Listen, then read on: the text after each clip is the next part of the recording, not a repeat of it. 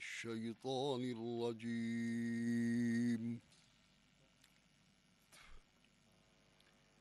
بسم الله الرحمن الرحيم الله الذي خلق السماوات والأرض وأنزل من السماء ماء فأخرج به من الثمرات رزقا لكم وسخر لكم الفلك لتجري في البحر بأمره وسخر لكم الأنهار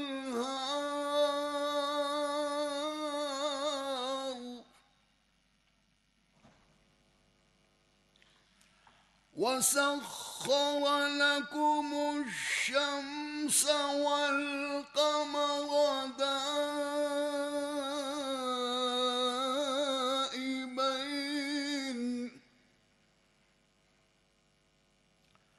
وسخر لكم الليل والنهار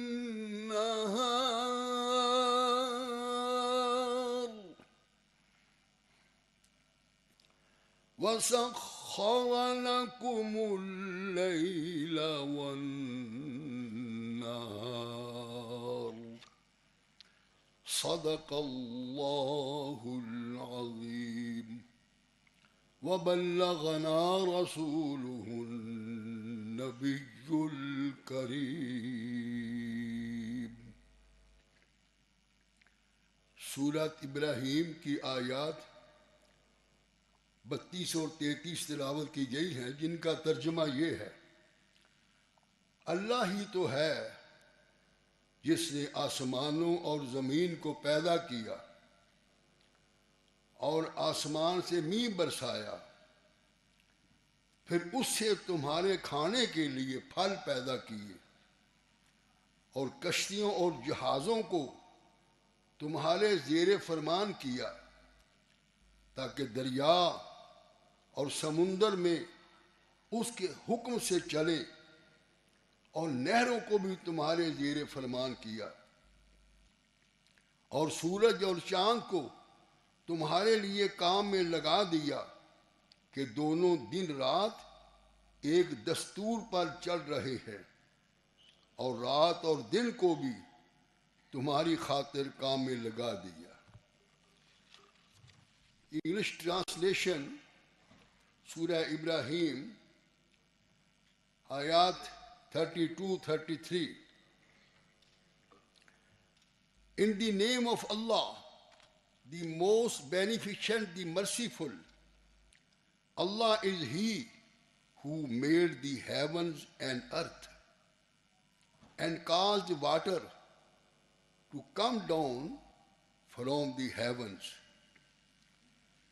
Then He produced some fruits therewith for your food, and He made the ships subservient to you, that they may sail through the sea by His command, and made the rivers subservient to you. And He made the sun and moon subservient for you, which are constantly moving, and made the day and night subservient for you. وآخر دعوانا أن الحمد لله رب العالمين.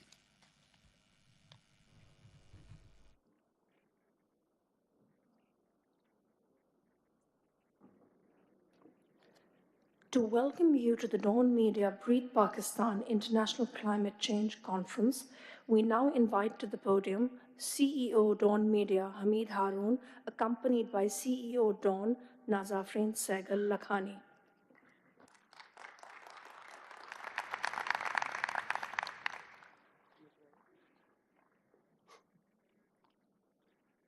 Ladies and gentlemen, this is only a small interruption in the program.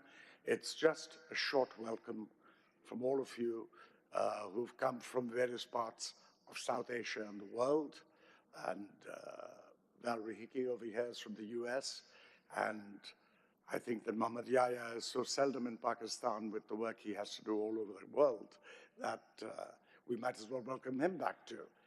I think that the idea of Breathe Pakistan is certainly, I think it's orientation, amplification, and climate resilience, hopefully, as the goal of the whole thing.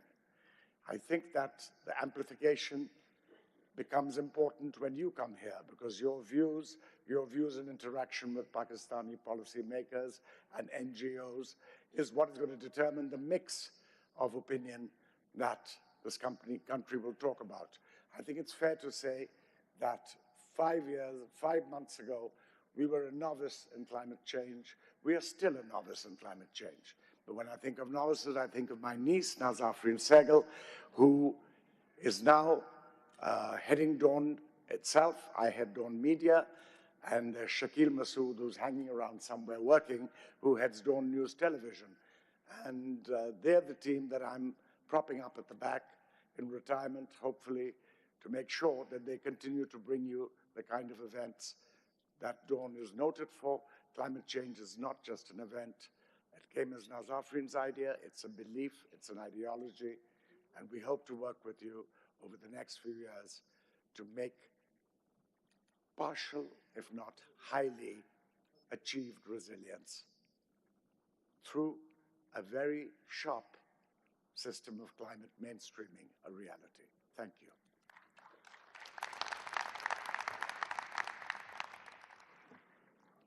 For our joint keynote address, we would now like to invite the Honorable Ehsan Iqbal, Minister for Planning, Development and Special Initiatives, Mr. Mohammed Yahya, Resident Humanitarian Coordinator for the United Nations, and Ms. Valerie Hick of the World Bank to the stage.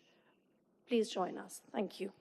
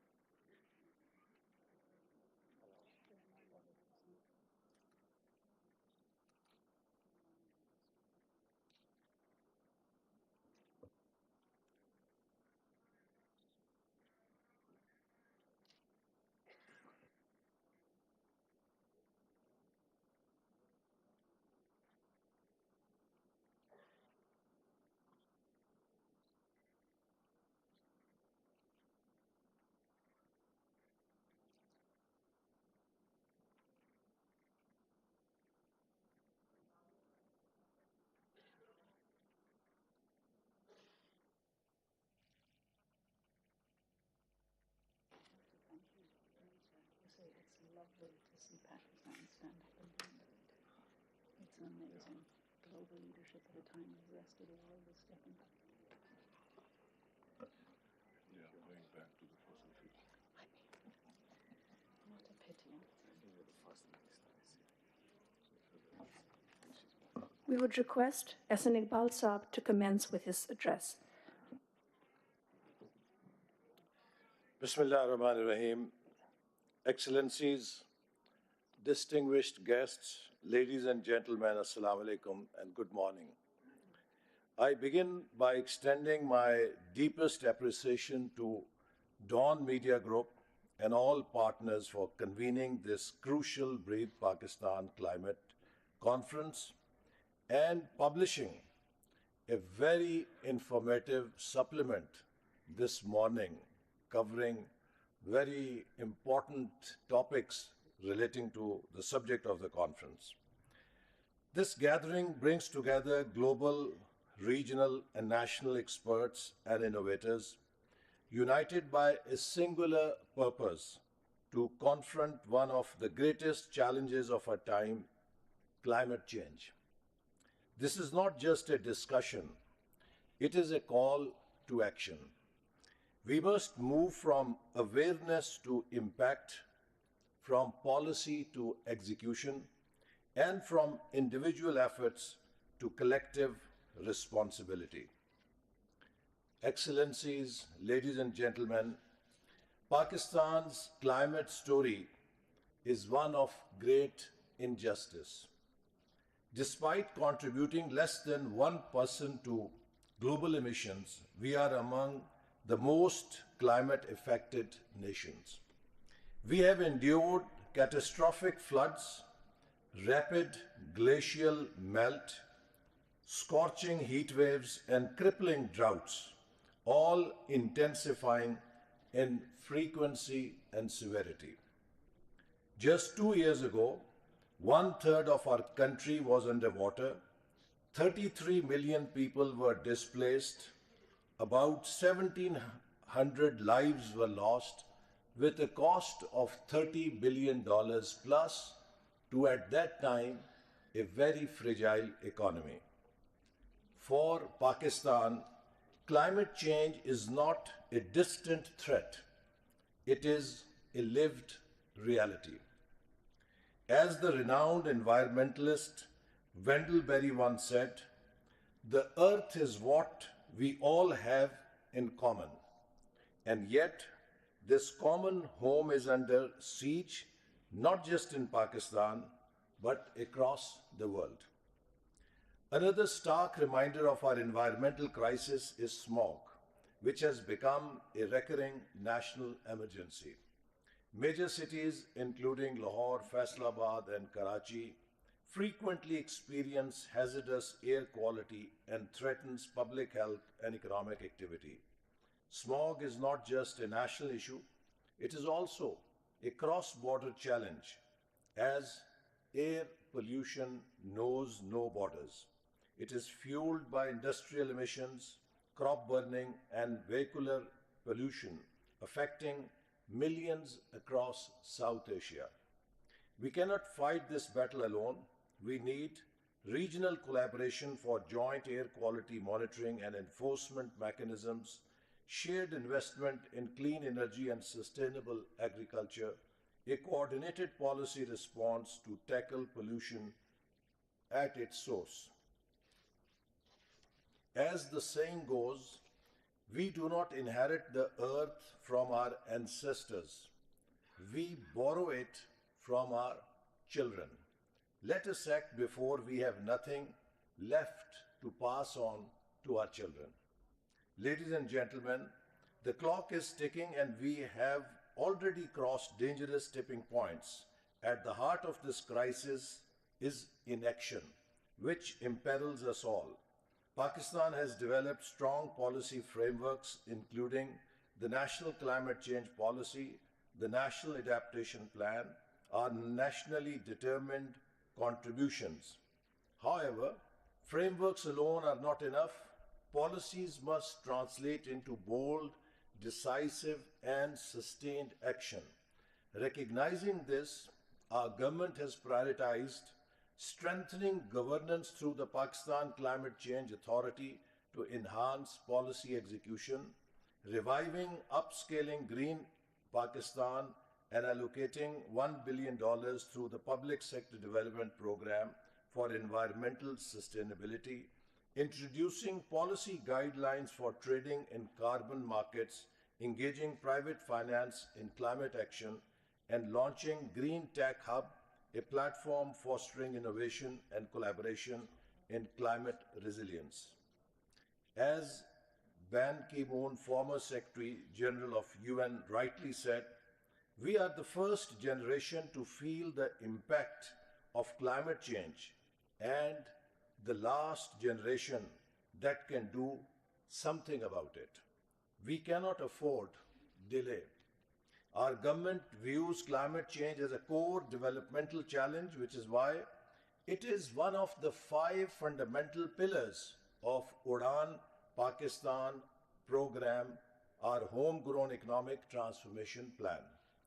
Under Udan Pakistan's environment and climate change agenda, we are focused on one, clean air and smog control, phasing out high-emission fuels and promoting electric vehicles, expanding mass transit systems to reduce urban pollution, strengthening regional cooperation on air quality management. 2. Water conservation and climate-resilient agriculture, investing in efficient irrigation systems and water recycling technologies, promoting climate-smart agriculture to minimize crop burning and soil degradation. 3. Afforestation and green urban development, expanding urban forests and green belts in major cities, enforcing zero deforestation policies to protect Pakistan's natural ecosystems. 4. Renewable energy and green industry, accelerating the transition to solar, wind, and hydroelectric power, implementing strict emissions regulations for industries and incentivizing green technologies. And 5. Disaster preparedness and climate adaptation, strengthening early warning systems for floods and heat waves, and building climate resilient infrastructure in vulnerable areas. Ladies and gentlemen, our commitment is clear. We do not see climate action as an obligation. We see it as an opportunity to create green jobs, clean energy, and a healthier future for all Pakistanis. Distinguished participants, climate change is the ultimate test of global cooperation. It cannot be solved by one country alone. It requires a united front. Governments, businesses, civil society, academicians, and individuals must act together. To my fellow citizens, each of us has a role to play, whether by adopting sustainable practices, conserving resources, or supporting government initiatives. To our international partners, Pakistan values your expertise and support. We urge you to deepen collaboration, scale up investments, and stand with climate vulnerable nations in shaping a sustainable future. As US President John F. Kennedy once said, let us not seek to fix the blame for the past. Let us accept our own responsibility for the future. And as President Xi Jinping has emphasized, we must pursue green, low carbon, and sustainable development. Clear waters and blue skies should no longer be a luxury, but a fundamental right for all. We cannot wait for others to take the lead. Pakistan must take the lead by example. Breathe life into a better future. Excellencies, ladies and gentlemen, imagine a world where the air is pure, the rivers flow freely, and our forests thrive. Imagine a future where our children can play without the fear of heat waves, floods, or toxic air. This is the future we must fight for. This is the world we must breathe into existence. Let Breathe Pakistan be more than a conference. Let it be a resounding call to action for a cleaner, greener, and more resilient Pakistan. Pakistan Zindabad. Thank you for your thoughts, Ehsan Iqbal Saab. We would now like to invite Mr. Muhammad Yahya, UN Resident and Humanitarian Coordinator, to share his thoughts.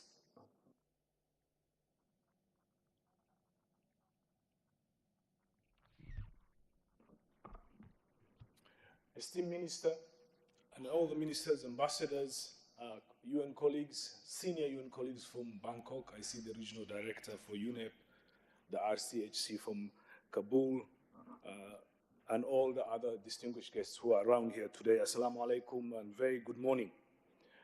Today we gather here in Islamabad against a backdrop of undeniable reality.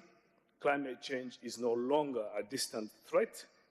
It's happening now and is the single greatest challenge we face as humans. Our Secretary General, Antonio Guterres, has recently stated, we are on the highway to climate hell, with our foot still on the accelerator.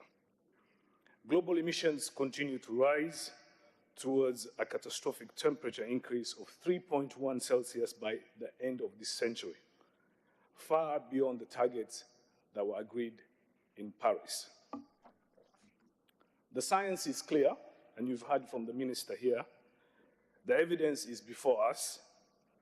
For those who come from this region, I don't have to tell you the reality you face.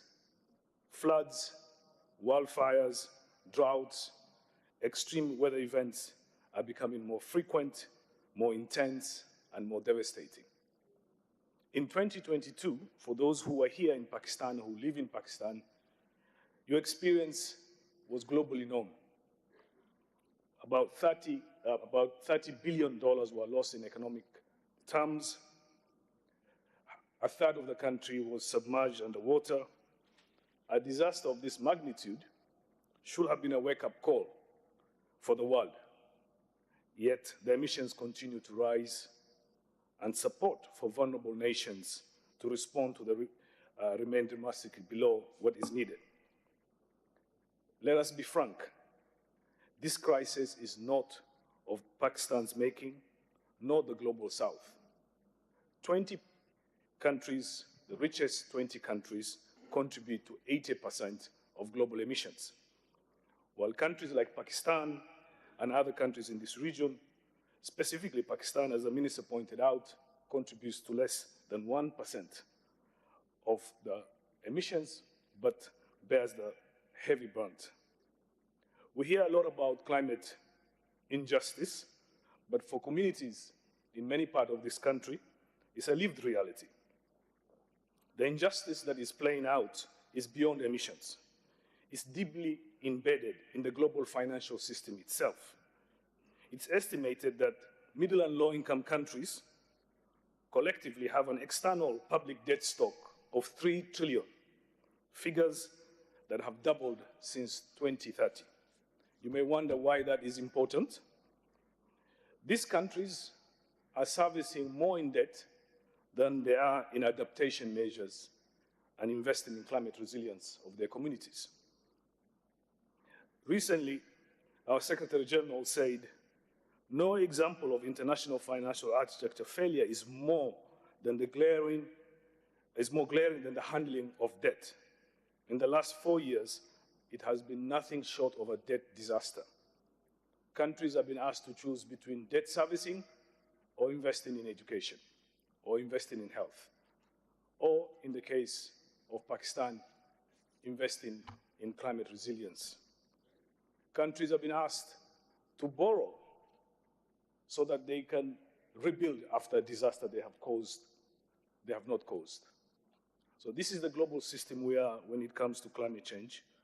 And recently in COP29, the world committed again to 30 billion to be provided to help vulnerable countries. But will these commitments be honored? We'll wait to see. But we must demand a climate finance that is predictable, accessible, adequate, and fair. The era also of corporate and national impunity for pollution must come to an end.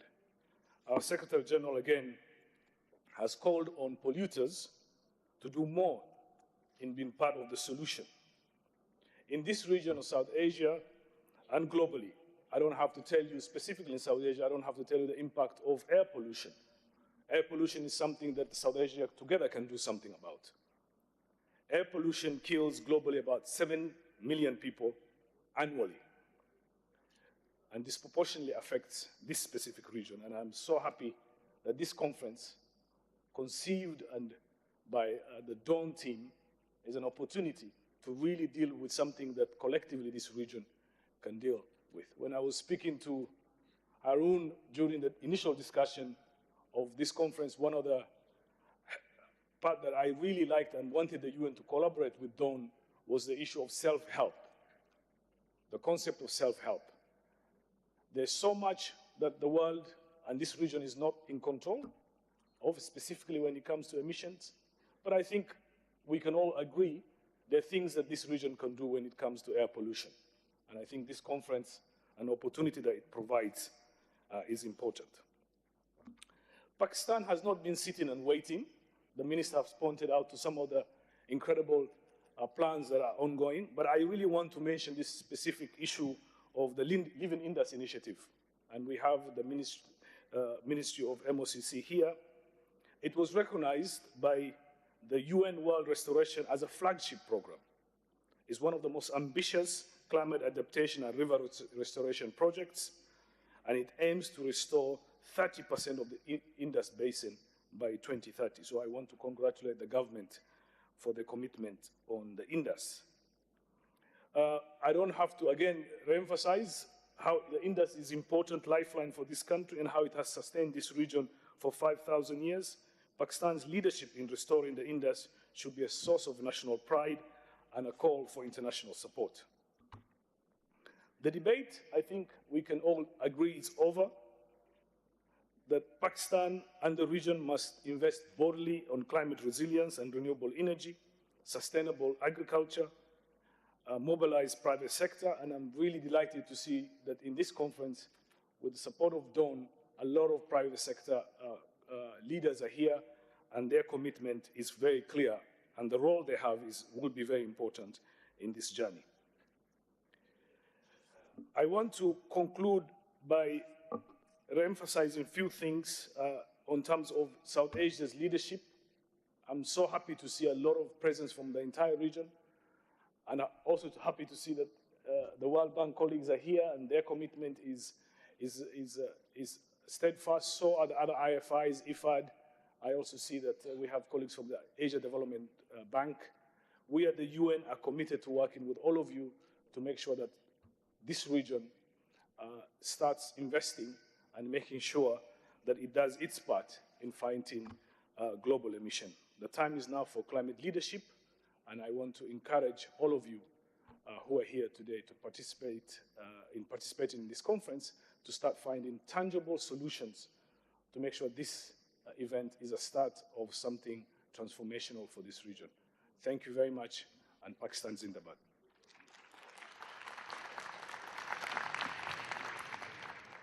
Thank you for your insights, Mr. Yahya. We now request Global Director of Climate Change of the World Bank, Ms. Valerie Hickey, to share her thoughts.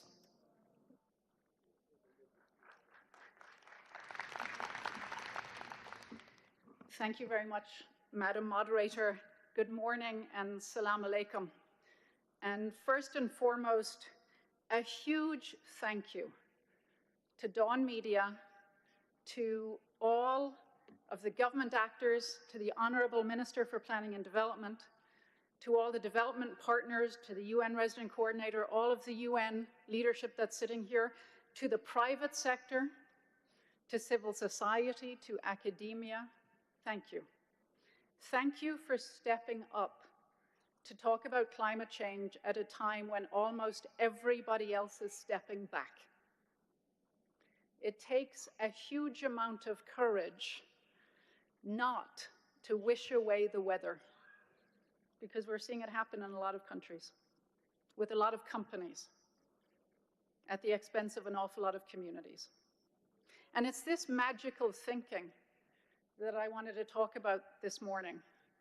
And in particular, 5 myths that I think it's important that together we bust, because these are myths that are holding us back from actually making a difference.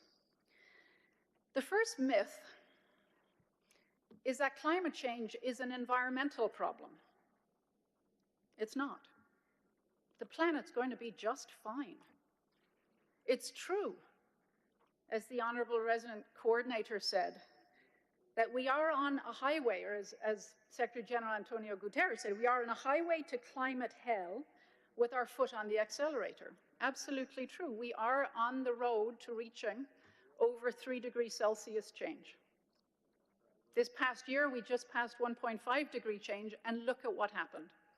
Fires, droughts, floods. But even still, the planet's going to be fine. This isn't an environmental problem. So then this is the second myth that we have to bust. If it's not an environmental problem, what is it? We all know the answer. It's an economic problem. But this is the thing that we don't like to say enough. it's not a particularly big economic problem. We co-wrote with many government agencies and partners a country climate and development report 2 years ago. And looking at the models, it showed that Pakistan is at risk of losing anywhere from 6.5% to 9% of its GDP annually starting in 2050 because of climate change. That sounds like a lot. But the truth is, today, Pakistan loses over 6% of its GDP because of inefficient urban transportation. So that's a cost you're willing to put up with already. You lose more than that as a cost every year because of air pollution. And you're willing to put up with that. So at the aggregate level, the economic costs are not huge. So then the third myth that we have to bust is that it's everybody's problem. Because if it's not an environmental problem, if it's not an economic problem on the aggregate, what is it? It's a problem of the poor. And that's why we as the World Bank stand here today, because our job is to help you end poverty. And no country in the region has been better at ending poverty in the last 20 years than Pakistan. You've lifted 48 million people out of the indignity of poverty. But climate change is going to make that stop. As Pakistan has ambition to become an upper middle income country by 2047, it cannot happen with climate change, because you're still going to have 30% of the country, more so than today, who are going to be living in poverty, because climate change is a poverty trap. It's a poverty tar pit. It's impossible to get out of poverty when you scrape together, through your own blood, sweat, and tears, some small assets, only to see them washed away in a flood. Only to see you having to sell those few assets you have in a drought to put food on the table. I can't imagine anything much worse than for those 48 million people who in the last 20 years got out of poverty, who finally didn't have to worry about where their next meal was coming from, who finally had safe shelter, to fall back into poverty, to fall back into a place where they have to watch their children go hungry. And that's what climate change threatens. It threatens the people who've climbed out of poverty. It threatens to take away a path out of poverty for people who are still in poverty. This isn't an environmental problem. This isn't an aggregate economic problem. This is a problem for the poor. The next myth that we have to bust is that climate change is all about energy. And in many ways it is. If we're going to bend that curve of carbon emissions, we have to do it through the power sector, through energy. It's half of your emissions here in Pakistan, even though those emissions are less than 1% of global emissions. But the truth is, and what we don't like to talk about, is that that's going to happen anyway. The energy revolution has started. There's over $1 trillion, that's trillion with a T, being invested every year in renewable energy technologies. We don't need a COP agreement. We don't need a Paris agreement to manage this energy revolution. It has reached escape velocity. It's happening anyway. Look at solarization here in Pakistan. So energy isn't the sector that we need to keep focusing on with quite so much energy, if you'll forgive the pun. It's agriculture, and it's water. Because agriculture threatens to lose 17% of its market share globally, 17% of its food production domestically because of climate change. Think about what that means for food security. Think about what that means for foreign exchange earnings.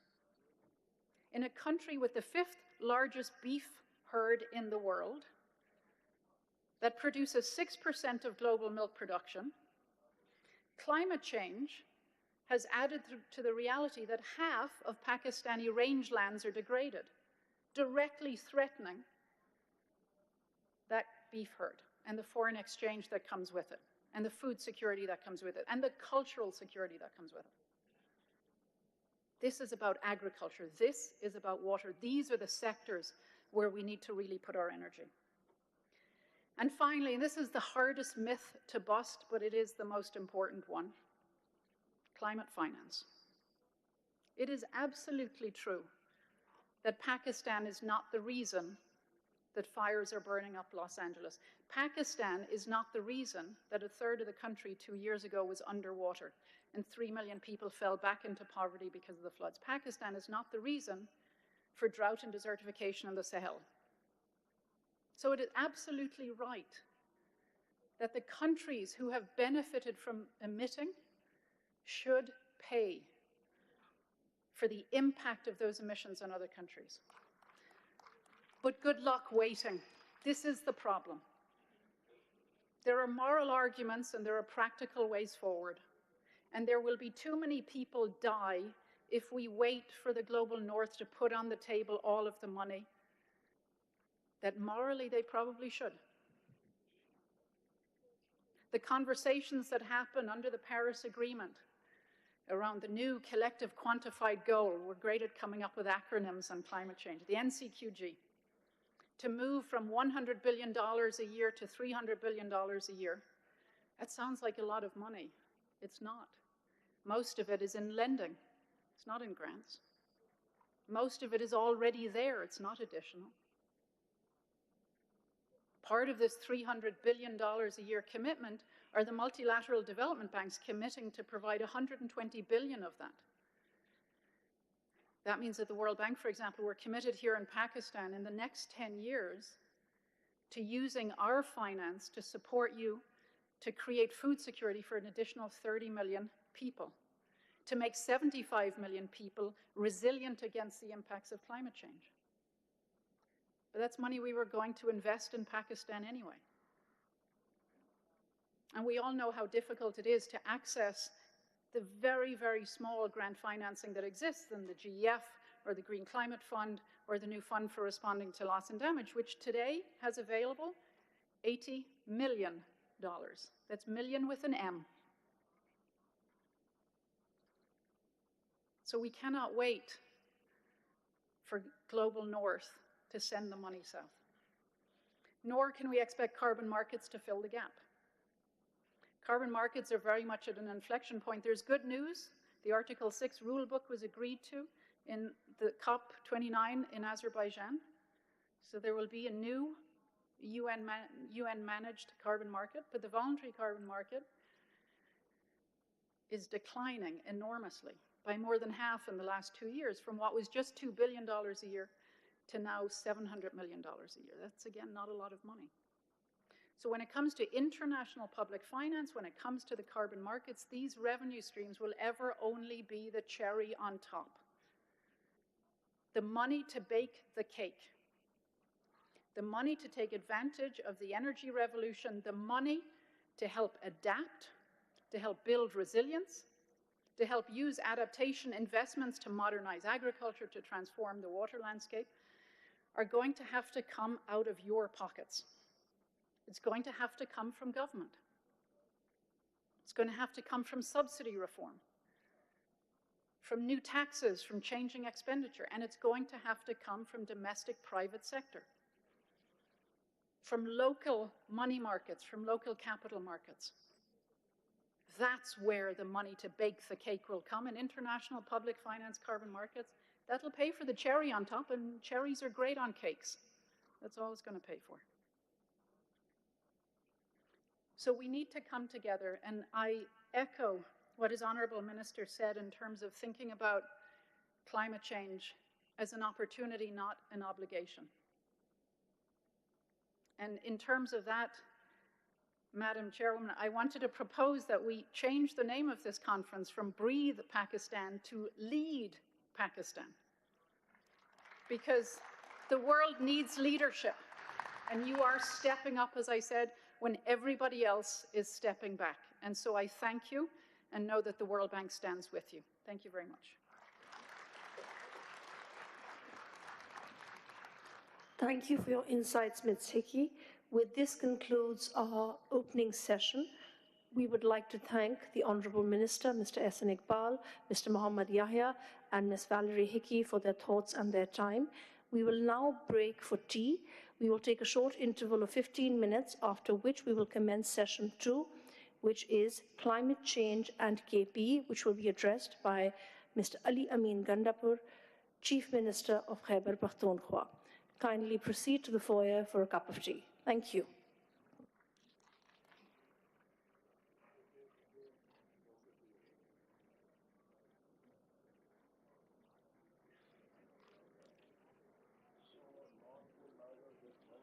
Will accept immigrants. At some stage, we have to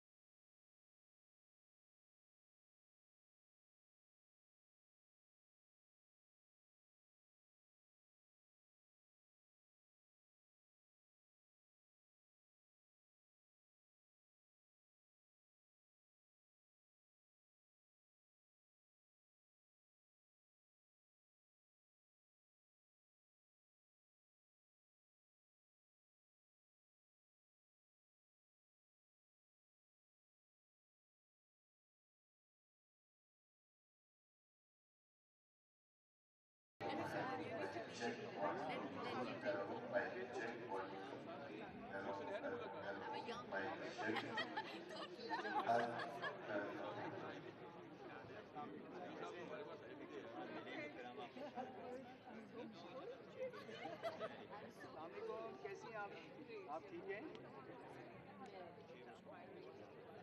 One thing?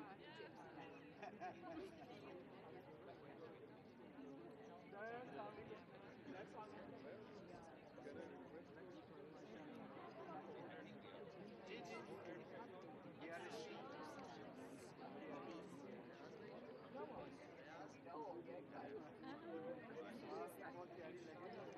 वैसी है no doubt Assalamualaikum ji, how are you? Good to see you after बिल्कुल ठीक और if you remember me I'm a part of Islamabad. Yes, and mashallah से this year we have done a major job in planning.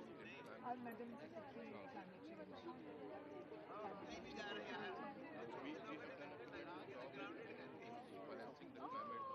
in balancing the climate related projects and we have been awarded the climate change finance by CCI. And I'm going to send you basically a brief about that for the kind of project that we have done. That it's because of our I will send you the link. Thank you so much. Thank you so much. Have you had tea? Yes, yes. I do have my card on me. My name is Kidus. And we have the entire document.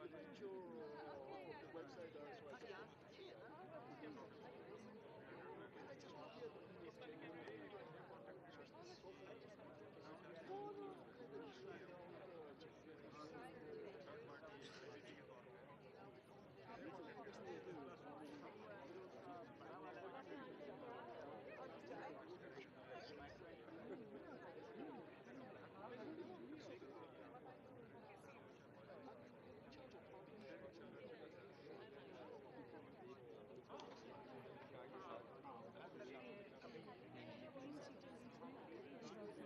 काम करो बाकी रहने में अब कोई ये जो बीच वाली जो तीन सीटें हैं ना इन पे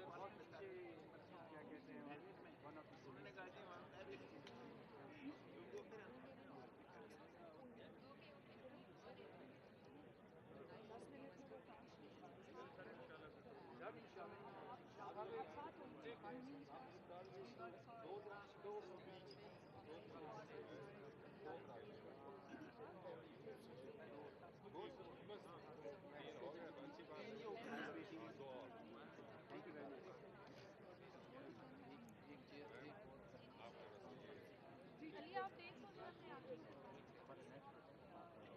Yeah, very strong. And by the way, you're from Sudan? Oh, yeah.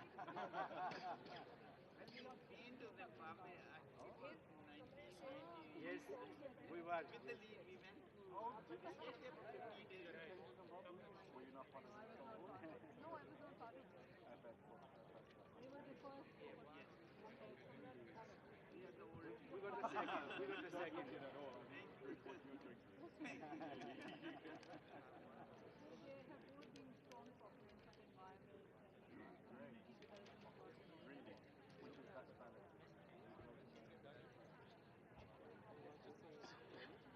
Sabine? Sabine? नहीं नहीं यार एक सेशन तो वो इसको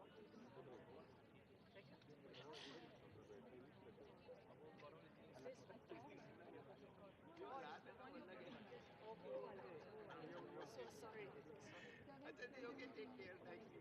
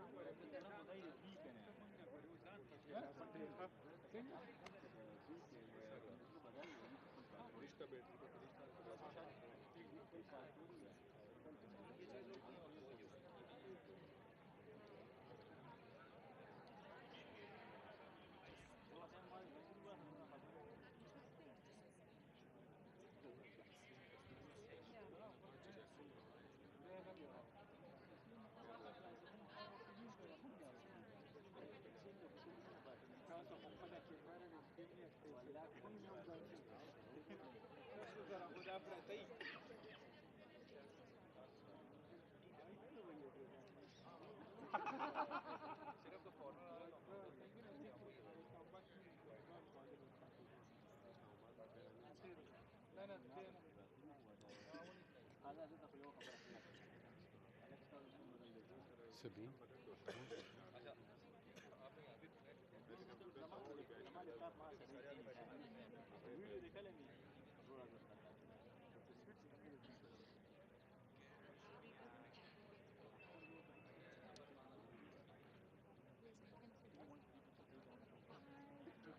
No, he doesn't want to sit. This is now this table is so that he will come and sit directly in front.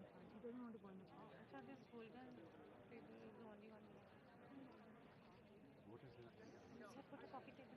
No, sorry, I meant this, whatever this Acha, to table is. remove White, it? yeah, this white table, not the coffee table. Where's the guy?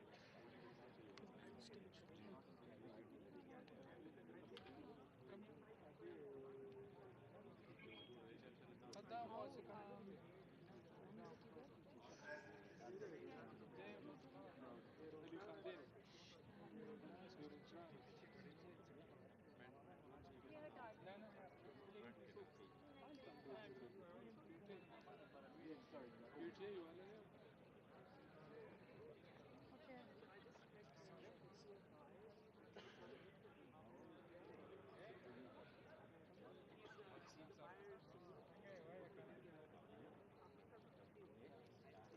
My name is Anwar Kabir. I teach at Mount and I also PR in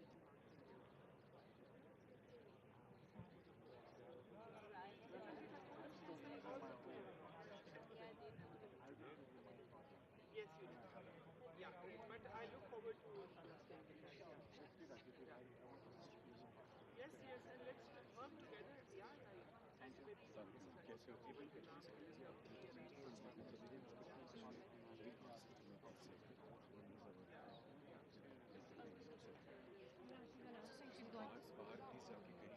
Just go now. Yeah. Yeah, 5 minutes. Please be seated. We'll resume with the next session. Bouncers upstairs. You also have time stay upstairs and make sure They can sit outside. Same time से पहले settle करें उनको and put 3-4 bouncers upstairs. they should escort the kids upstairs. Ladies and gentlemen, we will reconvene in 5 minutes. Please assemble into the main foyer and return to your seats. Thank you.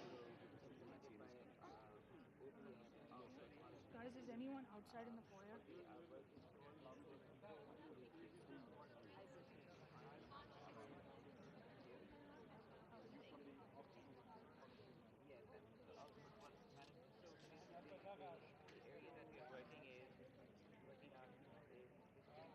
is focused on water resource management, ISMA initiatives for water resource and anticipatory action. It's part of 5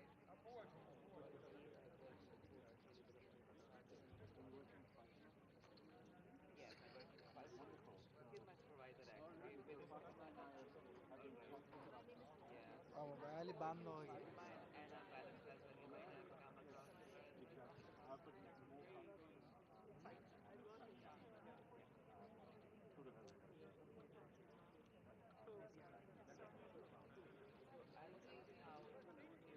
Yeah, sure.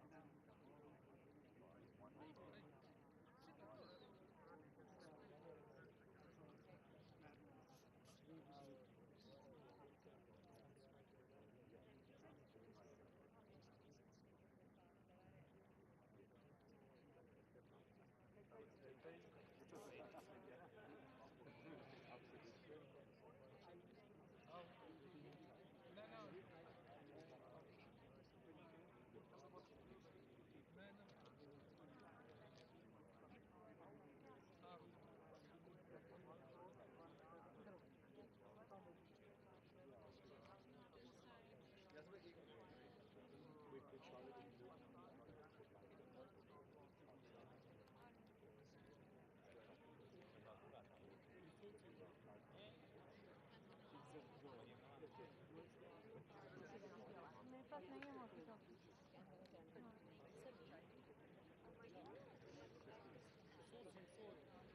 Ladies and gentlemen, our next session is due to commence in 5 minutes.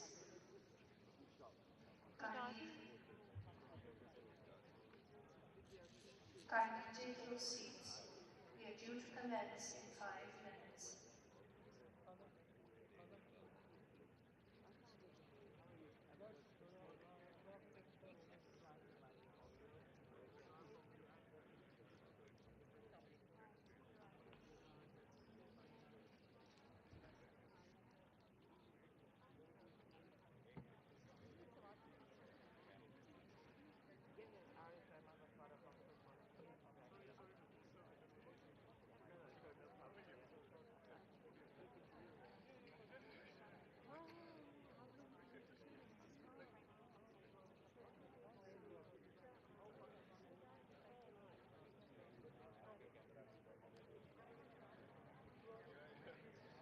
Ladies and gentlemen, please return to your seat.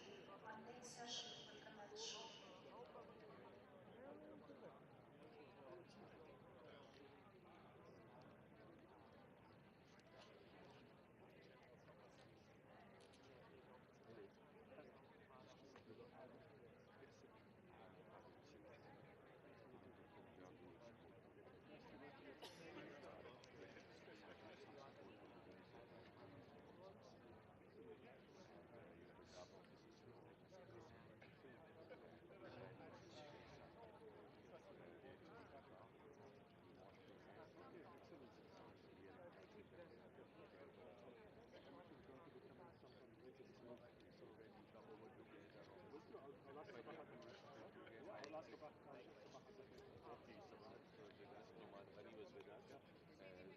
As a matter of fact, I just attended one of their brainstorming sessions just a few days back, and I'll be getting in touch with him once you are through with it. We'll be very happy and delighted to give you a presentation about what we are doing.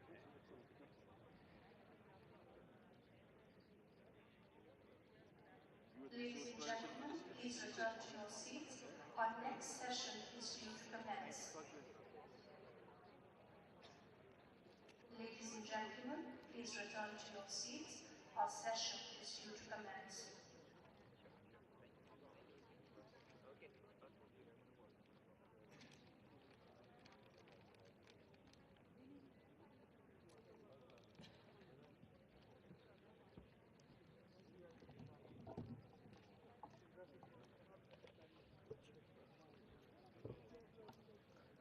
Ladies and gentlemen, please return to your seat. Our session is due to commence.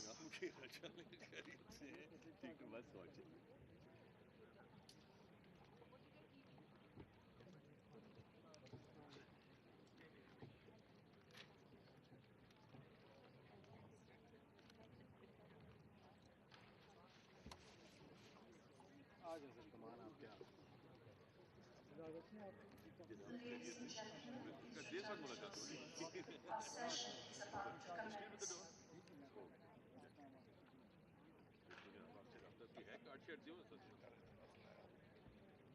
I'll get in touch with you. मैंने वो था वो article था आपको भिजवाना था one of my article करेंगे देख लीजिएगा उसको मेरिट पे वो जो भी करे बस लेकिन हम भिजवाएंगे मतलब कि और भी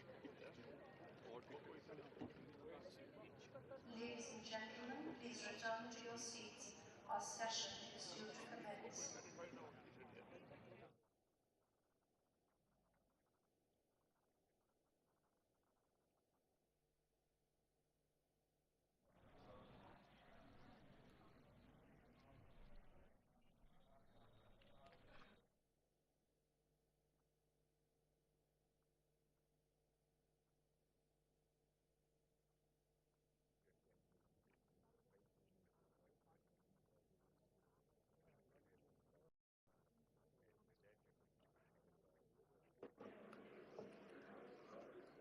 Ladies and gentlemen, please return to your seats. Our session is due to commence.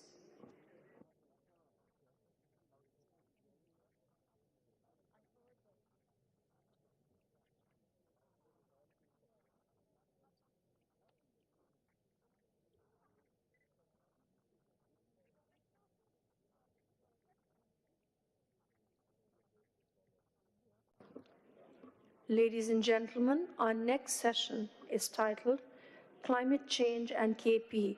We request you to return to your seats. Our session is due to commence. The session will be addressed by Ali Amin Gandapur, Chief Minister, Khyber Pakhtunkhwa.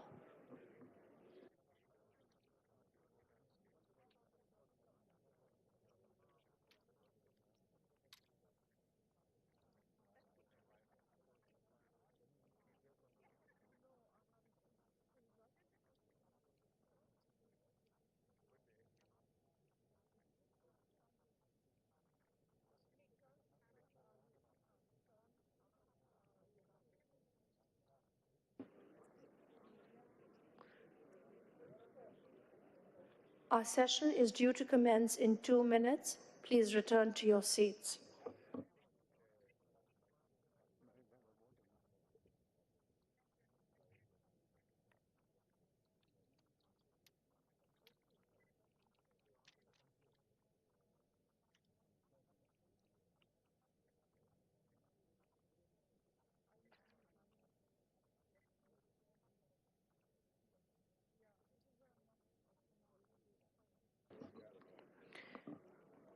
We welcome you back to session 2. The session is titled Climate Change and KP. We would now like to request the Honorable Chief Minister of Khyber Pakhtunkhwa, Mr. Ali Amin Gandapur, to take to the podium to deliver his address.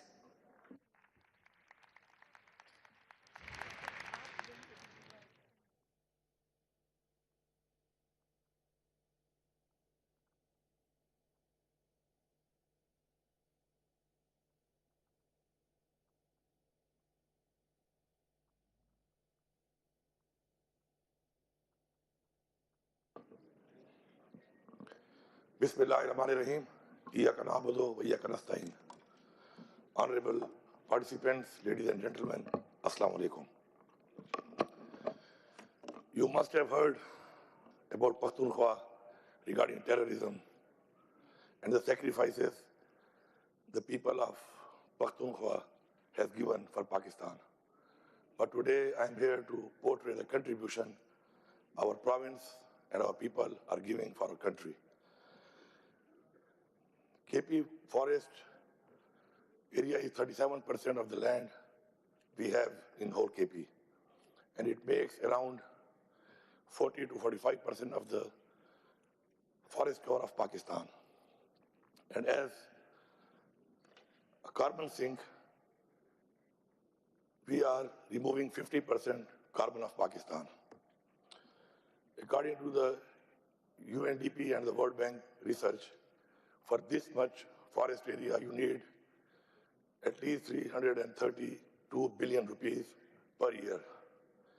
So I'm not able to invest this much money, but at least my province and my people are doing a job of this big amount, which is 332 billion, and we are working for our country, and we are playing our role, our part for our people, which are 25 crore in Pakistan.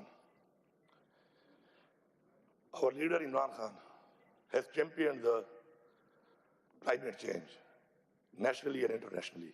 And since 2017, in Pakhtunkhwa till now, we have spent more than 675 billion rupees to improve and increase our forest area. The international standard is 25%, but Alhamdulillah, Pakhtunkhwa is right now 26%. It means that we have achieved the international standards and we are above it. And if we say commercially, the land which is being used for this purpose, if commercially it is utilized in minerals, in agriculture, hospitality, and urbanization, so we can earn more than 217 billion per year. So basically we are sacrificing 217 billion per year for this, being the carbon sink for Pakistan, and we are proud of it. And the carbon credit potential in Pakhtunkhwa is around 100 billion. So I will have a suggestion here, keeping in view our neighborhoods, and especially we are a divided states, India and Pakistan, and our neighbor China also. India is giving 10% share of NFC for forestation, but unfortunately we are not giving any share. So I will suggest that if we, to encourage all this, if we give the share in NFC for deforestation, because climate change is a big challenge all over the world and in Pakistan also, so the provinces will get encouraged and they will work on it more and more. Aside from only this benefit we are getting from this carbon credits, we have given more than 175,000 jobs in this sector, because we have been working on these 1 billion trees, now followed by billion plus trees. So it is giving a great opportunity for the local people to get job opportunities. This budget of 24-25, when I took over as the Chief Minister, we have named this budget as a green budget. And Alhamdulillah, in thousands till now we have solarized our mosques, our schools, our universities, our colleges, followed by all the government buildings, and inshallah we will achieve this target in this government, that we will solarize all these areas and buildings to make KP a green province. We have given a package of 20 billion rupees to our people, poor people, and we are giving free solars to them. And 20 billion rupees, 50% is paid by the government and 50% by the individuals. So this project is also going on.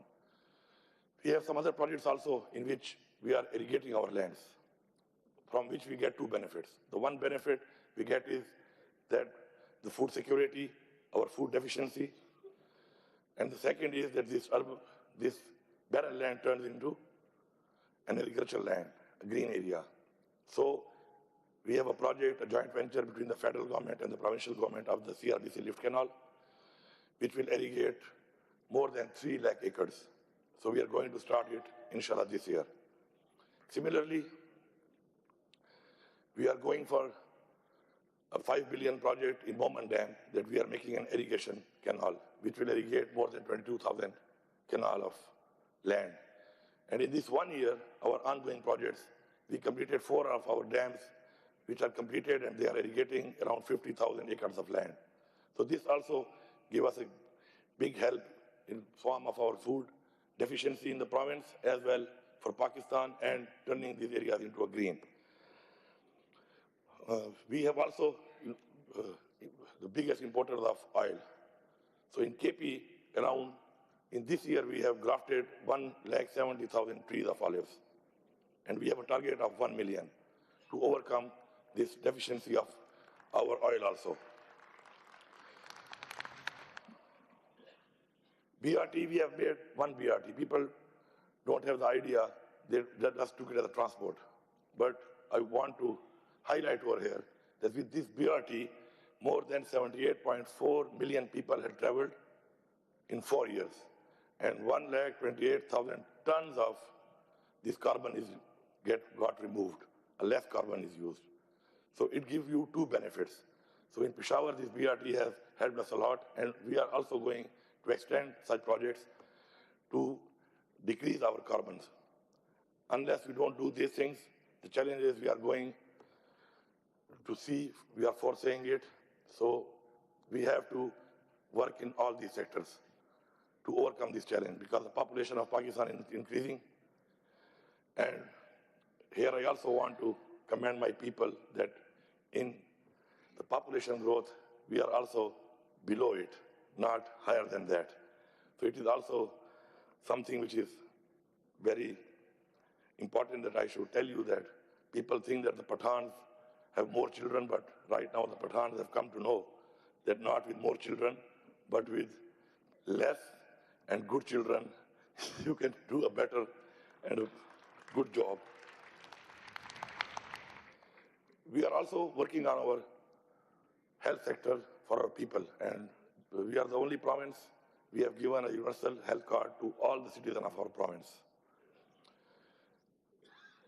Unfortunately, when we have gone through all these health bills which our people were spending from this health card, we came to know that 25% of the payment is getting done in cardiac, in the heart surgeries and in the heart issues.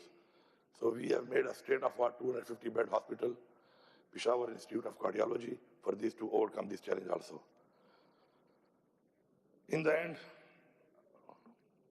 our sincere gratitude to all our international development partners for their unwavering support in helping us to achieve these milestones.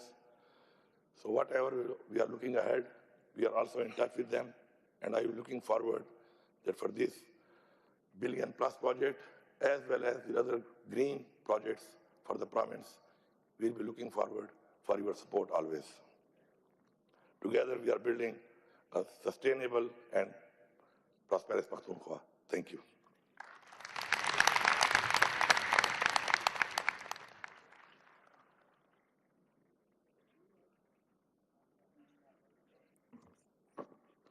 We thank you for your time, Chief Minister. Our next session will now commence. The session will be for 35 minutes and is titled Climate Justice. The keynote address will be delivered by Mansoor Ali Shah Saab, Senior Puisne Judge of the Supreme Court of Pakistan. The chairman of the session is Dr. Samuel Risk, the resident representative of Pakistan UNDP. We would now like to request our guests to take to the stage.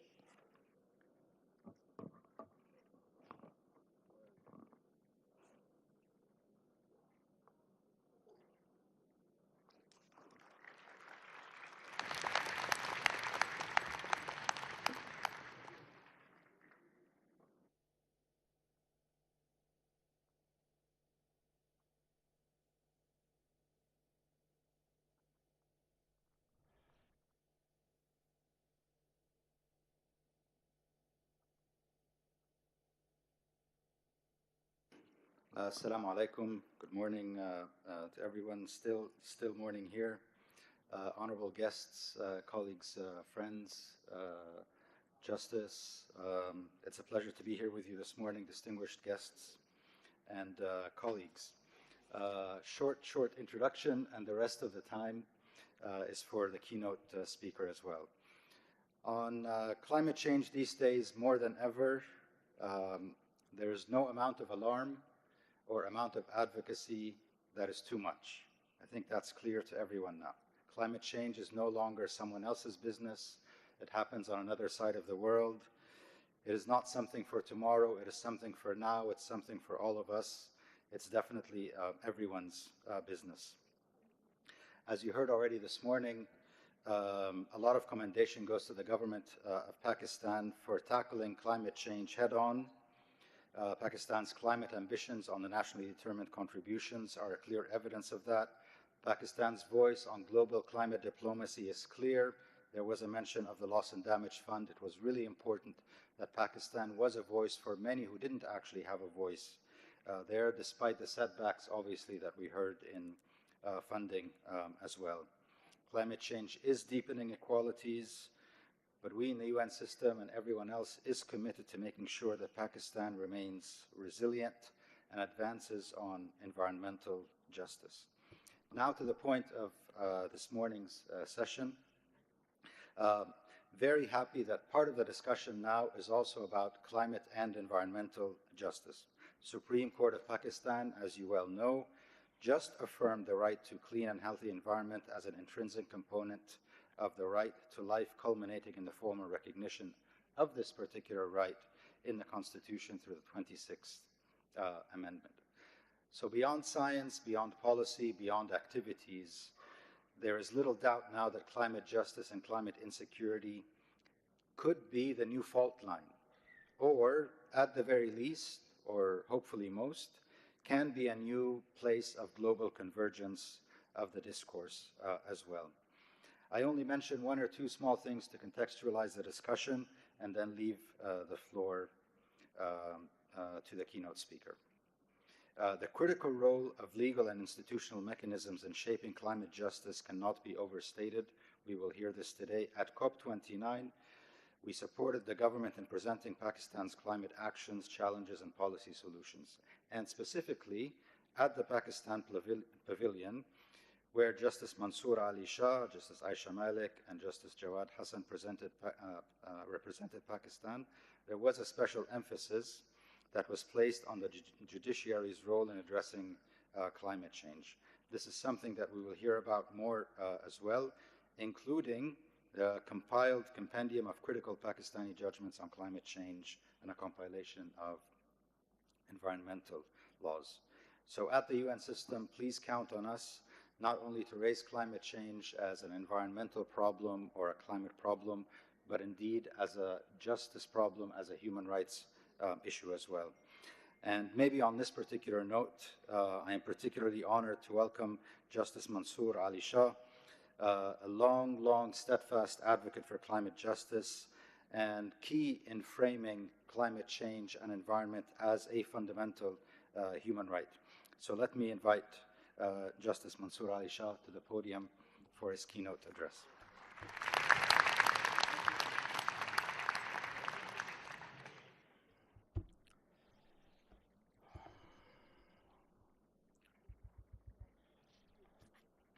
Distinguished guests, good morning and assalamu alaikum.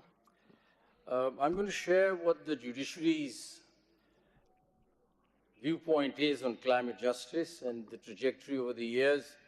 The movement started way back in the 80s when we started off with environmental justice, moving on to climate justice.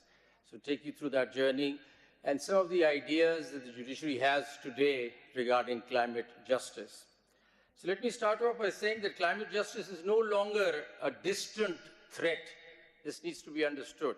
It is a present and an accelerating crisis, particularly for countries in the global south. And my emphasis is going to be on global south today, which includes Pakistan, which contribute the least to the global emissions, but bear the brunt of its consequences. Pakistan is a frontline state of climate catastrophe and is ranked amongst the top 5 most vulnerable countries experiencing extreme weather events, glacial melt, water shortages, and devastating floods. I don't need to go into examples, but floods and disasters, if you look at that, in 2022, floods submerged 1/3 of the country, displacing over 33 million people, causing $30 billion in damages, and I'll come to the $30 billion later. Exposing the urgent need for climate adaptation and finance. Glacial melt and water crisis. Pakistan relies on the Hindu Kush Himalaya glaciers, which are melting at alarming rates. This threatens the Indus River system, the lifeline of Pakistan's agriculture, pushing the country towards severe water scarcity. Extreme heat waves and droughts, rising temperatures such as 50 degrees centigrade plus heat waves in Jacobabad are making some regions unlivable. increasing health risk and straining energy and water resources. Economic and social impact. Agriculture, employing almost 40% of the workforce, is suffering from erratic monsoons leading to food insecurity, displacement, and economic instability. Just to give you a few examples and to define what is really happening right now. We must realize that Global South faces a dual injustice. First, the disproportionate burden of climate impacts, and second, the structural barriers that limit their ability to respond effectively. The time for passive observations has passed, ladies and gentlemen. The time for passive observation has passed. We must rethink and rebuild our approach to climate justice. The architecture of climate justice in the Global South must rest on firm and independent pillars.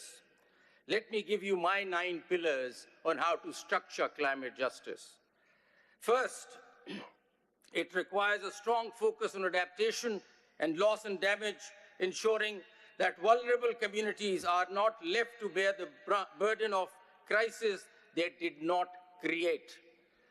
Mitigation is not our immediate issue. Second, a robust, active, and well-informed judiciary, and I hasten to add an independent one also, which is fast eroding here, a concept that is essential to enforce and actualize climate justice. Third, ensure that climate finance is readily available, including innovative mechanisms such as Islamic climate finance to support sustainable solutions. Plus, effective systems must be in place to access international climate funds, and I'll talk about that in a minute, cutting through bureaucratic hurdles to secure much-needed resources. Fourth pillar of climate justice, move towards nature finance, which is a growing area, and I'll just talk in a bit. Fifth, understand and learn climate science to guide our decision-making, ensuring that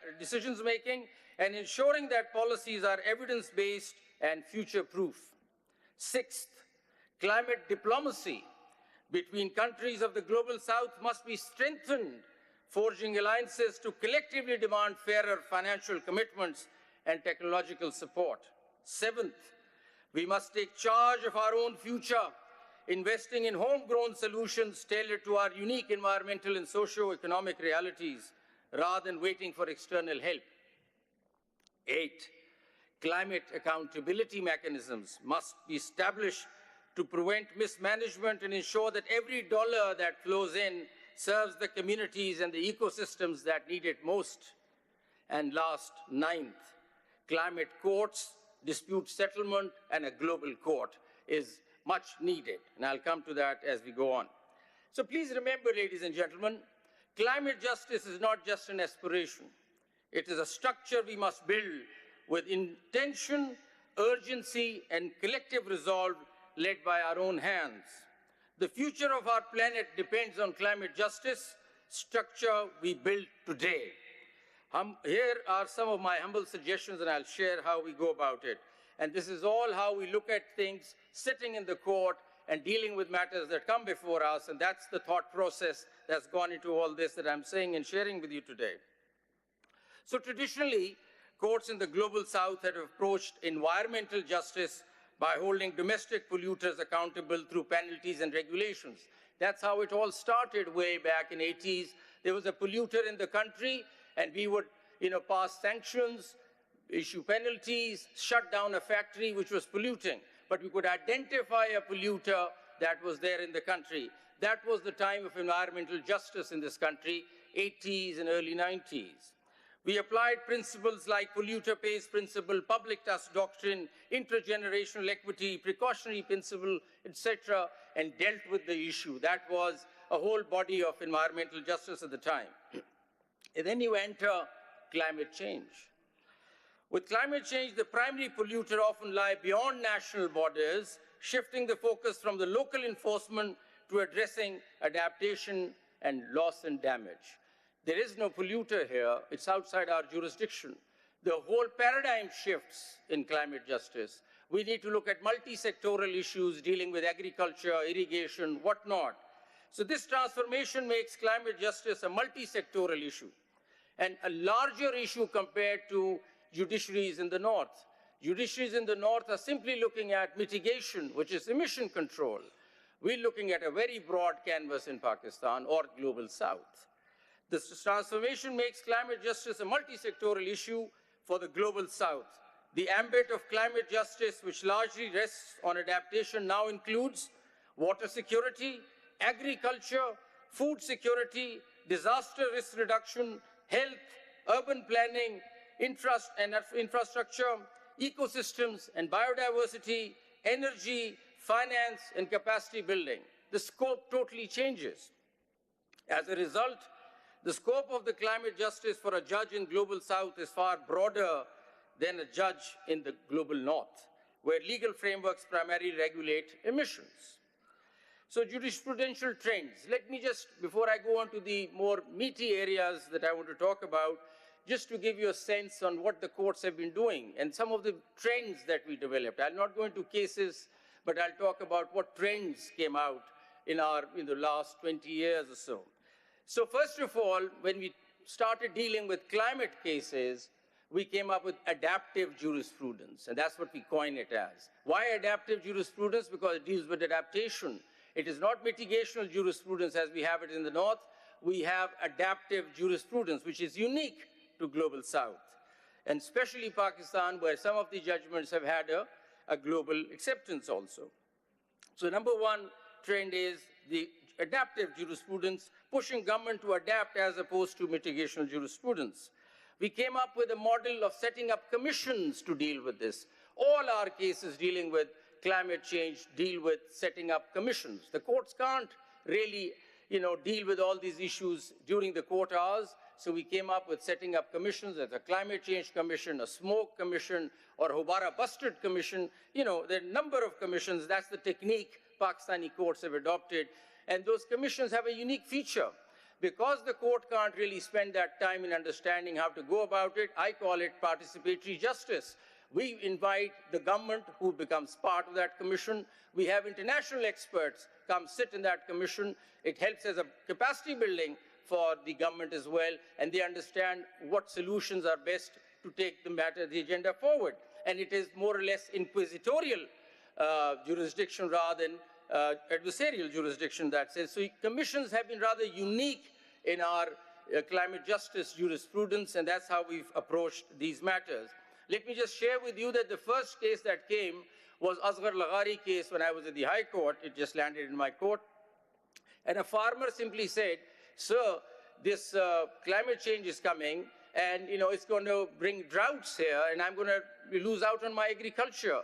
And there is a climate change policy that the federal government has, which is lying on the shelf. Nothing has been done about it. Please push the government to do something about it. So we issued a mandamus, and I still remember that the government that came at that time when we set up that commission had no clue what climate change was all about.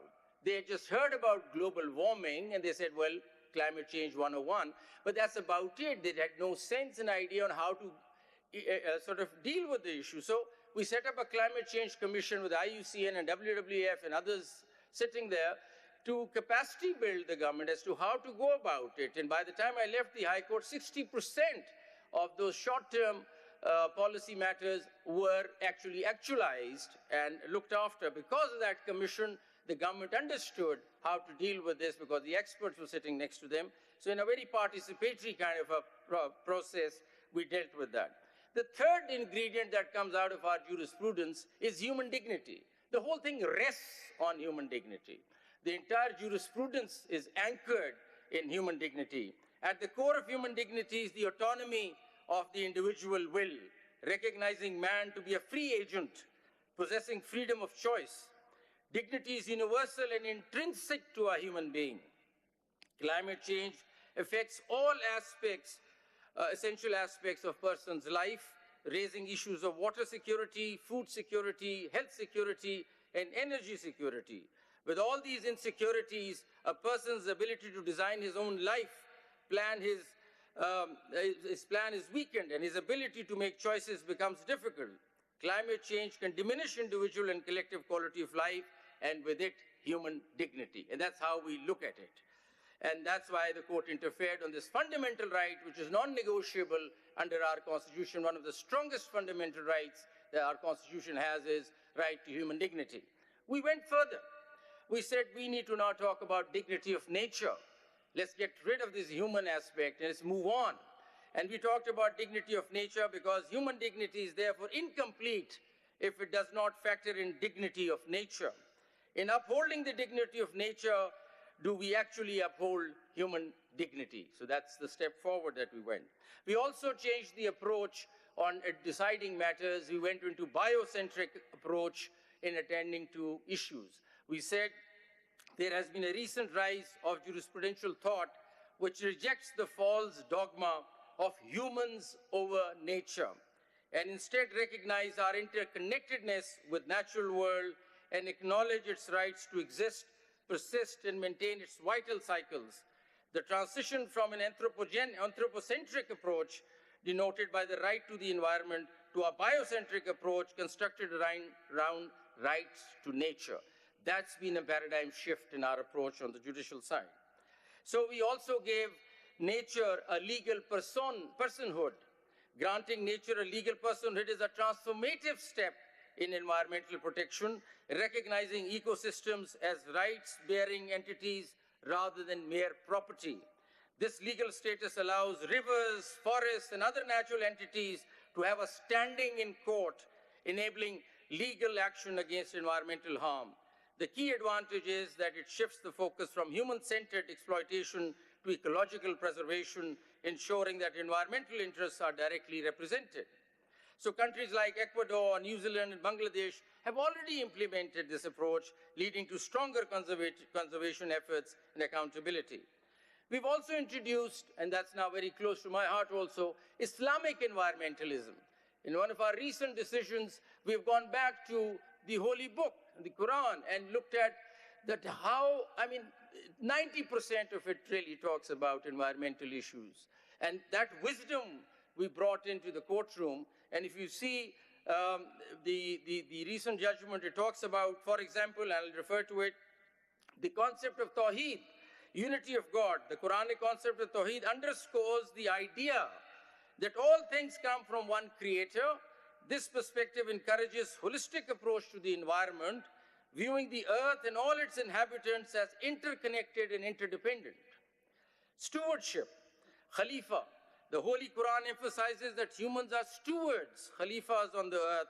This concept promotes responsible management of the earth resources. And we also thought that we might connect with people.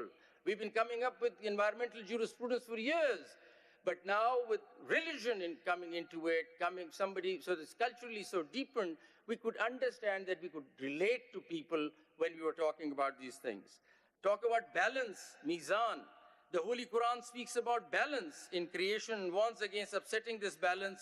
Climate change, which is driven by human activities, is disrupting the earth's natural balance. Avoiding waste, says the Quran, israf. Islam discourages wastefulness. The current pattern of consumptions and the waste, especially in more developed countries, are contributing significantly to the greenhouse gas emissions and climate change. And finally, justice, adl.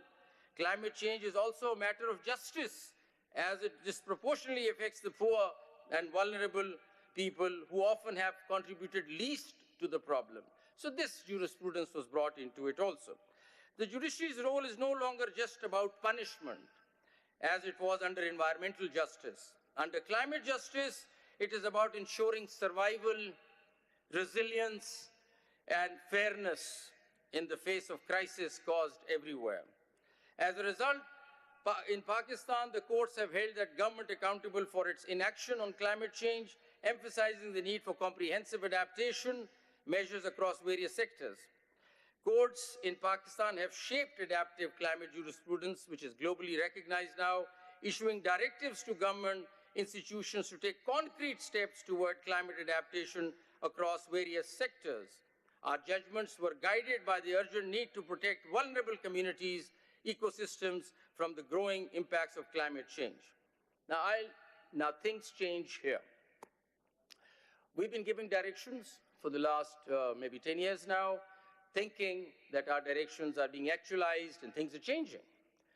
But then the floods hit us in 22 and we realized that nothing much has happened on the ground.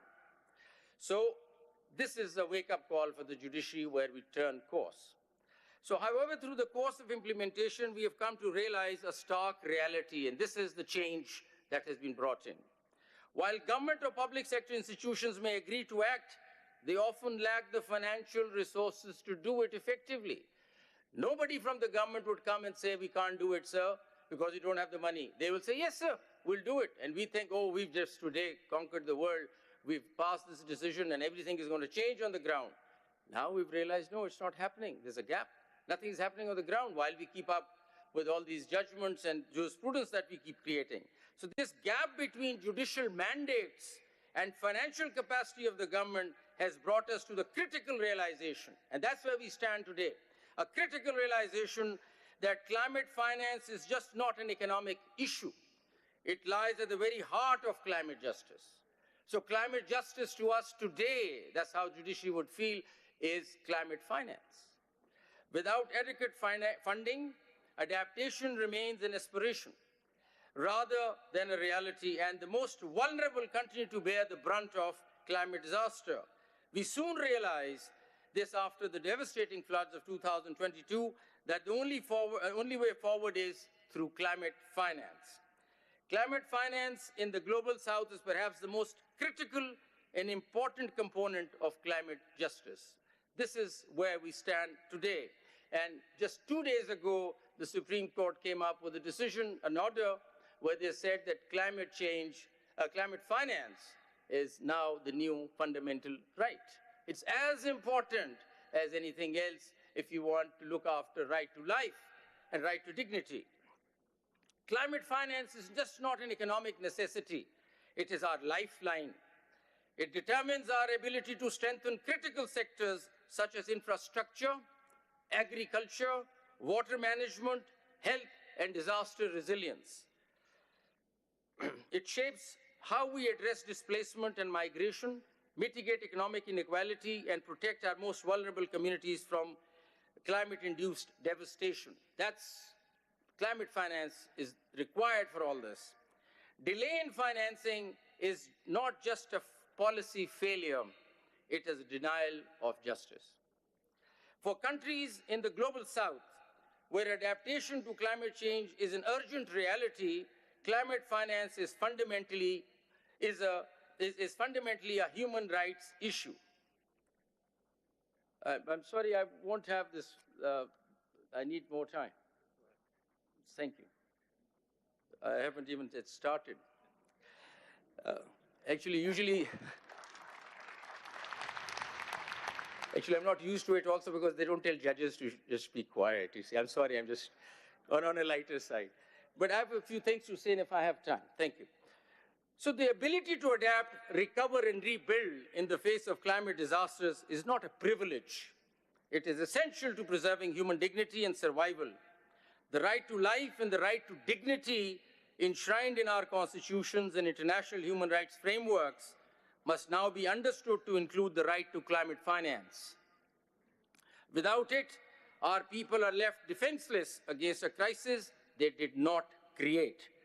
Climate justice demands that countries with resources, global north, support countries on the front lines of climate change, global south, not as charity, but as a legal and moral obligation.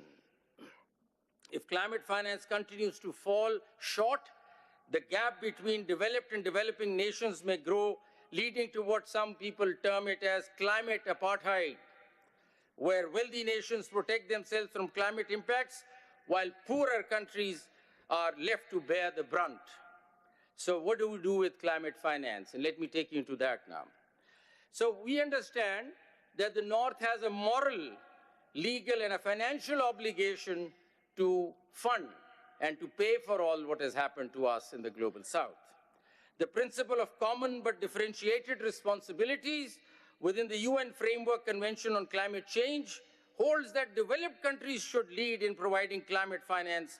Without honoring their commitment, the global North risks further furthering inequality, where countries least responsible for emissions face the heaviest burdens.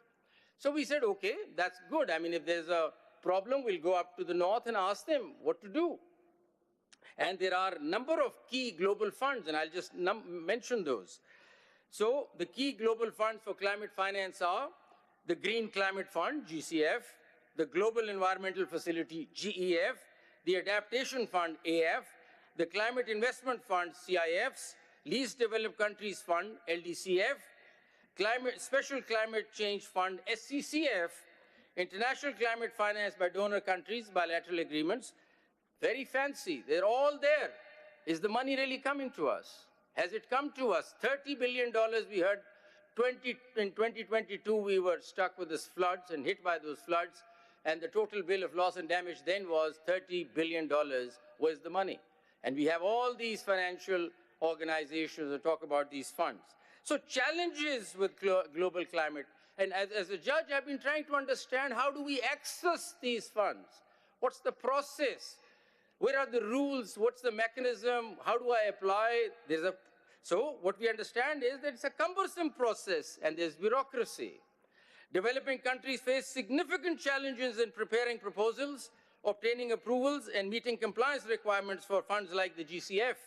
Funds often have lengthy timelines and stringent eligibility criteria, slowing down the process. Then there is inadequate and unequal distribution. Global funds have been criticized for insufficient disbursement, particularly for adaptation projects in developing countries. Funding commitments made by developed nations often fall short, leaving adaptation projects underfunded. Dependence on donor priorities.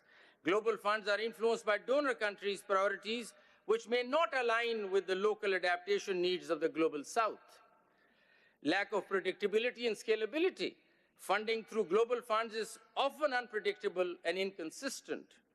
So these are the problems that we're facing. So despite international agreements and numerous COPs, there'll be COP30 coming up. So 30 years we spent now talking about climate change. It's going to be 30 years next year. What have we achieved? Countries of the global south continue to face significant challenges in accessing global green funds. This disparity underscores the need for climate justice to encompass reparative measures. Hence, climate justice is increasingly shaping into reparative justice. That's yet another term that has come. Identifying international climate finance to be nothing else but a climate debt that they owe it to us and they must pay. So the climate, I don't want to go into the reality, because in the 30 billion figure that was quoted earlier, and I think everybody quotes that, we've heard that $3 billion have been approved. I am not sure if it has come. I can't go onto a website and find out for the floods in Pakistan in 22, how much money has trickled down, what has actually gone down to that village, how much money has gone down there, I don't know. With all the power and access that I have to information sitting in the Supreme Court, I cannot lay my fingers on it. I don't know, where is the fund? Where is that $3 billion? Where has it gone? Has it reached that poor chap who was, thrown out of his house? I don't know. So this is the reality. So what do we do now? So the crucial lesson, had the global north succeeded in mitigation, the need for adaptation would not have arisen. I mean, it's very clear. Had they been successful in mitigating, adaptation would not have arisen. And if adaptation had been effective, there would have been no loss and damage. This successive failure teaches us a crucial lesson. We cannot wait for external solutions. The global south must take charge of its own climate future, developing localized adaptation strategies, securing climate finance on its own terms, and ensuring that justice, not dependency, shapes our response to this crisis. So let's look inwards. What can we do sitting at home now? Because nothing is coming from outside, and climate finance is key to all this climate justice issue. So what do? We look at our Climate Change Act 2017, and we see that there is a provision in the Climate Change Act 2017 that you must have a climate change authority in the country, and you must have climate change fund. Coincidentally, the case came up before us through a public interest litigation where somebody citizens came up to the court and said, sir, this law has come out in 2017 and there is no climate change authority, it's 2024. And there is no climate change fund. The most serious existential threat Pakistan faces is climate change, yet we do not have a climate change authority, yet we do not have a climate change fund. Law came out in 2017. So we reached out to the government, we called them, they've been working on it perhaps, and the last information that I have, the authority has yet not been constituted, and there is not a penny in the climate change fund account. So that's how sad it is. The court asked at that time, in the recent budget, have you allocated any money for the climate change fund? They said no. Maybe they've done it now, but I'm just telling you what happened earlier. So no such authority and no such fund. Okay, fine, so that's what's happening locally. But then let's look at Islamic financing. Becomes very important now, to my mind, to deal with these crises.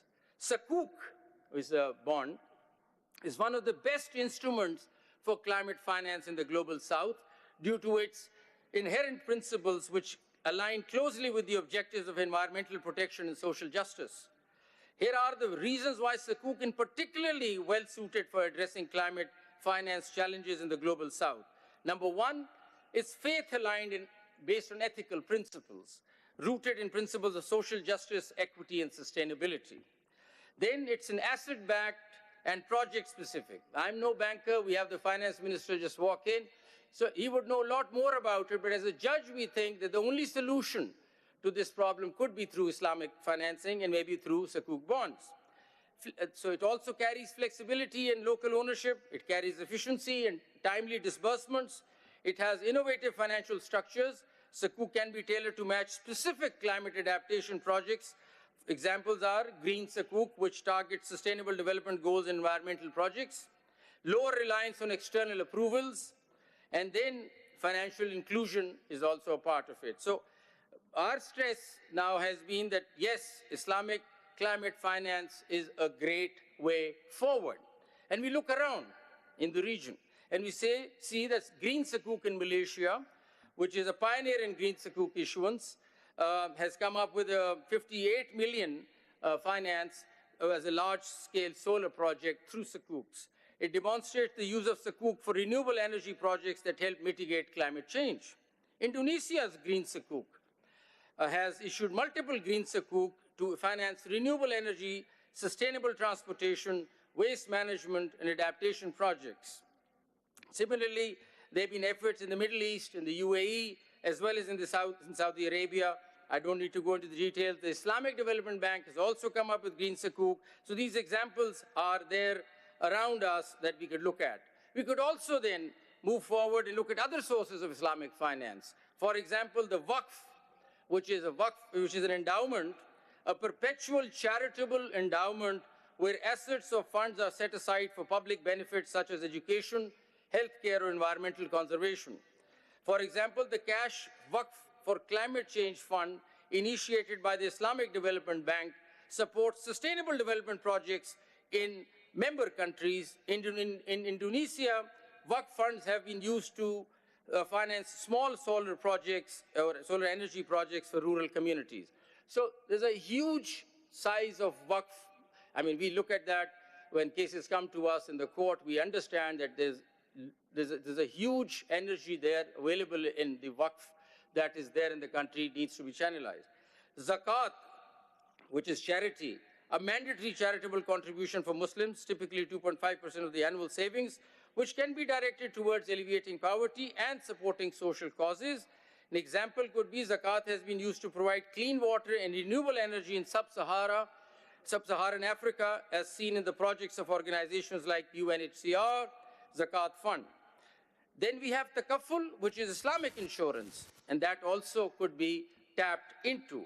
Not my area, but this is what's happening around us, and we have just identified that we can't do anything because global funding isn't really coming to us. And lastly, as far as finance is concerned, I'll refer to Istisna, which is manufacturing or construction finance.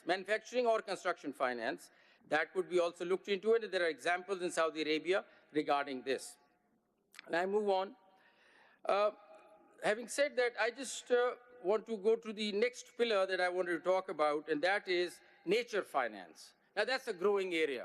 And I think the country and our financial institutions need to start thinking about nature finance. This is different from Islamic climate finance. This is nature finance, and this is driven towards looking at nature and rehabilitating things.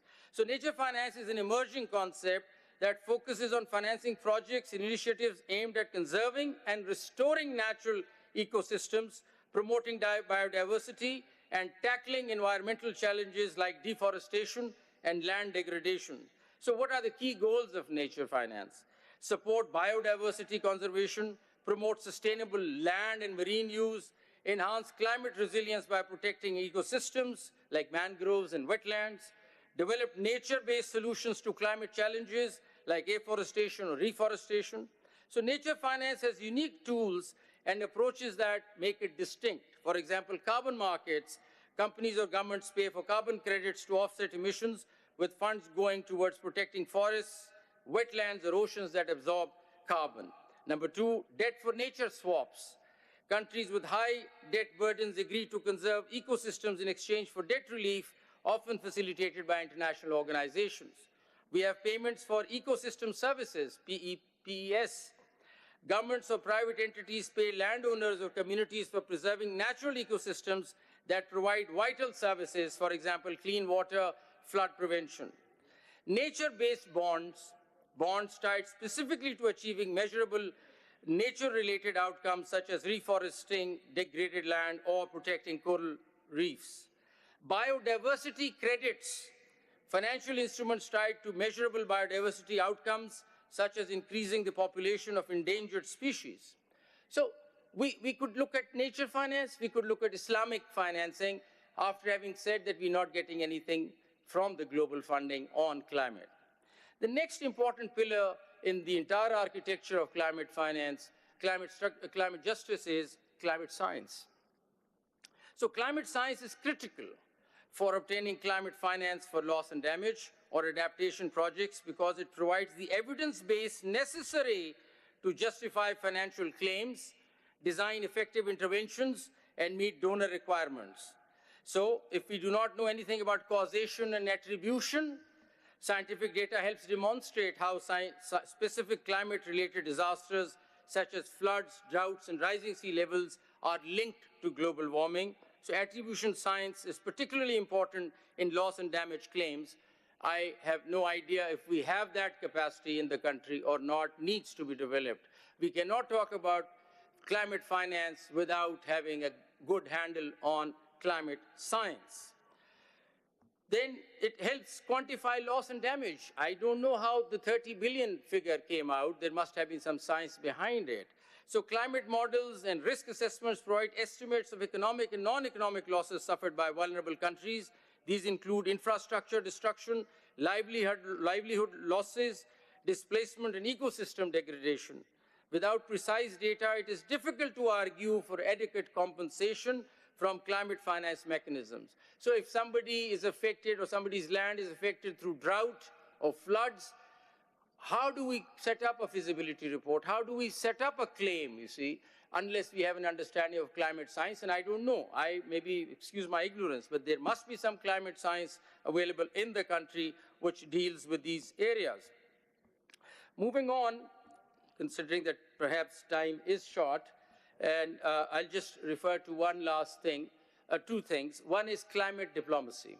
I think it's high time that V20, we need to get onto that platform of V20 and do something about it. So climate democracy is a crucial pillar, needs to be gone into, and I've had a word with the team that of V20 that was visiting, the CVF also, and I told them that it's high time that judiciaries of these countries ought to also talk to each other if they want to develop climate justice area. And lastly, my submission is that we need to get into homegrown solutions. It's about time that we look at how we're going to do things on our own and not really rely on external help and support, which isn't really coming our way. So homegrown solutions, in a recent case where land was acquired 30 years ago to set up a water treatment plant and we're just waiting for international donors to pay us 80 billion rupees to set up a water treatment plant. And we've recently held that, please, there are homegrown solutions, because these water treatment plants are at the very edges of River Ravi, and contaminated water is flowing into River Ravi. But it means that for the last 30 years, it's been flowing in because we're just waiting for funding. So I think we could have talked about local solutions to that issue and should have dealt with that at that time. So I'll just close by, referring to, by saying that the fight against climate change is not just about survival. It is about reclaiming our agency and shaping a resilient future on our own terms. Thank you so much.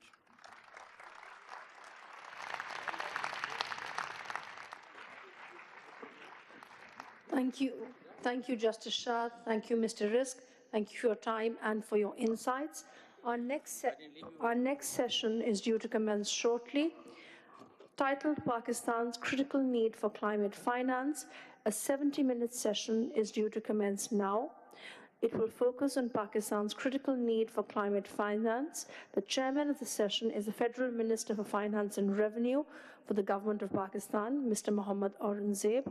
The keynote address will be delivered by development and financial expert, Dr. Shamshad Akhtar, followed by the Governor of State Bank, the former Governor of State Bank, Mr. Salim Raza, with the concluding address from the Global Director of Climate Change for the World Bank, Ms. Valerie Hickey. I'd request the speakers to take to the stage.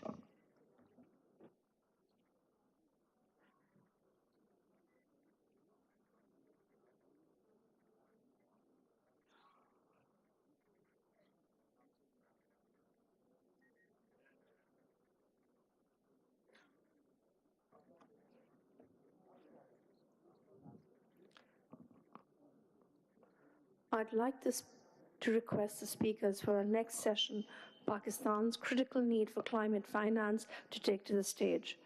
Mr. Mohammad Aurangzeb, Dr. Shamshad Akhtar, Mr. Salim Raza, and Ms. Valerie Hickey.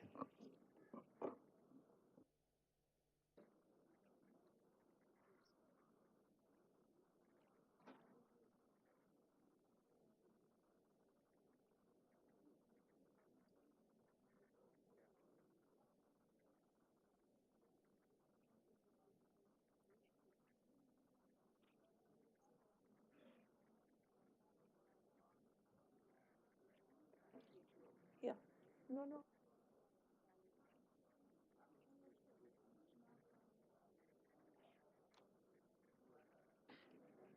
Our next session, Pakistan's Critical Need for Climate Finance, is due to commence. I'd like to request our speakers to take to the stage Mr. Mohammad Aurangzeb, Ms. Valerie Hickey, and Mr. Salim Raza.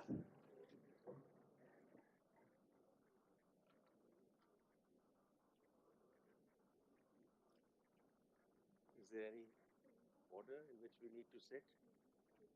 I don't believe so, sir. Okay, we can just. You can speak from the podium.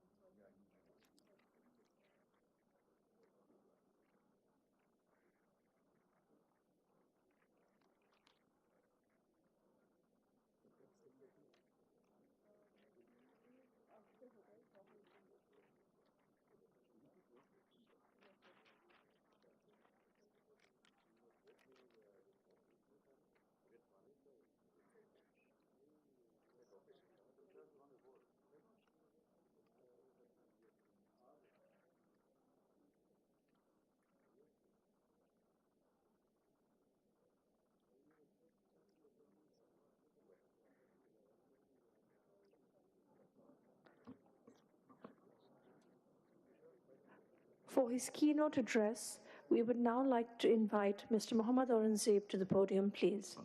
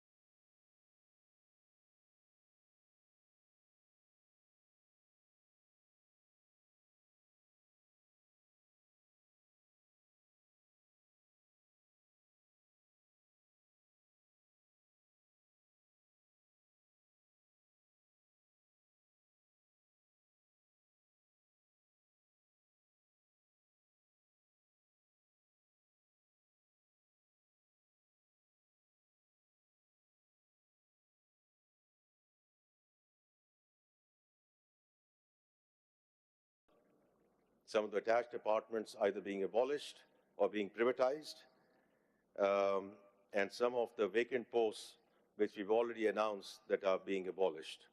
And it's a real upside with respect to our expenditure in the federal government. And the last thing is around pension reform. As you know, as of July 1 of last year, all new colleagues in the civil bureaucracy are going to be on defined contribution. So our stock is still a real issue, but at least we have stopped the bleeding.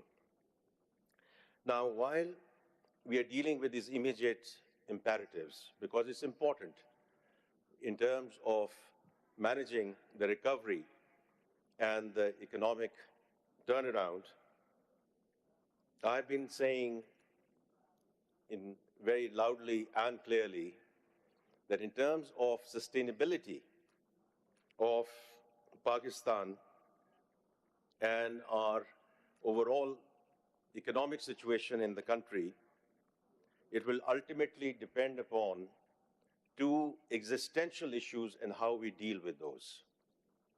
One is population control and population management. Unfortunately, we are still growing at the rate of 2.55%.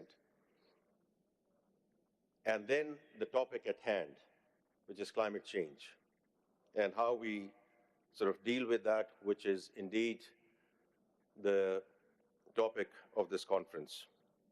I do want to start by commending the organizers who have brought a galaxy of practitioners from around the globe to talk about this issue, but not only talk about this issue, because I've always maintained, even on the economy side, that we have known the what and why for the longest time. There's no dearth of policy prescriptions, but ultimately it's about the how and the who.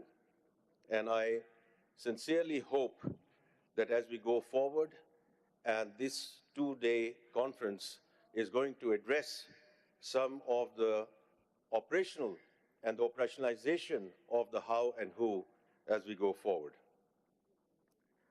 Now, where do we stand today? I was just listening to Justice Mansoor Ali Shah, and I just came in while he was speaking here, and he made some very, very pertinent points. Now, some of the established facts. I'm sure this conference has already attended to that. One of the most vulnerable countries in terms of climate change. Also, while we need to deal with mitigation, the real issue and the bigger issue is adaptation. Now, some of the enabling factors. National Adaptation Plan is in place with the NDCs and everything that a lot of speakers will talk about. The second one is the National Climate Finance Strategy. And I was in Baku with the Minister of Climate Change, where we unveiled this climate finance strategy.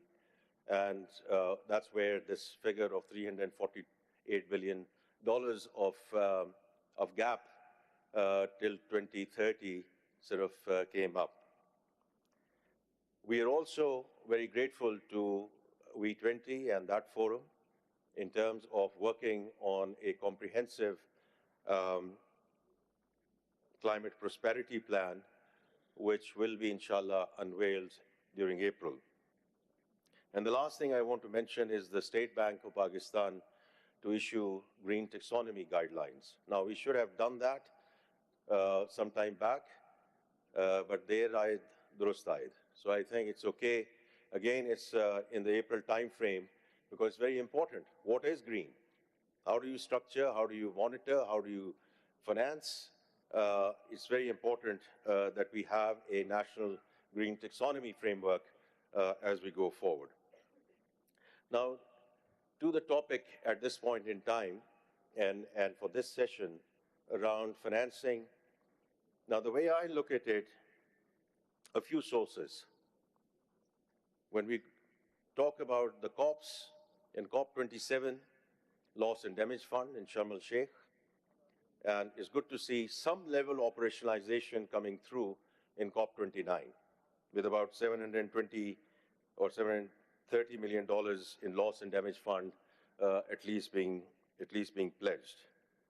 Then the Baku finance goal itself, after long deliberations, about $300 billion of commitment in terms of annual outlays. Although, of course, as we all know, the requirement and the ask was at least 3 to 4 times higher than this commitment. Then we have the Green Climate Funds, and if Acumen is here, I think it was very good to see Acumen Climate Action Fund being launched at about $90 million. And then, of course, Green Climate Fund. My only discussion with respect to Green Climate Fund is it just takes a long time. We have bureaucracy here in Islamabad, but I do think the bureaucracy in Manila should think through it because we need to fast-track a lot of things. So it's my request and humble request that they should look at their accreditation process and even before we come to the pledges and the disbursements. So that's one big source of what we discuss in various COPs. The second one is the discussion with the MDBs, the multilaterals. So we're very grateful to Asian Development Bank. As you know, at the fag end of last year, they announced $500 million, and climate being a big part of that theme. The second one is what was announced earlier in January around the 10-year country partnership framework with the World Bank Group. And I think it's very important, and I'm very grateful to both multilaterals, certainly the World Bank Group as well, because when I met President Ajay Banga almost a year back during the spring meetings, we talked about many things and where we need World Bank support. And of course, all the project and project financings have always been there, but his point was that if Pakistan can come in with a more focused approach, rather than we want this, this, and that, so we agreed. We agreed on the population side, we agreed on the climate side. And of course, the fiscal side of the equation and the private investment side. So if you look at the 10-year country partnership framework, on the population side, we have child stunting, and we have learning poverty, especially girls out of school. And the second thing was around climate resiliency and decarbonization. And so I think we have moved forward in the right way on that front. Of course, another source of funds is international capital markets. I heard Justice Mansoor Ali Shah talking about green bonds. And, Pakistan is not strange to green bonds, because it's only a few years back that WABDA, a parastatal on the utility side, printed a ticket of about $500 million in terms of the green bond. And at that point in time, actually, the book size was 6 times that. That's the kind of appetite which is available if we get our act together in terms of the international capital markets. I'm being told 1 minute left, which is the right thing to do. So then we come to the innovative solutions, which is the development of carbon markets and debt for nature swaps. Again, I heard Justice Mansoor Ali Shah talking about it. But it's very important that we take this whole debt for nature swap out of the distress situations, because we equate it with that someone is in distress, and therefore we need to know. It's a very viable option of moving forward in terms of the financial solutions. The other thing we need to think about is grants versus loans, because loans are loans even if they are concessional, because we have to pay them. And the other is foreign exchange versus local currency solutions. The last 2 things I just want to mention is that while we are looking for financing, capacity building in implementation and impact, identification, structuring, monitoring, reporting to international standards in terms of bankable, investable projects. That's what we need. That's where the technical support has to come in. And that's where the private sector has to lead this country. And the public-private partnerships are going to be one of the most critical pillars and enablers in terms of climate finance as we go forward. And the very last thing, when I was there in April of last year, I was asked to join this coalition of finance ministers for climate action. Because the point that was being made there in that forum, that of course it's the ministers of climate change who have to take the lead, but if the ministers of finance who control the purses, who have to think through the repurposing of some of these subsidies, if they don't come on board, this will never go mainstream in terms of budgeting, in terms of how we bring it into our macroeconomic framework. So I'm really looking forward to the deliberations of the most eminent panelists who are sitting here, and I will make some closing remarks after that. I hope I've stayed within 1 minute. Thank you very much. Thank you, Mr. Aurangzeb. We'd now like to welcome to the panel Dr. Shamshad Akhtar, who has joined us slightly late. We would invite her to the podium to deliver her keynote address. Dr. Shamshad Akhtar.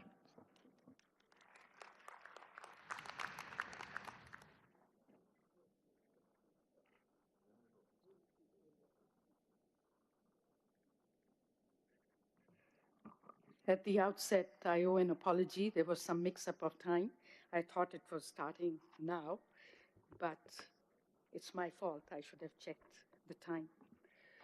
I'm here not because I've been asked to speak on this conference itself, but climate finance and climate dynamics are a passion for me. Why is it so? I have been in the corridors of United Nations. I've had the privilege of working with the Secretary General, both Ban Ki-moon and subsequently now the present Secretary General, who then appointed me to Bangkok to look after the Asia Pacific and promoted me to an Under-Secretary General. So it's this long-standing experience interface with the World Bank, Asian Development Bank, and other multilateral development banks that has been behind the scenes with me. Most of all, climate finance, as I said, is my passion. I think unless we address this very lethal threat that faces the global community and the global landscape, we are not going to get anywhere, and we will have economic disruptions, as is witnessed in Pakistan. Minister Saab, it's a real privilege to be speaking after you, colleagues and guests. Growing global and domestic climate vulnerabilities are causing phenomenal damage to settlements and physical assets and disrupting economy with negative consequences for agriculture, livestock, and textile sectors, which is our major revenue earner, and have resulted in population displacement and dislocation and relocation. Pakistan's climate challenges require investments in the range of US $40 to $50 billion per year till 2050. Ironically, Pakistan's current climate financing flows are only 1/6 to 1/8 of the requirement. Let me make about 6 succinct points. First, Pakistan climate vulnerabilities and its financing requirements are significant and urgent. The projected total cost of climate inaction in Pakistan is estimated to be in the range of US $250 billion by 2030 and US $1.2 trillion by 2050. IMF modeling exercise estimates that a climate shock will lead to a 3% decline in GDP and will be well below its steady state even 13 years after the shock. If an additional 1% of GDP on top of the conventional public investment ratio is invested in adaptation infrastructure, Pakistan's GDP will return to its steady state 5 years after the shock. Hence, climate action has to be a significant priority, and required investments must be brought about with urgency and diligence. My second point is that climate crisis is not a one-time or a short-term modular physical risk, but is persistent, evolving challenge with economy-wide consequences requiring both public and private sector action as it affects long-term health, food security, biodiversity, and the economy of the nation. For example, a global 3.3-degree warming would lead to a reduction in crop yields by up to 19% for maize, 1.6% for wheat, and 8% for rice. At the same level of global warming, the impact on several species is significant. 50% of insects, 45% of plants, and 23% of bird species will lose more than 50% of their climatic range. My third point is that climate crisis affects marginalized groups, disproportionately leading to wider gaps and inequitable conditions, disrupting livelihoods for population. For example, districts in South Punjab and North and Sindh have poverty rates between 26 and 39%, while districts in Southeast Sindh and bordering areas between Khyber Pakhtunkhwa and Balochistan have poverty rates between 40 and 60%. Hence, climate financing pathways require a whole of economy approach to drive inclusive socioeconomic development for Pakistan. My fourth point is developing a medium-term strategic climate financing plan is critical. Pakistan has developed nationally determined contribution and national adaptation plans backed by sector-based goals, action plans, and key performance indicators. Hope we can keep track of these. It is proposed that the National Climate Finance Strategy include a medium-term national climate financing plan for both public and private sectors, backed by targets for climate financing sources and instruments, and priority focus area of mitigation, adaptation, and disaster recovery plans based on cost and time access efficiency is critical. Pakistan's climate financing ambition should be lifted and offer clarity in pathways and induce transparency, ownership, and commitment to financing sources and galvanize stakeholders' contribution towards Pakistan's climate action. My fifth point is steering international climate financing sources in an effective manner is critical. Given the current and expected weightage of international financing sources in Pakistan's climate financing mix, it's proportionately less share of international financing versus its peer groups. And you know who these are.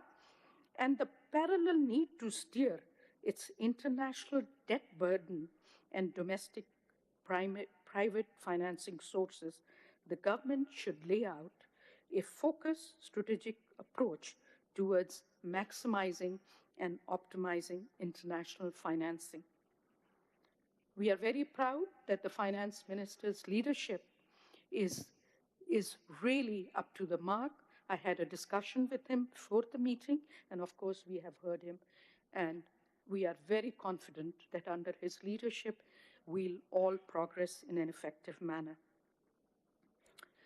I have to say, international finance, particularly from the multilateral development banks, should be prioritized in projects and initiatives.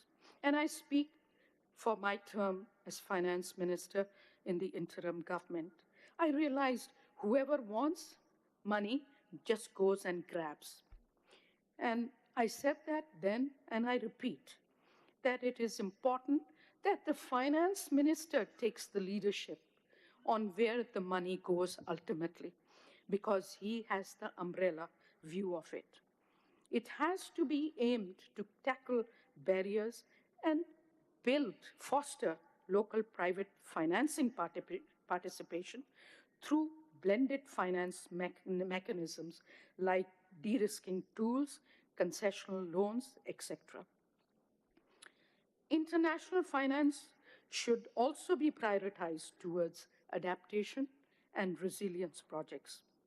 Furthermore, international financing sources, given their expertise, can be well leveraged towards building local capacities, institutional capacities, and areas like investment planning and project pipeline development, which is critical.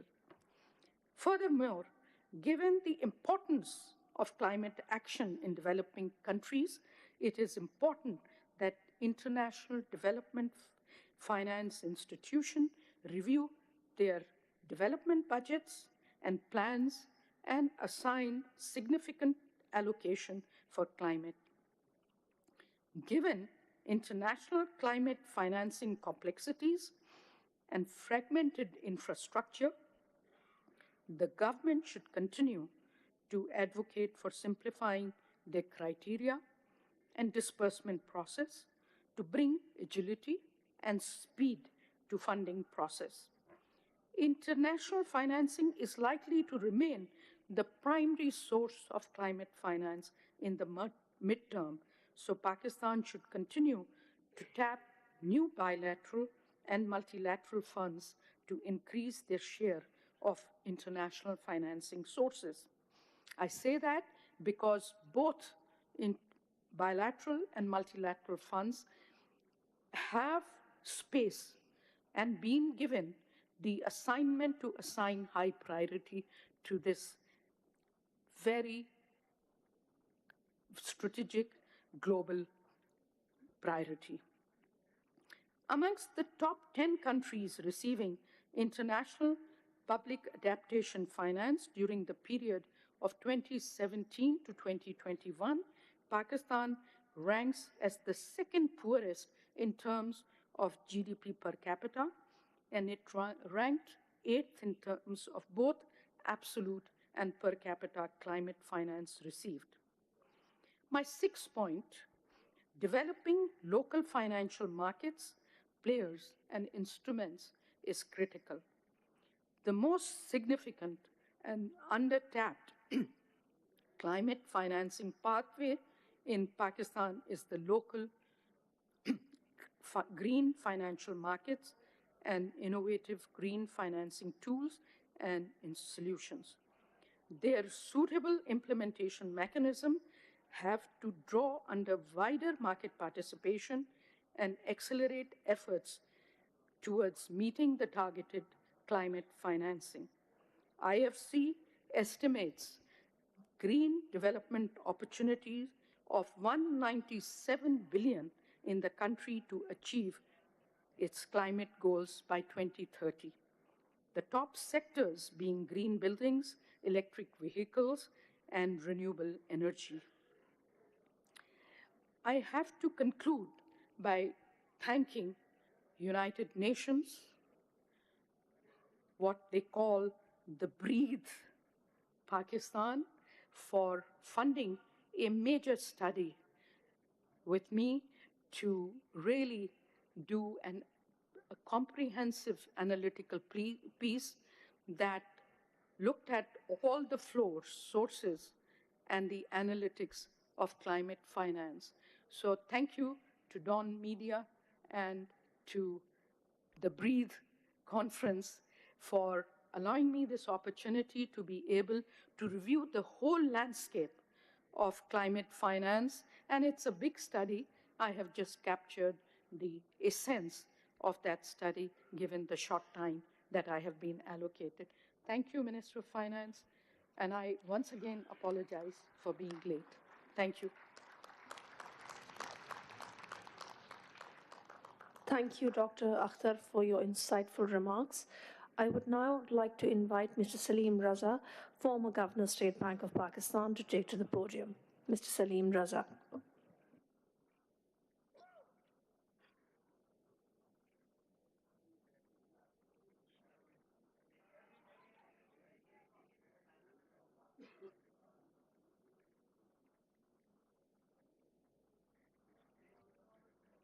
Honorable Finance Minister,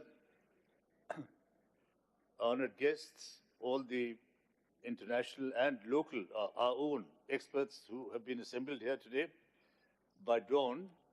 And it's a great effort. It's very well organized.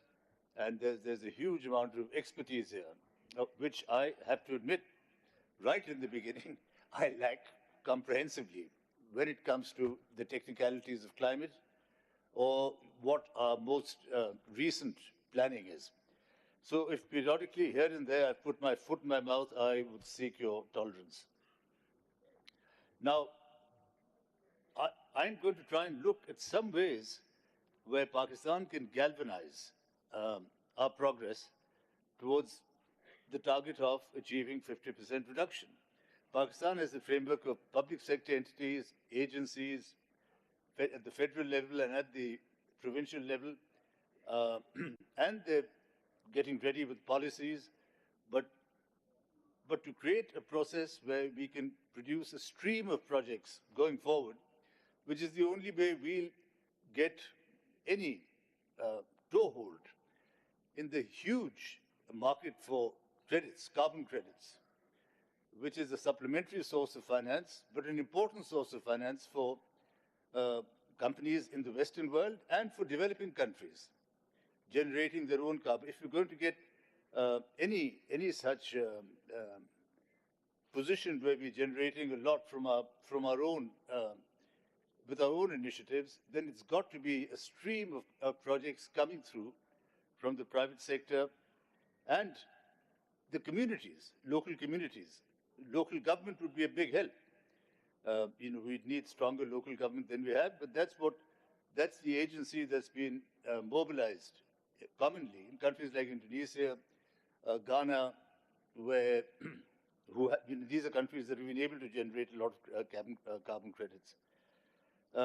We know our problem. We are not big emitters, but we are severely damaged by the consequences of global warming. We've got air contamination, water contamination. The roots of that might be our own, burning stubble, but then you have temperature inversion, the air gets trapped, and the smog then lasts months and is with much greater intensity. Yes, we can do a lot to curb sewage, industrial waste, agricultural water runoff, but then the floods turn up and spread them over thousands of acres. And both these things, air and water, cause long-term ailments for adults and are a significant cause in the stunting that a large percentage of our children undergo.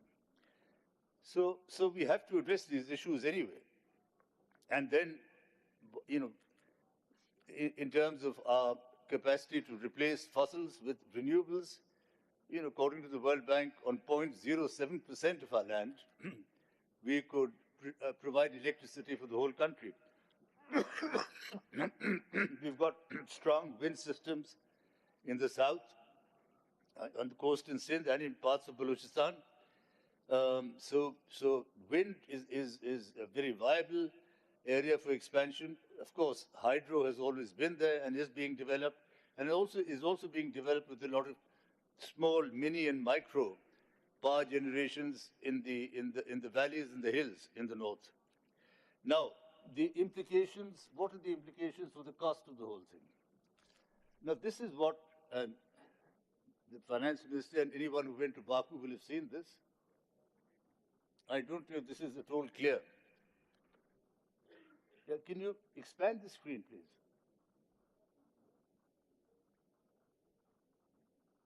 Well, their assessment, the independent expert group that works for the UN FCCC, and provides estimates for what's going to be needed in the next 5 years. The planning period is 5 years, but in this case, we're talking about 1930, this collective target of cutting back by 50% by 2030. In their estimate, we're going to need 6.5 trillion.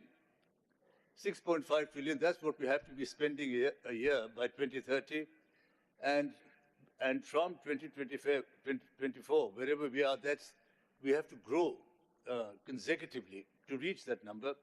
And they present this as a fait accompli, and if it doesn't happen, they think their prognosis is very depressing. And then the expenditure goes on; it keeps rising. But if you look at the breakdown, if you look at the boxes, the figure in brackets, climate and nature. So it's the estimate is 2.6 trillion for developed countries, 2.4 trillion for emerging markets, and 1.5 for China. We don't have to worry about China; they're well on their way, and they're spending whatever is needed. The developed countries probably will. So the challenge really then comes down to the 2.4 trillion that the emerging markets are meant to produce. Now, the figure in brackets under the main head is the amount by which we have to increase spending from 2024. So 2.4 trillion by 2030 and 1.9 trillion now. So we've got to go up.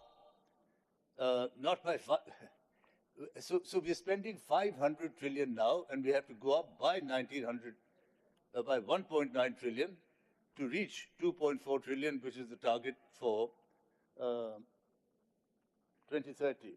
And then they break that into domestic and external. 1.4 domestic, 1 trillion external. Now, if you look at the sources of domestic finance and the sources of external finance, there are many things we could consider in this, but I just want to point out one sole reality, which is the expectation that private finance, not public finance, is going to pull the cart here on. Because you see, their estimate for how much private finance has to increase in the next 5 years compared to what it is today, it's 15 to 18 times in external finance and 5 to 7 times in money raised domestically. So what this private finance is external private finance. Actually, this is not an idle hope, because if you look at what's happening, the imposition of emission ceilings in the West have led a lot of companies to look for ways to cut emission and to trade, because countries establish caps for how much particular companies can emit. And if they over it, they either pay a penalty or they go and buy a credit from someone who is under the cap. So that's the carbon trading market. That compliance trading market is today about $800 billion. So, and that is all private activity. So it is growing very fast. This is the compliance market. There's something called the voluntary trading market, which is not a regulated market, but it's when people who seek to buy carbon credits to offset their own excess when they go to outside their own countries. There's a large part of the world covered by these requirements now. All of EU has these requirements. Canada, China, Japan, New Zealand, and more parts of America, California, 11 northeastern American states, all have this system of caps and trading. This same thing is being adopted actually increasingly.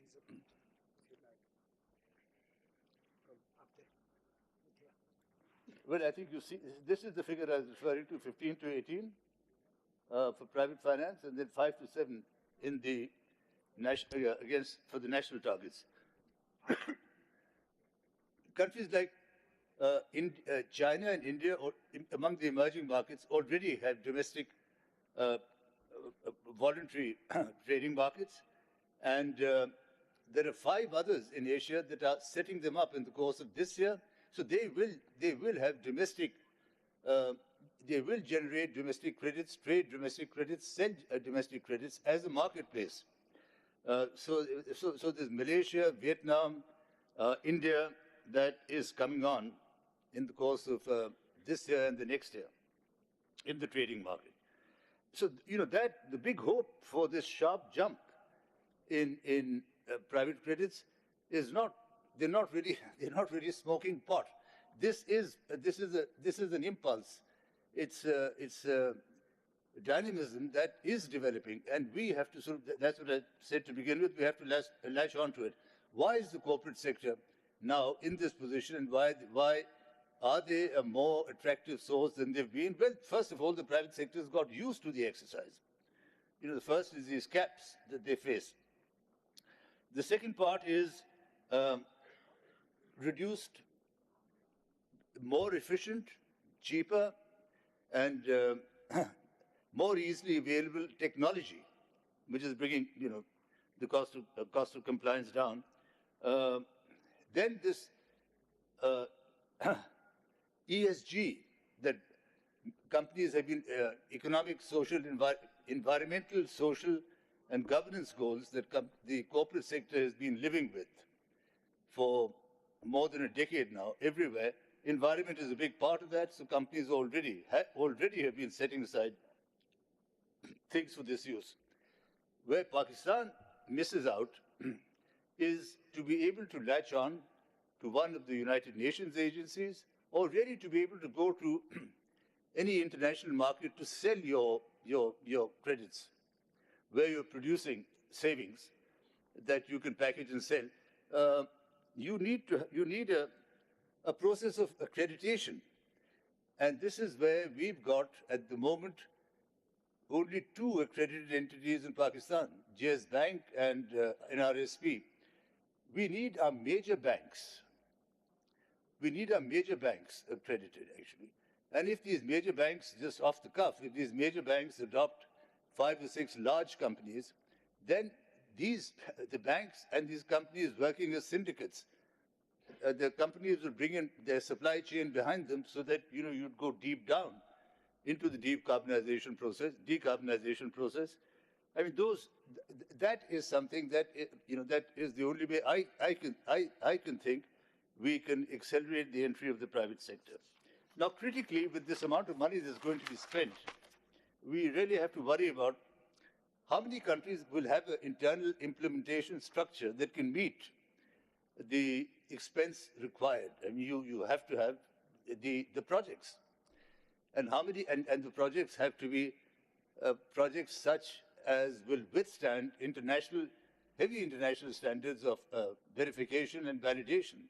And the 2 agencies, the 2 major agencies, Vera and Gold Standard, take a long, long time today. And that's why our banks say that they're hesitant to apply. But they also have very tough requirements on whoever applies. They come and examine them to make the simple judgment, you know, are you fit to apply? But this is what's got to change. So the second thing is, can we generate projects fast enough? The second thing is, what is the status of the supply chains of the equipment and the machinery that is needed for the climate effort. You know, panels, batteries, transformers, minerals, lithium, copper, rare earth, are they going to be available and functional in sufficient capacity to be able to meet the 6.4 trillion that is going to be spent? There are already problems. There's a problem with the wind project in England that's falling 5 years behind because the transformers that are coming from China, there's just a huge backlog of orders. So the planning for this has to be done, quite keeping these things in mind. So now Pakistan's base at Baku, the base shown is 495 million tons of emission. Let's say 500 million tons. We said that business as usual, we'd get to 1.6 by 2030. But we said we would not get to, we wouldn't grow to 1.6, we'd grow to 800 million tons. So in other words, just increasing by 300 and reducing 800 million tons of emissions. And I think we all know the projects that Pakistan has, the priority projects for this renewable, cutting down coal, everything to do with the Indus Basin, the nature-based credits. Our mangroves have done very well. I think the Sindh government's generated $50 million for the period up to 22, which they received in 23. But now they've applied for the next section, for the 23-24 section that they ought to approve this year. And it's interesting in pricing these credits, because mangroves have besides emission, absorbing greenhouse gases, besides that, they provide flood barriers, they provide biodiversity, shrimp, crabs, that the population revives, which provides livelihood. Those credits are more expensive. So we commonly credits these days in Europe are about $5 a ton. But we generated $13 for our mangroves, and the Sindh government now expects to generate $20 for the block that's being approved now. We said our need was going to be 348. That's the figure the World Bank said we'd need between 2023 and 2030. So in 2025, I don't think we've received too much of that 348. For these things that I've mentioned, we have said that we need external finance of 101. This is our position at Baku. So between 101 of external finance that we know we expect to get, and between the 350, which may be 320, there's still over $200 billion that we have to raise.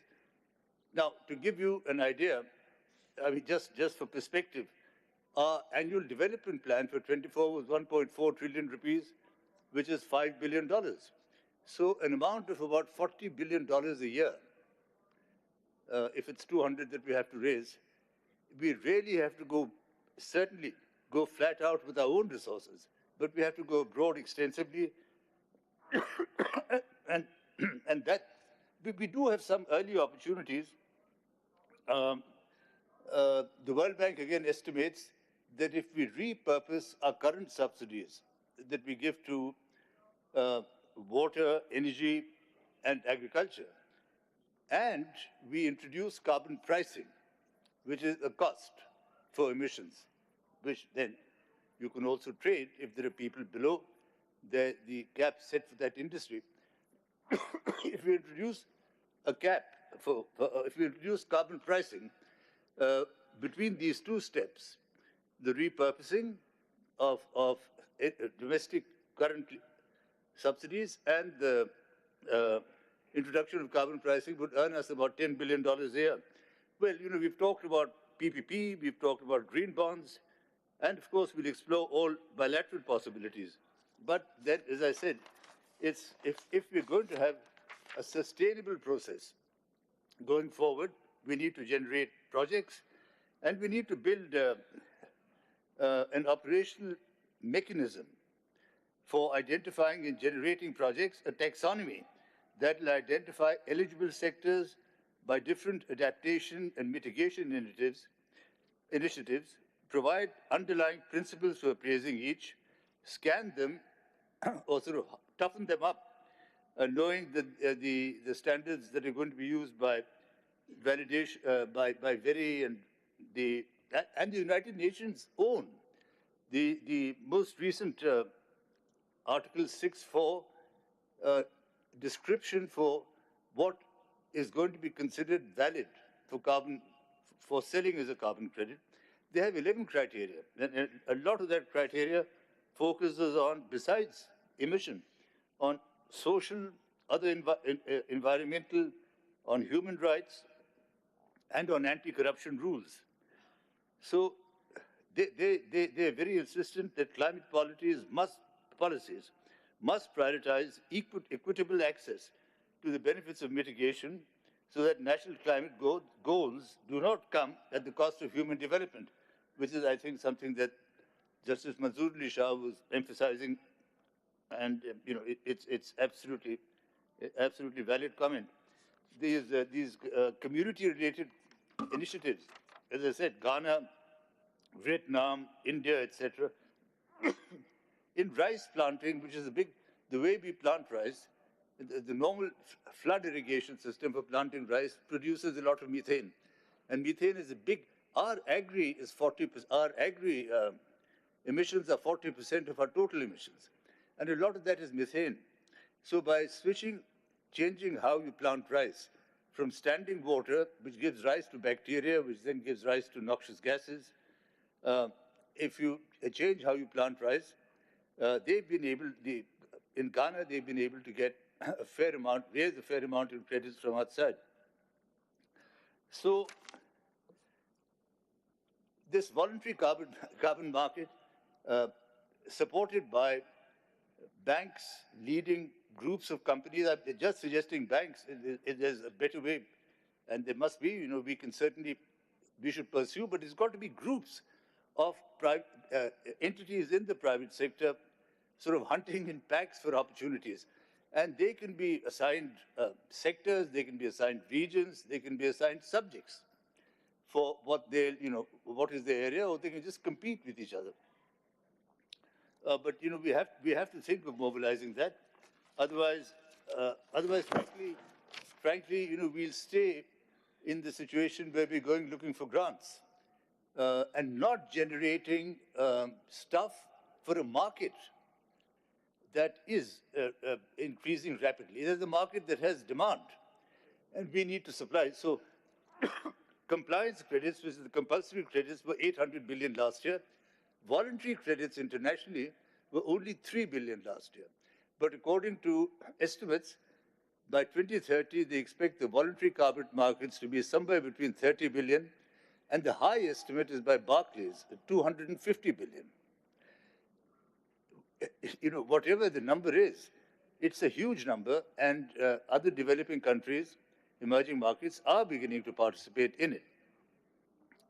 So a strategy to get ready with projects that are eligible, a strategy to learn how to use this accreditation mechanism, how to cluster companies so that they can work together, and then eventually how to get these, if we're producing enough projects, then these agencies like VERI and Gold Standard, the international certifying agencies, may want to have offices here, will want to have offices here, or will appoint local consultants here so that whole process of closing the deal will become much shorter. Lastly, there's a big stress on agrovoltaic these days, which is introducing solar in particular wherever we can in agriculture. And this is not just tube wells.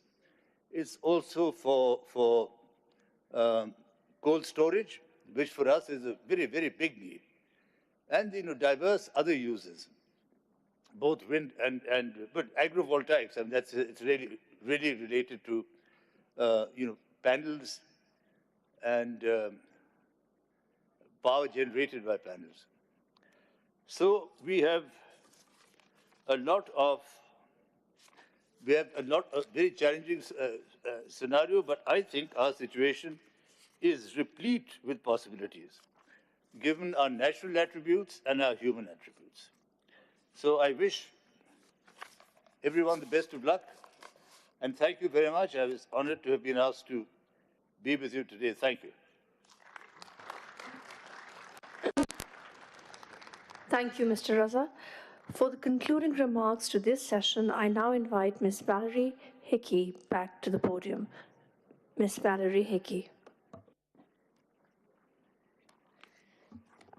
Thank you very much again, and good afternoon, ladies and gentlemen, Honourable Minister, esteemed panelists. What they said. What more can I add to the brilliant inputs that this esteemed panel provided today, and that before that Justice Mansur Ali Shah provided in terms of climate finance? But of course, I have to earn my place on the panel. So 6 seems to be the magic number.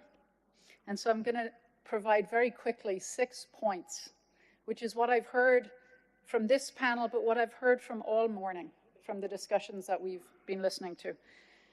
And the first is we're talking about money, whether it's domestic public budgets, whether it's private finance, or whether it's international public finance. And the truth is there isn't enough of it. Not for climate finance and not for anything else. And this is a time when there's never been more of a demand for what limited budget is available. Globally, a third of least developed countries still haven't caught up with where they were before COVID. We talk a lot in Pakistan about learning poverty, but globally, 70% of 10-year-olds can't read and write because of COVID. Remediating that is going to require $2.4 trillion. Where's that money going to come from? There are countries that have lost access to capital markets. And even where countries have access to capital markets, money is more expensive than it's ever been. So there isn't enough of it. What is available is in high demand, and what is available is highly expensive. Even with climate finance, the truth is we haven't optimized it. 70% of climate finance goes towards mitigation, but we heard again and again today that mitigation isn't really the issue. There are commercial returns there. The issue is adaptation. And there's less than 30% of available finance going to that. But of all the climate finance flowing today, less than 20% goes to the global south, where the impacts of climate change are real. So that doesn't make sense. That's not money that's moving properly. So there's not just not enough money.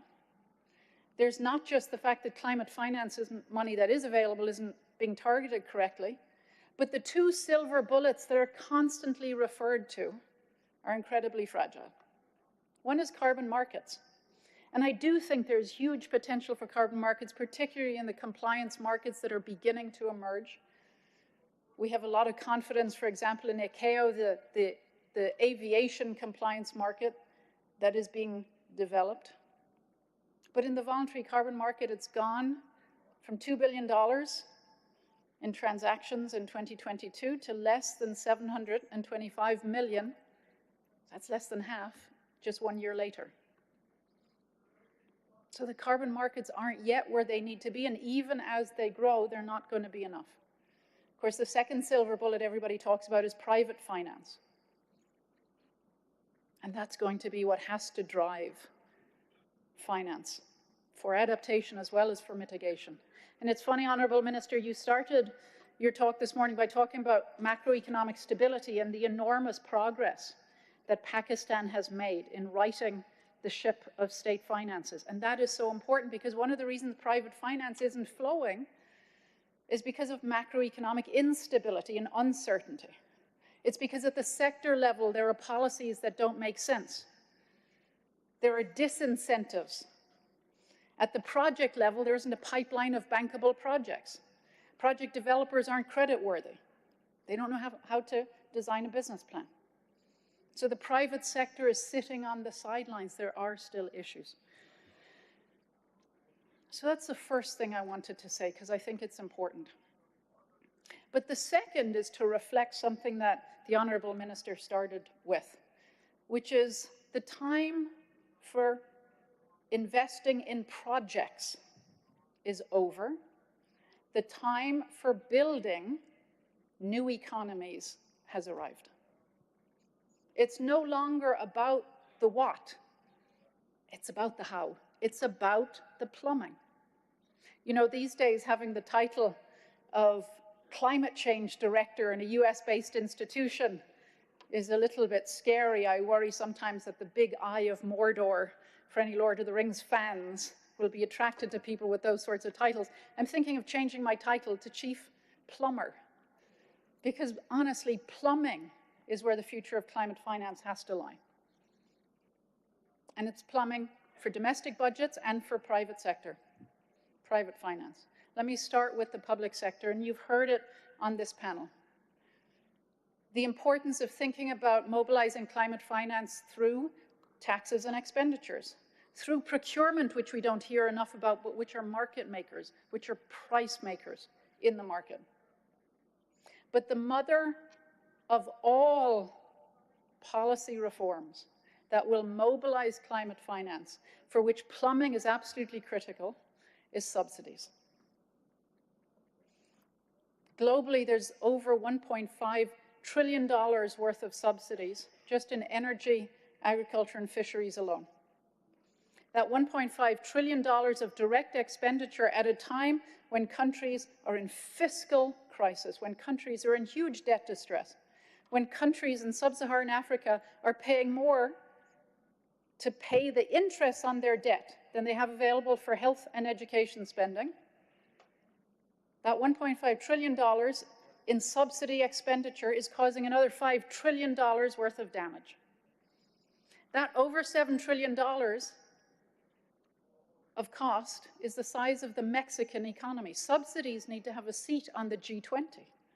They're that important when it comes to spending, when it comes to creating cost.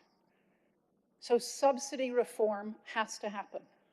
I was lucky enough to participate in the UN Convention on Combating Desertification's COP16 in Saudi Arabia in December.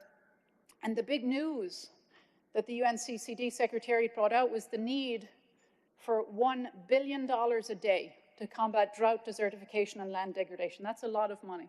The truth is, the world spends almost $2 billion a day, twice as much, on agricultural subsidies. Here in Pakistan, the subsidy to natural gas for chemical fertilizer producers is an example. We've done some modeling, and for every 10% increase in fertilizer on land, at best, on-farm productivity increases are less than 2.5%.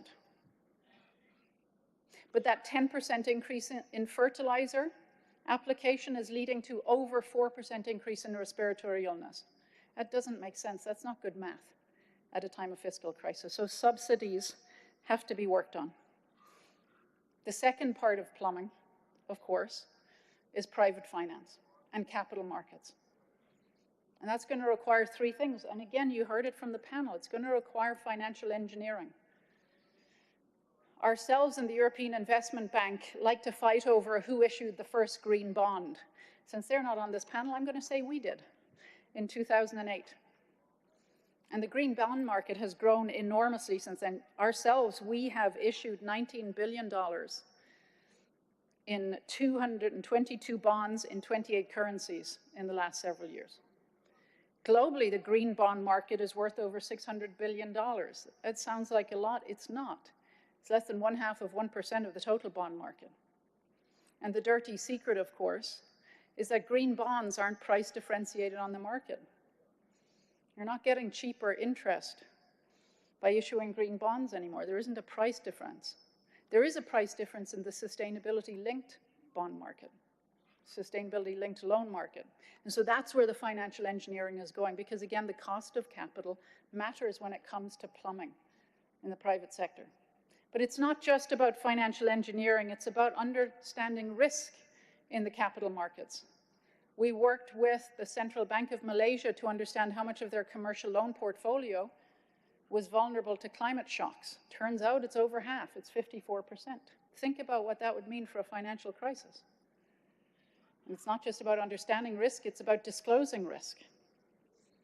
It's about figuring out how to get local money markets to price risk better for new climate technologies so that they're able to support the local taxi driver who wants to buy a better, more fuel-efficient small truck or motorcycle, which they're not doing right now. That's why Pakistan's development of the National Climate Finance Strategy has been such a success, because it's exactly looking not just at the what, but the how and the plumbing. But finally, there's two things very quickly that I think we shouldn't ignore. I started by talking about the fact that there's not enough money. Too often at these conferences, at climate COPs, we talk about the quantity of money, but the truth is we also need to talk about the quality of money. And you heard about that here today, in particular the issues around access and impact. We talk a lot about international public climate finance and the Green Climate Fund, the GEF. And you heard from the minister, the money doesn't move quickly enough. The GEF, one of the longest green funds that exists, has a very convoluted way of approving projects. A country designs a project. That project has to be reviewed by an intermediary agency like the World Bank or UNDP. Our work is then reviewed by the GEF Secretariat. The GEF Secretariat's work is reviewed by their Science Technical Advisory Panel. And the STOP panel's work is reviewed by the GEF Council. That cannot be how to run a business. That's why it takes so long. And this is where plumbing matters too, because it makes no sense in a world where we talk about a climate emergency that the paperwork to access international public climate finance is ridiculously complex. Climate finance is hard enough to fix, but surely we can fix paperwork. Surely we can make it easier to access these funds by making the questions that are asked, the paperwork that is demanded, simpler. And finally, it's not just about access, it's about impact. With so little money, every dollar, every rupee that is spent needs to be spent on what works. And when something isn't working, we need to stop spending money on it. And the only way we know what's working, what's not working, is through data. But we don't have good data. We have a terrible tragedy of data fragmentation. We don't have common methodologies. We're not measuring the same things. We can't compare what's happening. And until we fix those problems, we will never know what is working and what's not. So I'll finish by saying climate finance is development finance. It's domestic public budgets. It's fiscal space. It's taxes and spending. It's your local bank. It's everything. And we shouldn't forget that while there are no silver bullets, when it comes to climate finance, we need to remember the movie title, that we have to look for it everywhere, from everyone, and all at once. Thank you. Thank you, Valerie. I would like to thank, on behalf of the DawnMedia Group, Mr. Mohammad Aurangzeb, Dr. Shamshad Akhtar, Mr. Salim Raza, and Ms. Valerie Hickey. Ladies and gentlemen, we will now recess for lunch. Please join us on the second floor. The break will be for half an hour, and then we will reconvene at exactly 2 p.m. Thank you.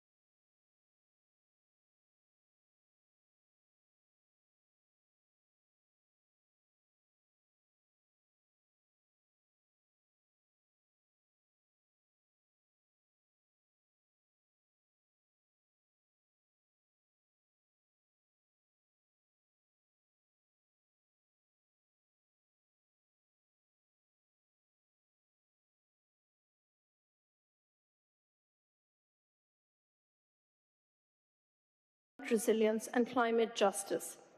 The next session commemorates the 100th anniversary of Pakistan in 2047. The keynote address is titled Vision for Climate Resilience and Climate Justice and will be delivered by Senator Sherry Rahman, Chair of the Climate and Environment Caucus, Senate of Pakistan. The chairman of the session will be Mr. Ali Chima, Vice Chancellor, Lahore University of Management Sciences. Ladies and gentlemen, the floor is now open.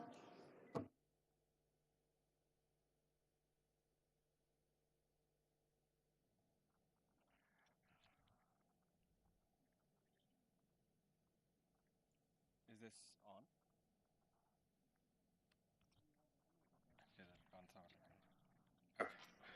on? Thank you.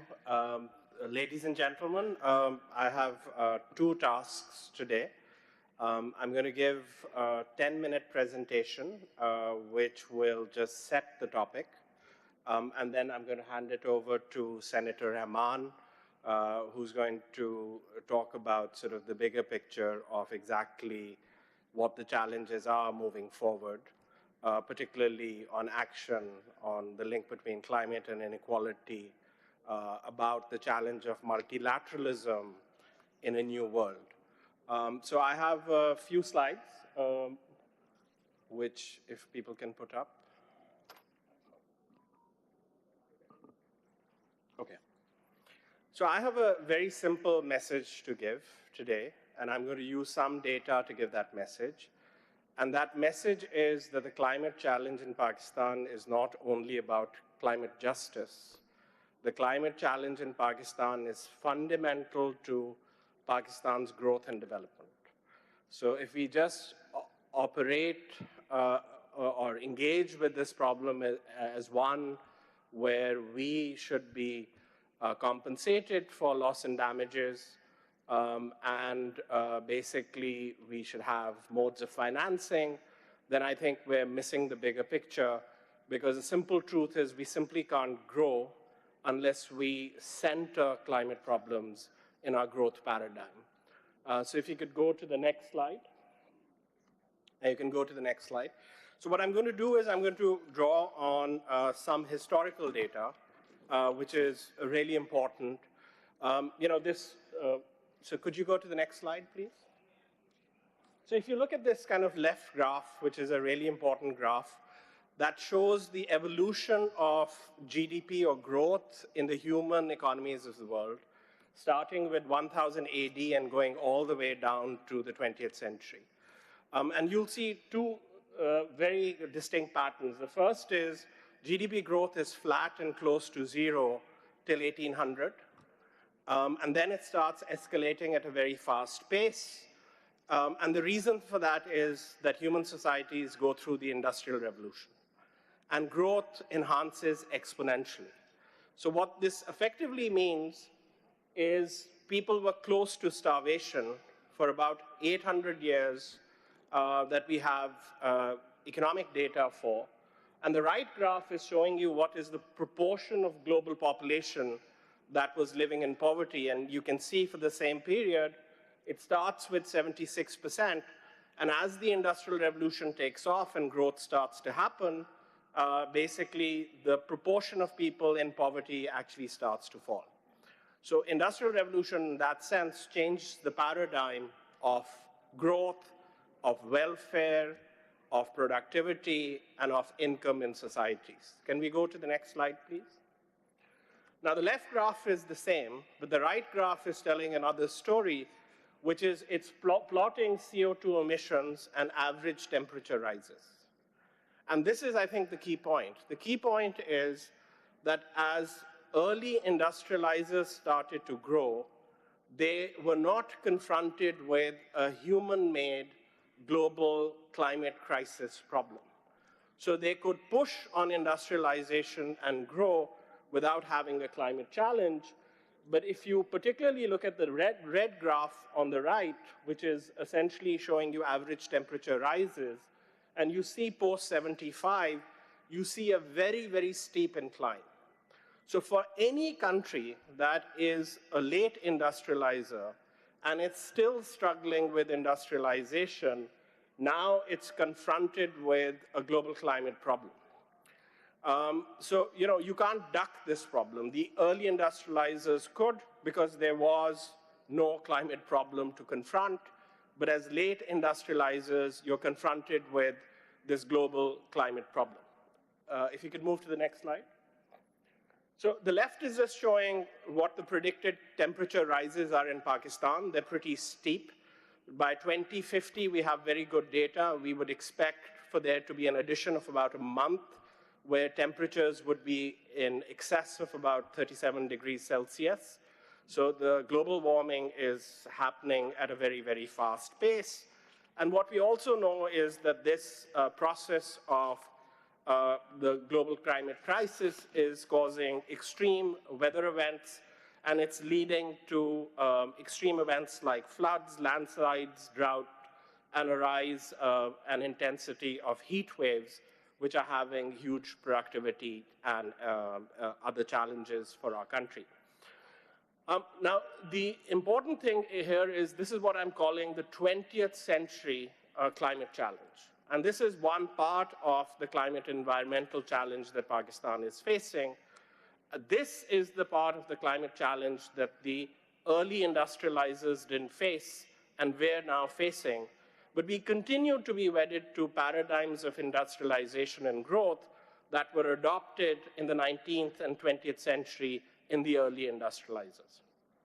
But there are two other challenges which are, to me, very central to what I'm calling the climate and environmental problem, which are not related to the 20th century problem of global warming and the climate catastrophe, which are what I'm calling early industrializer environmental challenges, which are to do with public health and which are to do the way in which we are doing agriculture.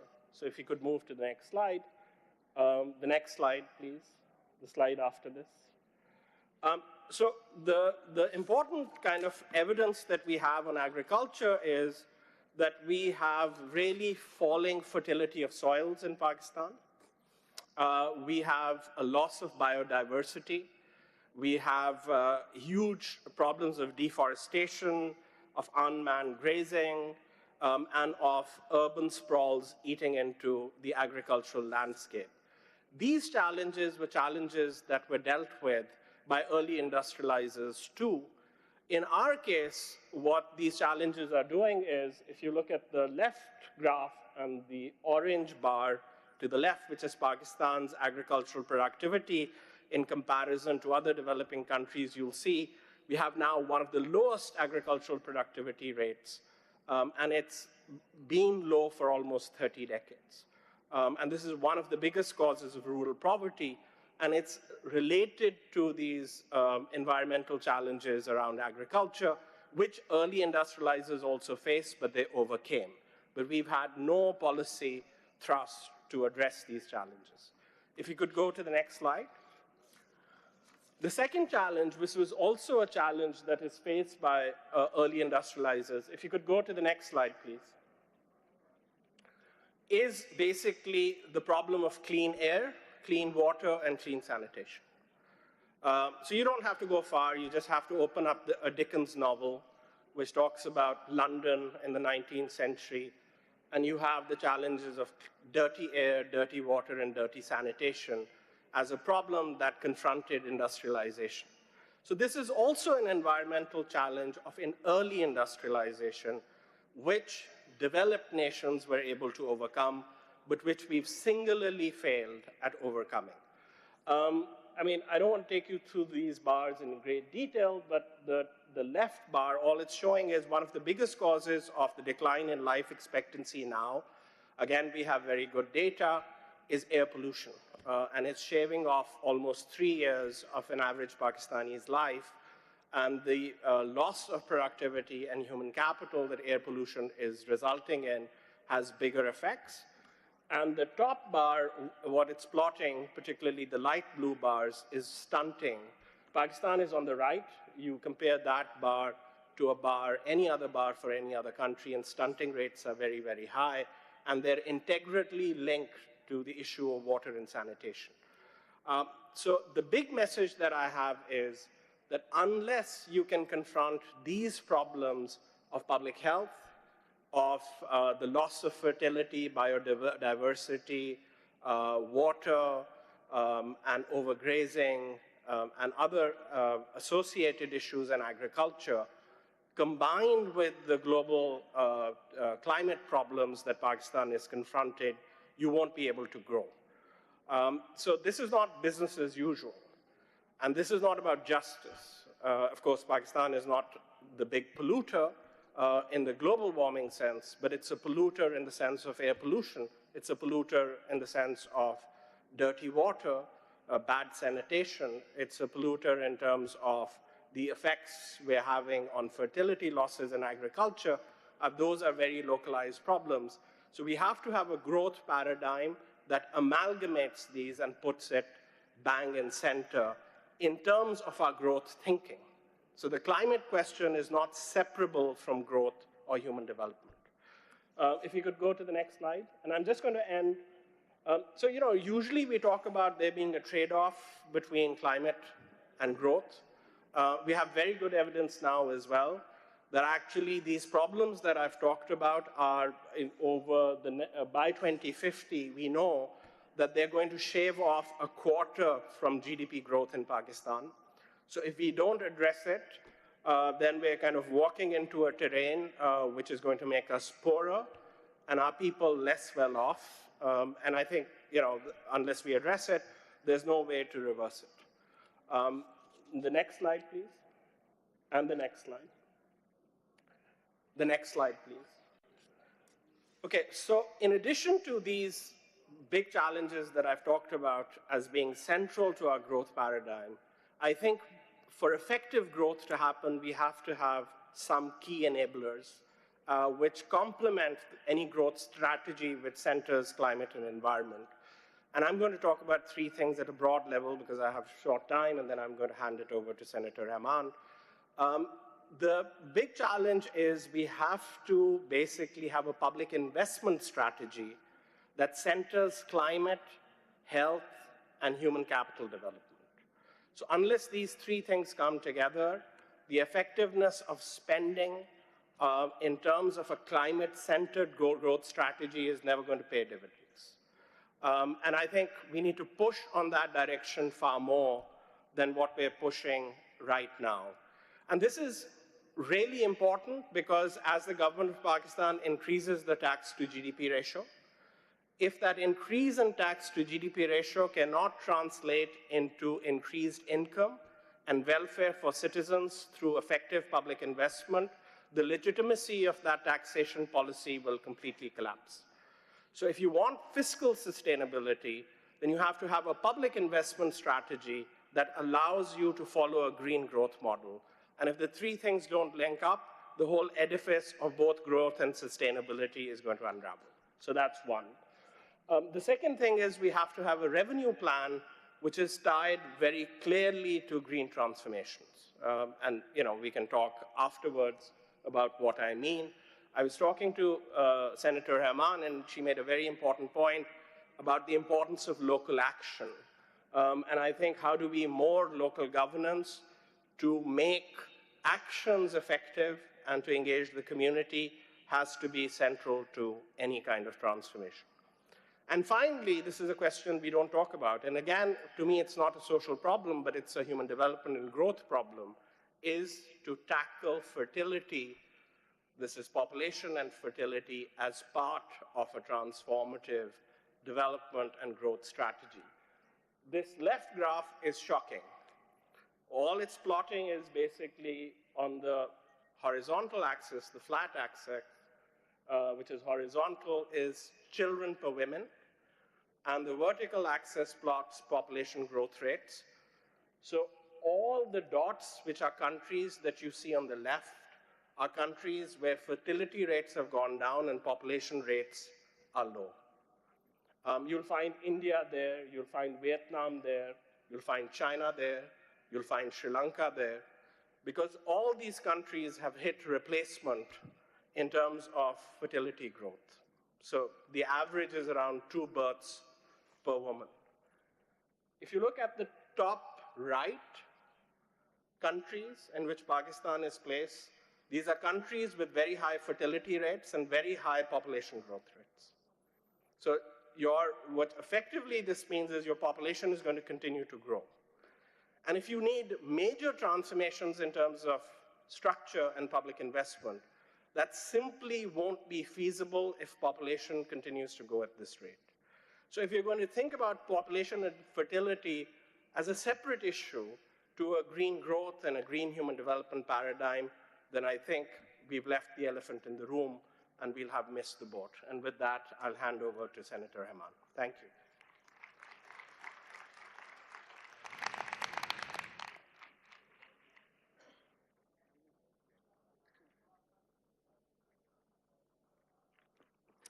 Bismillahirrahmanirrahim. Ladies and gentlemen, and Yusra, before you announce me, I lose no time. Change the slide and we get on with this. Thank you. So, thank you, Dawn Group, and my session chair, Ali Chima, for that absolutely stellar presentation. I completely agree with all your points, particularly the last one. That population is inextricably linked with the challenge of any development goal, including climate action. And for that reason, I actually bother to chair a parliamentary, well, it's a caucus, but it's the Population Council for the year for Pakistan, where we try to convene parliamentarians to bring urgency and, lend their voice to actually consider bringing down fertility rates, because that impacts everything.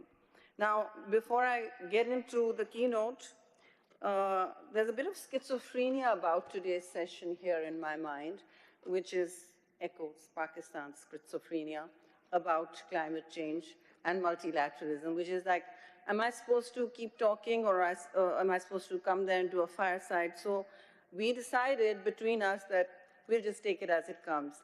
And since there's a flight to Karachi looming at the end of this session, I'm going to play it by ear. It is highly unlikely that I will make it back there for the fireside. So with those words, I quickly want to also thank and acknowledge the DawnMedia Group and all their partners for bringing this important convening together and putting their considerable heft and purpose behind this. Because, if legacy media tries to make climate and environmental issues central part of the public conversation, we're halfway there, which of course will not stop me from saying, when the National Clean Air Policy is announced, hello editor, where are you? Right there. Take it out of Metro page 3 and put it front and center. When, for instance, a few days ago, the power minister I took permission from him, he's a brave man, to say all this. And we have a friend's contract, so all is well. But say the power minister says, Pakistan's energy mix is now 55% renewable. Well, I think that's a very big, big number, and it's a big statement to make. I can sort of break that down and disaggregate it, but I think the media needs to ask the inconvenient questions from all of us and amplify the issue so that it doesn't become eminently forgettable. And here I'm not beating down on the Dawn Group, at least they're doing this, and they'll go further. But mostly, I think other than the Guardian newspaper in the UK, everywhere in the world, if I make one eminently forgettable statement about the political opposition or what we are having for tea tomorrow in another forgettable meeting in the high corridors of politics, believe me, it will be the front page or the back page at the very least. So I think this is a problem climate stress and environmentalists encounter the world over. And it's one of the themes we discussed at the World Economic Forum for a while, that why is there resistance to climate change? So to me, this is a structural and fundamental issue. You've got this slide on backwards. The first slide is this, the many futures before us, because climate change now is going to define our future, not so much climate change as our choices. It is going to be the choices we make as countries, as individuals, as peoples, and even as multilateral assemblies. Because climate change, you like it or not, goes from global to local. It knows no borders, and it will not recognize that, as people have found out. In 2022, I remember saying, what went on in Pakistan will not stay in Pakistan. That was our, insignia for the COP27. And I'm very sorry to say, many countries then saw 2 years of climate hell unfold in front of them. You've all seen the Los Angeles fires, the Red Mountain, the Burning Mountain, but you have not heard too much about a similar fire that went on in Balochistan 2 years ago. That's because the media wasn't interested. It's too remote an area. If it was the Margalas burning, in what is known as the fire season, you would have it on TV. But in Balochistan, there was an event in 2022 which burnt down thousands of acres of pine cone forests, which provide livelihoods for many more thousands of people. Even my researchers not interested in it. I kept asking for an update. I didn't get it. But I'm very focused on that because that fire raged on for weeks. It consumed most of Pakistan's, Balochistan's juniper, which takes over 50 years to grow, and provides livelihoods and exports for over $2 billion. So it is something that we have to look around us to lay our fingers into. In that sense, my point one is, for Pakistan and the world, the scatter is too great. The challenge is very, very quantum. It's not a 20th century conversation or a 20th century challenge. Quantum means it is everywhere, at all places, at the same time. And the more it accelerates, the more the climate clock ticks, which is faster and faster, it is going to be at your doorstep. There is a human reaction to this, and it's also in Pakistan, particularly in many countries. Climate denialism is coming back to define our responses. And what that means is we have an epistemical arrogance that it's not going to happen to us. It won't happen again, maybe then, because we're really not responsible. Which brings me to the heart of what I want to speak about, which is who is going to take responsibility. Turns a bit of the climate justice argument around on its head because, as Mr. Chima says, climate action is not just about climate justice. Of course, it's not. It's very many things. And it's going to take more than 20 minutes to unpack those, so I'm not going to unpack all of those. There are better specialists than me that will address each sectoral challenge. But the broad issues that I see looming in front of Pakistan are, quite simple. They are three. One is that we have decided in many ways to continue with looking at climate as an external problem. Is this my fault because I brought up climate justice at COP27? Of course not. Okay, maybe a little bit. But climate justice is integral to how the global north and the south see each other. That is the climate bargain we strike at what are known as the Conference of Parties. We have had 29 of those, ladies and gentlemen.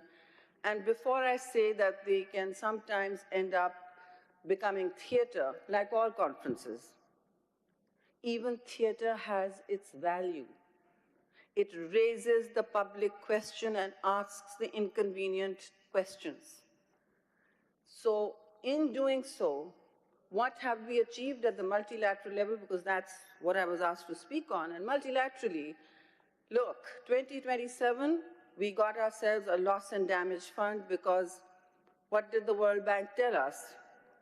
That Pakistan's survival for, or sustainability for growth, as Mr. Chima says, for everything, you need $348 billion.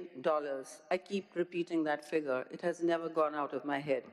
$348 billion until 2030, not 2047.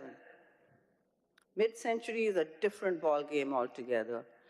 Pakistan needs to understand that it is not just finance, but it is this business as usual, the BAU idea of action that will change the future for us. Either we continue with business as usual, which, make no mistake, we are, or we go forward in radical changes in how we think, how we treat climate as not an add-on thing or a separate subject or a niche issue.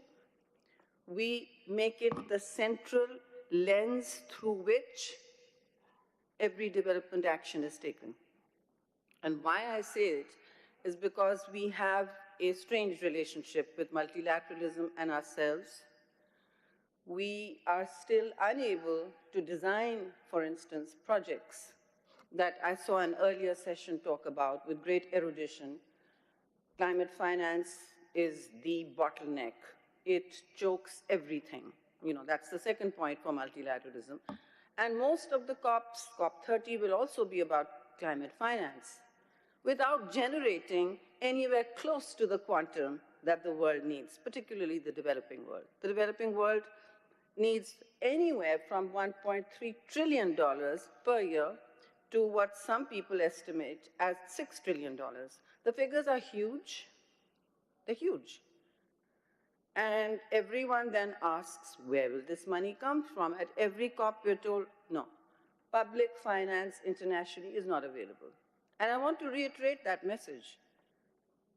My most important bumper sticker for Pakistanis today is, no one is coming for you. If your house is burning, which it is, please smell the flames and the fumes and get it together with the fire hose yourself. Okay, that is my most important message, which does not mean that if 4 houses away, I know that someone was responsible or partially responsible for setting this fire, I will not seek to bring them to justice. Let's not colonize our minds further. We should seek that justice. That is the heart of the bargain that is struck at COP29, or should be struck at COP30 rather, but we have lost leadership on loss and damage. You don't even hear about it. It has not raised more than $800 million. And so Pakistan must ask. Any woman will tell you, you do not get your rights by expecting it to filter down to you as part of an entitlement program or a call to justice. It does not. You have to push for it. Having said that, pushing for climate finance is your right, it's an entitlement, don't change that. Decolonize further, please. I hear that people were talking about bankable projects, you know, design them so they reach financial close, they attract investment, bring the private sector in. We have to do that all in Pakistan, because no one is bringing those trillions of dollars to your doorstep. Even the bank is going to give you loans. They're just going to give you loans and increase your indebtedness. So before we keep strategically drifting forward, and I don't think Pakistan has totally done that, I think we've taken some steps, this is what keeps me awake at night. Somebody asked, Ms. Icky, you asked me, what keeps me awake at night? This is what keeps me awake at night, the strategic drift that the world is in right now into acute climate stress and Pakistan is a poster child for the triple planetary crisis, the pollution which we are entirely responsible for, not like climate change, not the greenhouse gas emissions that creates the overheating of the planet, the pollution, the loss of biodiversity, entirely our fault, the loss of green cover, forest cover, polluted rivers, polluted air, entirely our fault, and take responsibility for it. But the biggest crisis is going to be overheating. That is something we are not causing. We're less than a 1% emitter, but again, that mountain is burning, and to get beyond that red mountain, what do? You take clear stock of what's happening in the world. Multilateralism is retreating. Smell the coffee. The rules-based order after the Second World War is in ICU. So different rules will apply for different actors. And you've already seen that, okay? When you focus that down to climate finance and your entitlements, you're very lucky you got the loss and damage fund. But now, it's lost traction. We haven't heard anything from Team Pakistan for 2 years on it.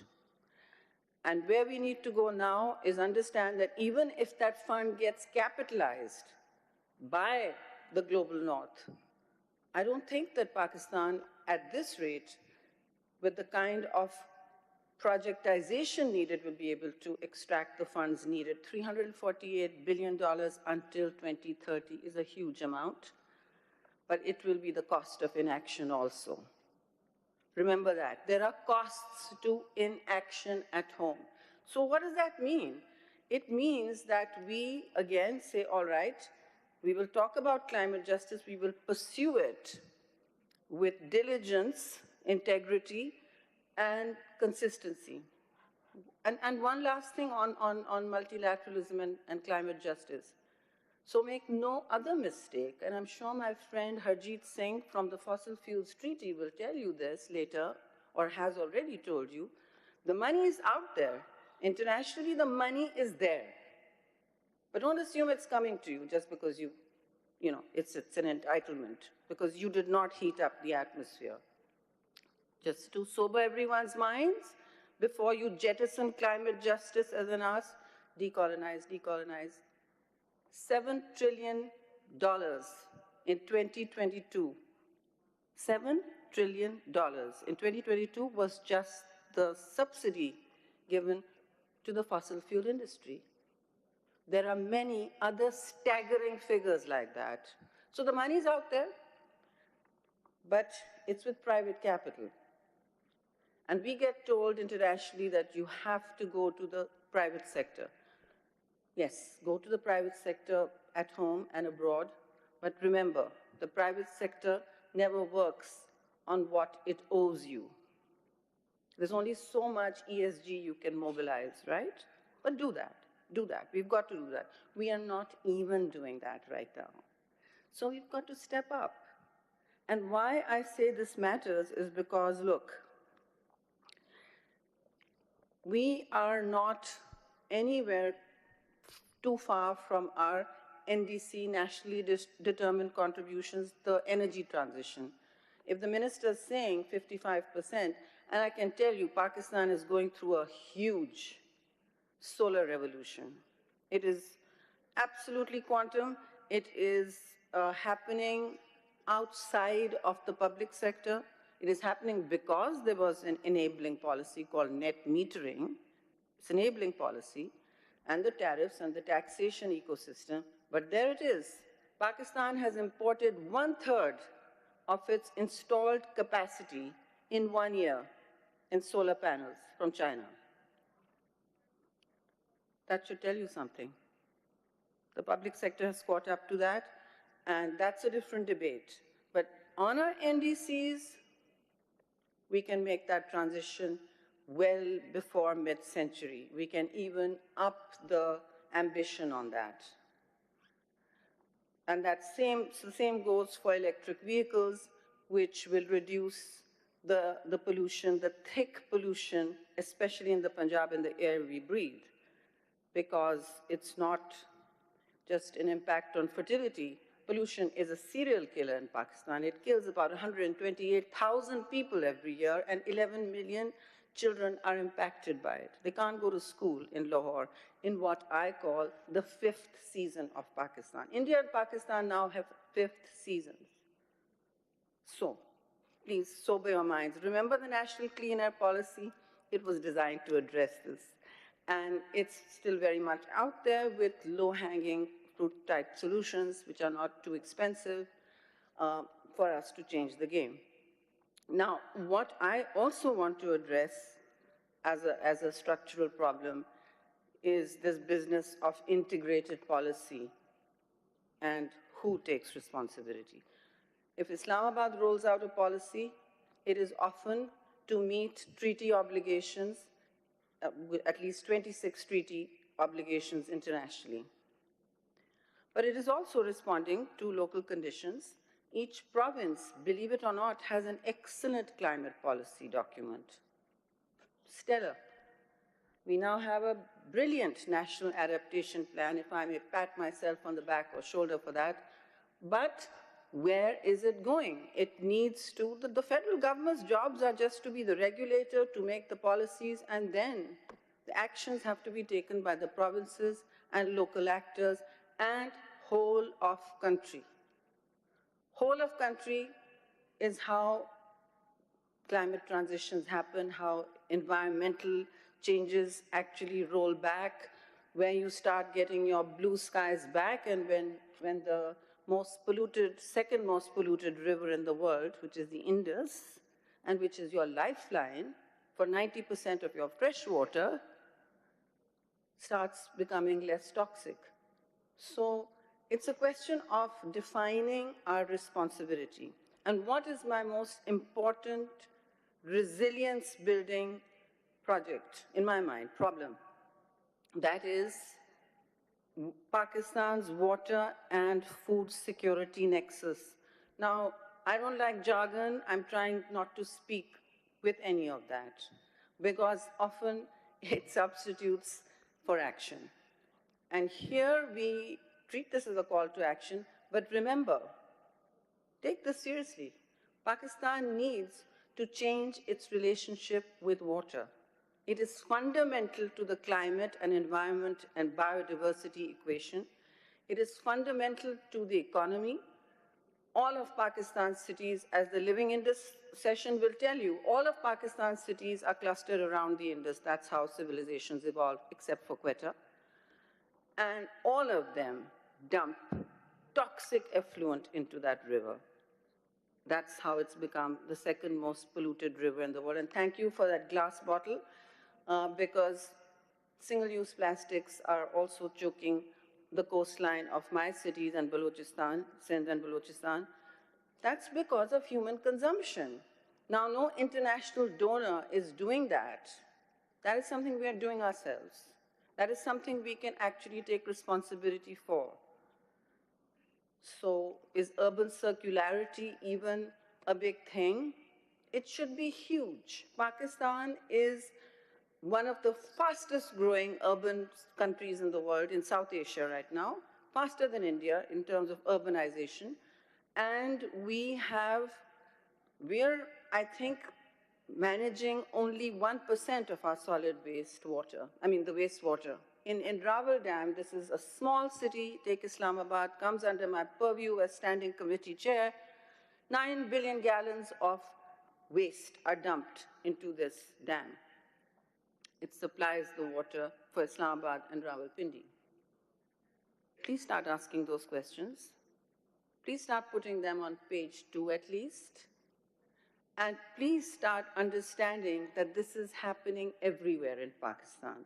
So in this arc of actions from global to local, if there are local actions to take, then they have to be related to water. Agriculture is very much part of it. There are different actions needed for our rural areas.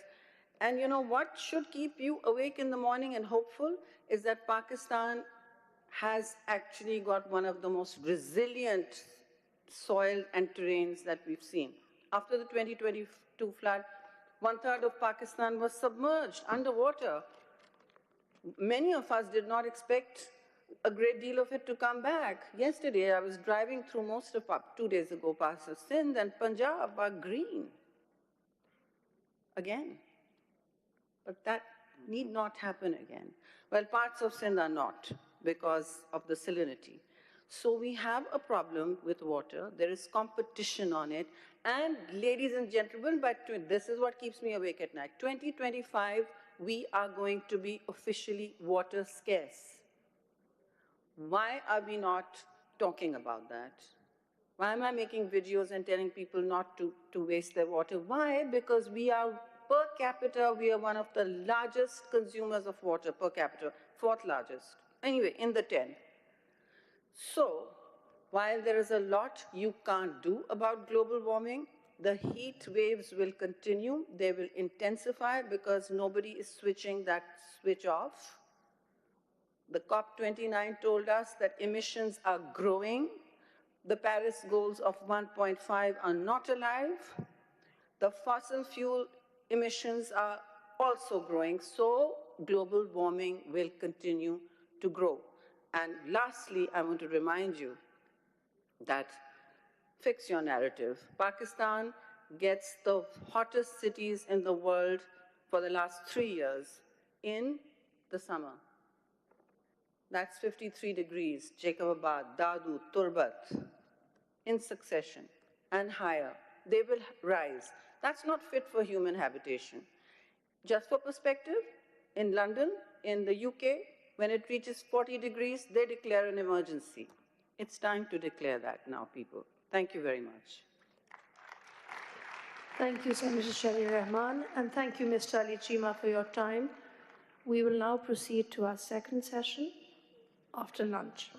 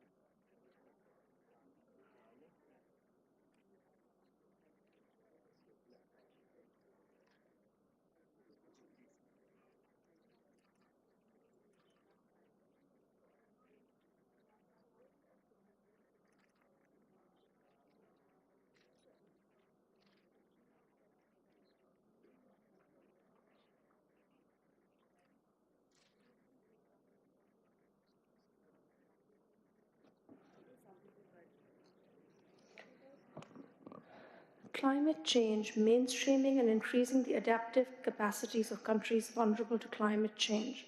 The next session, Climate Mainstreaming session, the keynote address will be delivered by Ms. Valerie Hickey, Global Director of Climate Change, World Bank Group, titled Mainstreaming and Increasing the Adaptive Capacities of Countries Vulnerable to Climate Change.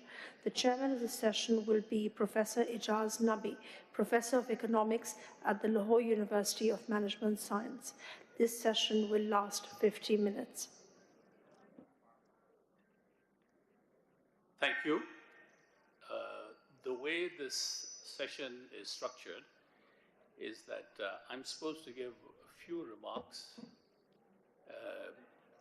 just to set the stage, and then Valerie, as though she hasn't had enough speaking time, will come in and tell us more about how we do adaptation to mainstream climate change issues. The session is then structured for me to ask Valerie some questions, which is great because it'll make it a little more iterative than it has been so far. So let me, is it okay if I stay here rather than go to the, okay. Now, a number of speakers starting with the finance minister, and the finance minister always does this. Ali Chima, Sherry Rahman, a number of speakers pointed out the importance of getting the population issue right. That's within our control, and that will affect a lot of the outcomes down the road. So a lot of people have said that we should do something about it. We have allowed it to drift for too long. Now, there is good news there. There are experiments going on in public-private partnership to deliver family planning services at the door to lowest income households. So childbearing age women identified through BISP data are being incentivized to go to private clinics who happen to be very near where they live in order to overcome the social hesitation to visit family planning clinics. This was started in a Section 42 company, and I think many people sitting here understand what those are. These are essentially public companies, but with independent governance structures. They're independent boards. So one such company was set up by Mr. Shehbaz Sharif when he was Chief Minister of Punjab. I happened to be his economic advisor, and he said, "You've got to chair it. I knew nothing about family planning." But we had an excellent board, and we experimented with facilitating access to family planning services, and it really worked very well. World Bank has now picked it up and is going to scale it to all of Punjab. And I think there are lessons there to be learned for other provinces to do similar things in order to reduce the CPR rate, which is the contraceptive prevention, prevalent rate. So because several speakers raised this issue, I thought I would give some good news and the possibility that that issue can be addressed with sensible institutional and other support policies. Now, we've had a lot of discussion on finance. And we know that in the end, it comes down to what we call plumbing. In other words, we've got to fix a lot of things ourselves to make it attractive for not just the multilaterals, but also for private finance to come in. So I'm not going to talk about that. But to do the plumbing, we need a good map. We need a good roadmap. We need a good analytical basis to do the plumbing. So I'm going to ask Valerie to take her time to tell us about what kind of analytical work exists already that we can use in order to fix the plumbing issues so that we can make ourselves attractive for climate finance, whether it's multilateral or it's private, or indeed fix our own fiscal systems so that we can have more space for intervening in this extremely important issue. I have a presentation. I don't know if that can be... Okay. So what I'm going to do is just summarize what we think are the most important issues we need to address. One is we need to cope with catastrophic events. Pakistan's geography puts us in a place where we are highly susceptible to catastrophic events, as we saw in the 22 floods. And these events, I'm afraid, are going to only increase as temperature begins to rise. So preparedness for that. And then how do you respond in a fiscally responsible fashion? What instruments can you design or can you further improve, like BISP, in order to intervene effectively when these catastrophic events happen? There's good analytical work in this area, and we hope very much that Valerie will speak to that when she speaks. The second important issue is adaptation to rising temperatures. there are three principal areas to focus on. One is the impact it'll have on cities. Sherry Rahman talked a lot about that. We know that flooding will increase. We know that heat islands will increase in cities. So what does analytical work tell us about how to deal with flooding and how to deal with heat islands? It'd be great if Valerie can speak to that issue. Energy is going to be central. We already know, as Sherry told us, that we are increasingly moving towards solarization, which is great. But we will need to complement solarization with fossil fuel-based generation, because there's not, solar generation is not constant.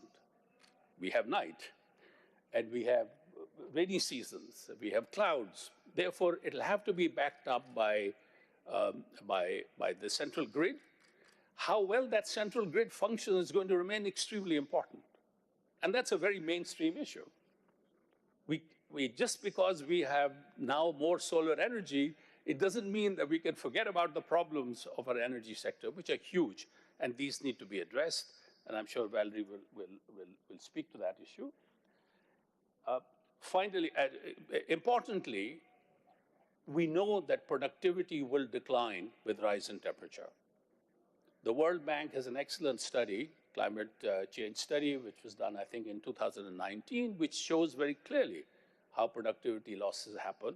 And subsequently, another study on productivity that the World Bank did further deepens knowledge in that area. Productivity will decline in 50 degrees, 45 degrees temperature.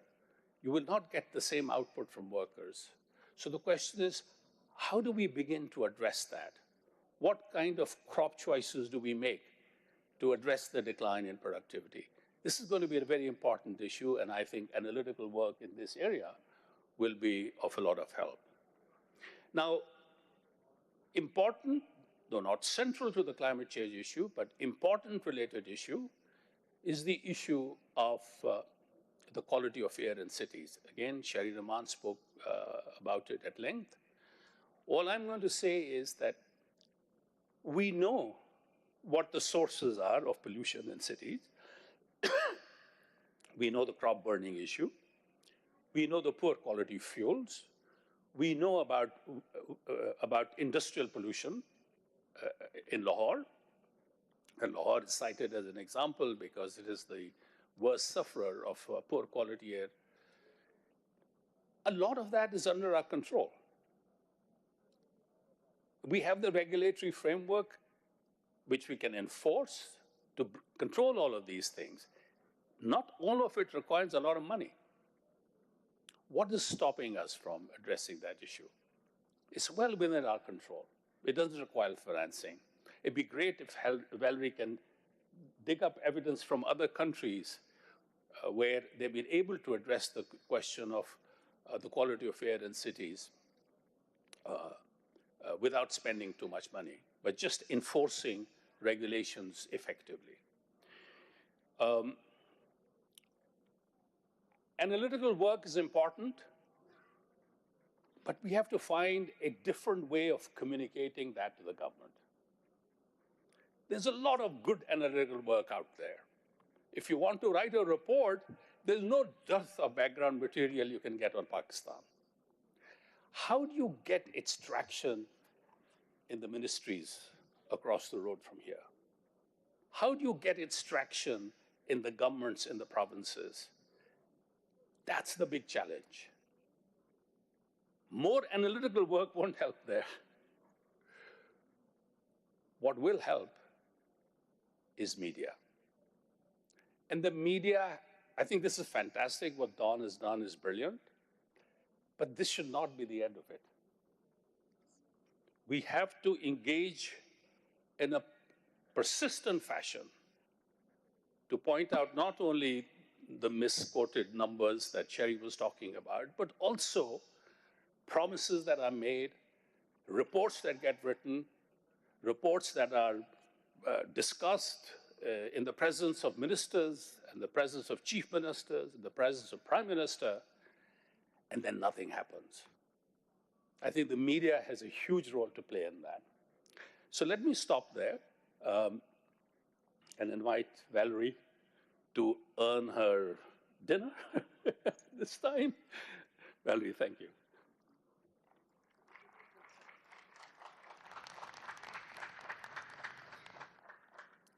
Thank you so much, Professor. And yes, it's me again.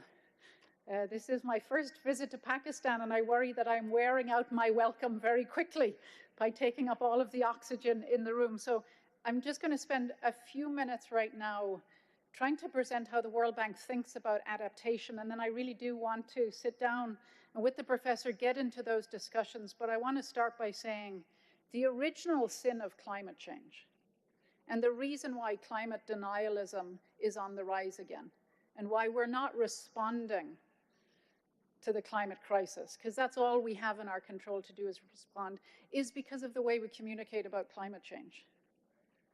Even the fact that we talk about climate change, nobody knows what the climate is. Everybody knows what weather is. Why don't we just talk about the weather? Why don't we talk in terms that people understand and be very wary of the audience we're speaking to? Because how we describe what we do in adaptation at the World Bank to an audience of some of the smartest, most educated people on climate change from the public and private sectors is very different to how we would speak about it to a farming family. And yet too often in the climate change community, we say the same thing to both audiences, and neither audience understands what we're talking about anyway. So communications really is the original sin of the climate community.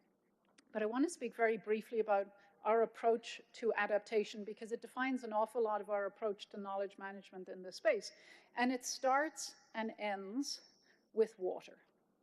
Because when it comes to adaptation, water is to adaptation what energy is to mitigation. It's the alpha and the omega. Because people experience climate change through floods or drought or desertification or land degradation, whether as a sudden shock or whether as the slow-moving misery that hundreds of millions of people experience that never is in the news, because the fact that somebody can't make enough off of their land isn't very exciting or sexy, not compared to fires in Los Angeles when multi-million-dollar celebrity homes are burning down. But it is a slow-motion misery. And of course, when I say we experience, it's how we experience climate change. We don't really experience climate change. We're all going to be fine. It's the poor. It's the people who are already downtrodden, for whom already just simply through an accident of birth have a lot less than all of we have. And I think it's important that we remember that, because globally, there's 1.2 billion people who are facing this climate crisis, and too many of them alone. They don't have access to all of that data that everybody talks about. There is no dearth, you're absolutely right, Professor, of data on climate change in Pakistan, but I guarantee you there are tens of millions of farmers who don't have access to that data. The men, and increasingly the women who are actually farming the land, don't have access to the data. So it's not just that data exists, it's who it's in the hands of. But at the end of the day, when we think about adaptation and we think about the climate crisis, we have to talk about the terrible tango. And it's the fact that climate by itself is not the threat. It's climate coupled with human action or human inaction that is making things so much harder. Human choices about overuse of land, about deforestation, choices that are often driven out of necessity, not any kind of neglect or malintention, accelerates the impact of climate change. The same as climate change accelerates the need to take those sorts of local actions that hurt people in the medium term. And it's not just in rural areas, it's in urban areas. I'm always amazed that here in Pakistan, as your population in cities grows by less than 2% a year, the spatial size of your cities are growing at almost 7% per year. That's a mismatch, which means these cities are becoming unaffordable, they're inefficient. It's a huge waste of money and time, and you're creating slums in one part, and again, certifying that inequality. Not to mention, of course, air pollution, knocking on average 4 years off of people's lives. There's hundreds of thousands of babies born in Pakistan with smoker's lung, right out of their mother's womb. think about that. That's not okay. Those are choices that we need to rethink. But the good news is when it comes to adaptation, because we're learning, and part of our reason to exist as the World Bank is to share good news and to share lessons so that countries can learn faster, they can fail faster. Things have changed. In the last 10 years alone, over 1 billion people have been made resilient against climate change. That's incredible. That is good news. And it's basically because we're talking about resilience. And at the end of the day, resilience is, again, one of these terms that isn't in everybody's everyday vocabulary. But it's about what is somebody's capacity and capabilities and courage to face Mother Nature at her worst? How do we build up those capacities and capabilities? And how do we do it in a way where adaptation is not just about building back? It's not even just about building back better at the margins. It's about transformation. It's about not letting a crisis go to waste. And I really admire what Pakistan has done after the horrendous floods of 2022. What Sindh province did in its housing reconstruction is exactly that. It's not about building back so that people are still poor, but they're not more poor. It's not about making marginal improvements in the houses. It's taking a whole different approach built on a focus on data and data-driven decision-making and transparent data and accountable data. This ability to go more than build back better at the margins and really transform an economy, a sector, a place, in Sindh was focused on owner-driven approach. It was focusing on empowering women. It was focused on jobs. Because at the end of the day, a great adaptation is to have a nice job. There's nothing better than a salary in your pocket that is safe and secure to allow you to bounce back. So this is something we focus on very much when we talk about adaptation at the World Bank, is that nobody can afford neither the time nor the treasure to think about adaptation as a defensive agenda, as just building back to where you were. It has to be a growth agenda. You've heard that from so many people today. It means centering adaptation with growth, with human development. It means in the agriculture-water nexus, which is at the core of the adaptation agenda, the climate agenda here in Pakistan, you have to think about the water insecurity that Senator Rahman was talking about. You have to look at modernizing irrigation systems, better managing surface and groundwater resources, to think about water pricing mechanisms to encourage conservation. What about upgrading canal infrastructure? What does that look like? How do you do integrated flood and drought management? Because too often, this slow-moving misery is floods one day, drought the next. It's in agriculture similarly thinking about so many of these issues, thinking about repurposing subsidies. We've talked a lot about that today. Climate-smart practices, diversifying crops. At the end of the day, agriculture is all about seed, feed, and land.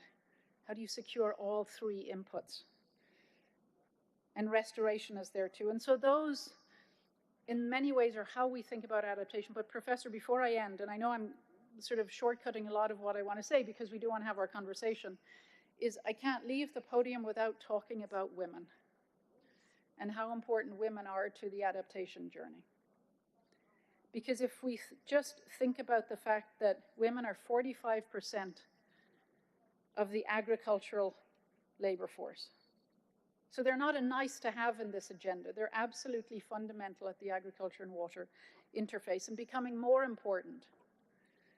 80% of the food we put on our table is produced by 550 million farms across the world. Increasingly, because of migration, because the men in those families are leaving those homes to go to cities to earn a salary, increasingly, those 550 million farms are being headed by women. So we can't have a conversation about adaptation without talking about women, without talking about land ownership. This is something that the Sindh Housing Reconstruction Project did so well. It put women's land ownership, women's financial inclusion at the center of their thinking. But today, globally, 40% of countries have formal regulatory barriers to women owning land. 40%. If you add cultural barriers, that number goes up again. In so many countries, women's land ownership is mediated through their marriage. That's the only way they have access. Even in those countries without regulatory burdens, without cultural burdens, there's often an administrative burden. Women don't always have the ability to travel in the same way as men. Offices to register for land can be far away. Forms can only have one name on them. And so we have to remember, and we have to work on women's land ownership if we're serious about the agriculture and water nexus and really fighting the climate crisis. And we have to do it in two additional ways that I think we always forget. One is taking care for women during the transition. This is, again, Professor, where data is so important, because the data tells us that for every 1 degree Celsius increase in temperature, domestic violence rises by almost 3%. We learned this during COVID too. So we have to safeguard women during this period of transition, and we have to have them at the table. If women aren't at the table, their interests are going to be on the menu and they're going to be spit up and chewed out. It matters who is in the process. And so at the end of the day, the way we at the World Bank think about adaptation is it is about doing development better and faster, and it's about doing development for and by women. Thank you, Professor. Thank you, Valerie, and thank you, Professor Ijaz Nabi. We will now move on to a short recess. We have a stage set up. Please don't leave the room. Excuse me. Allow our teams. Yeah. Ji? We have an iterative session after. Ji, please. So, thank you. Okay. Let me put the first question out of the way. It's on the minds of lots of people. Multilaterals, led by the World Bank, have been at the forefront not only for money, but to my knowledge, to my understanding, also for knowledge creation. And I think this knowledge creation in many ways is even more important than the money. We also know that the World Bank's the World Bank's environment, the World Bank's, the milieu in which the World Bank functions and other multilateral institutions has been heavily dominated by a major contributor, which is the United States. And I think the United States has done a lot of these contributions for the good. There is something fundamentally changing in the United States about its role in the world order. And I think a lot of people are wondering what that will do to the way the World Bank and other multilaterals function and interact with developing countries. It may be too early for you to say something concretely about this, but this is a question that will come up again and again and again. So we get some early views from you. No, thank you, Professor. And you know, in many ways, the answer to this is, regardless of the administration in the US or anybody else, the bank is going through a period of change. We were born out of the Second World War. We were born as a bank for reconstructing Europe. In the 1990s, we very much became a bank about poverty and thinking through how do we lift countries out of poverty. And in the last few years, especially since COVID, we've realized that the way out of poverty doesn't simply run through a country's own borders. It's about cross-border problems. That's what COVID is. An illness in one country that has reverberated across the world and still does.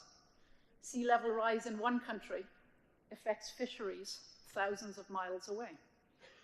And so we have to think about those cross-border issues, and it's why climate change remains front and center to what we do, because it is one of the biggest threats to the poor, who at the end of the day are our clients. They're the people I get out of bed every morning to work for. And so as part of this evolution, I think there's two things we realize that matter. That one, we've done lots of knowledge. We have spent lots of money creating data, curating data, bringing data together. And I think we made two key mistakes. One, we then deployed that data often through consultants. We hire consultants, bring them into countries, get them to lecture you, get to tell you what's happening in your country or what you should do in your country, and then we fly them out. And you're left behind with maybe a nice report to put on your desk, but it hasn't built capacity. And we realize that you cannot use data if it's not localized, if it isn't owned and operated by the country, if we're not building the capacity to continue to curate and manage that data and that analysis. The second thing we realized, the mistake we made in terms of knowledge in particular, was we had terrible proximity bias. And so most of the partnerships for knowledge creation were built with big international NGOs or consulting firms in Washington or in London or in Brussels, not with the academic minds, the NGOs in the countries where we work. And so, of course, oftentimes the solutions we were coming up with are wonderful for Washington, but they're not so useful for Port-au-Prince in Haiti. They're not so useful for Islamabad. And so thinking through how do we actually work with the people who have to live with the results of that knowledge generation. So it's been interesting that we're already going through this evolution regardless of administrative change in any of our shareholders. Okay, maybe we can come back to it later if there's time. But I just wanted to point out that among the bilaterals, FCDO has taken a somewhat different model. FCDO has been funding research. A lot of the cities agenda that I talked about comes from analytical work done with funding by FCDO through the International Growth Centre, which is a London School of Economics and Oxford consortium. They have taken a very different approach. There's no consultancy funding at all. It's all local researchers in partnership with international researchers. And there is enormous amount of very country-specific, very evidence-driven information on what works and what doesn't work. I hope very much the World Bank will begin to incorporate that knowledge also in its conversations with the government, because of the money angle, you guys have a much better access to government than other researchers. But this localization is key. It's why now, whenever we do analysis, whether we do the data creation or the actual analysis of data, we're always asking the following questions. Question number one is, what's the problem we're trying to solve? And we're stopped looking at these global aggregate problems. What's the specific problem in Islamabad on air pollution that we want to try and solve with this analysis? Second question we ask is, whose problem is it? Because often we come in with our own ideas of problems people care about, or we come in with a solution focus. And if we can't identify who owns the problem, then we also don't know how to communicate to them, because some people want a 300-page technical annex document. Other people need an Instagram video. But if you don't know whose problem you're trying to solve, you don't know how to communicate or how to answer it. Third question is, has somebody else answered it? In a world where we have so little money, and academics, particularly in local places who are trying to solve these problems, don't have time to keep answering the same questions. So we need to confirm that nobody else has solved this problem before. And then we have to confirm that we have the people within the bank who can actually assess the value of that knowledge we're creating, who know whether the solutions that we're coming up with are next generation solutions, are best in class technical knowledge, are at the frontier of that technical discipline. Because if we're not doing that and doing it locally, we're not going to get our knowledge to result in action. You know, you emphasized, and earlier Ali Chima emphasized, that to mainstream climate change, you have it part of the, you have to make it part of the growth agenda. Pakistan is searching for a new growth paradigm. What we pursued in the last 20, 30 years hasn't delivered. We see the results in front of us. We need to move away from real estate and retail, get back into exports, which is what we did very well till the late 90s. The question, and the World Bank has just announced a 20 billion 10-year lending program to Pakistan.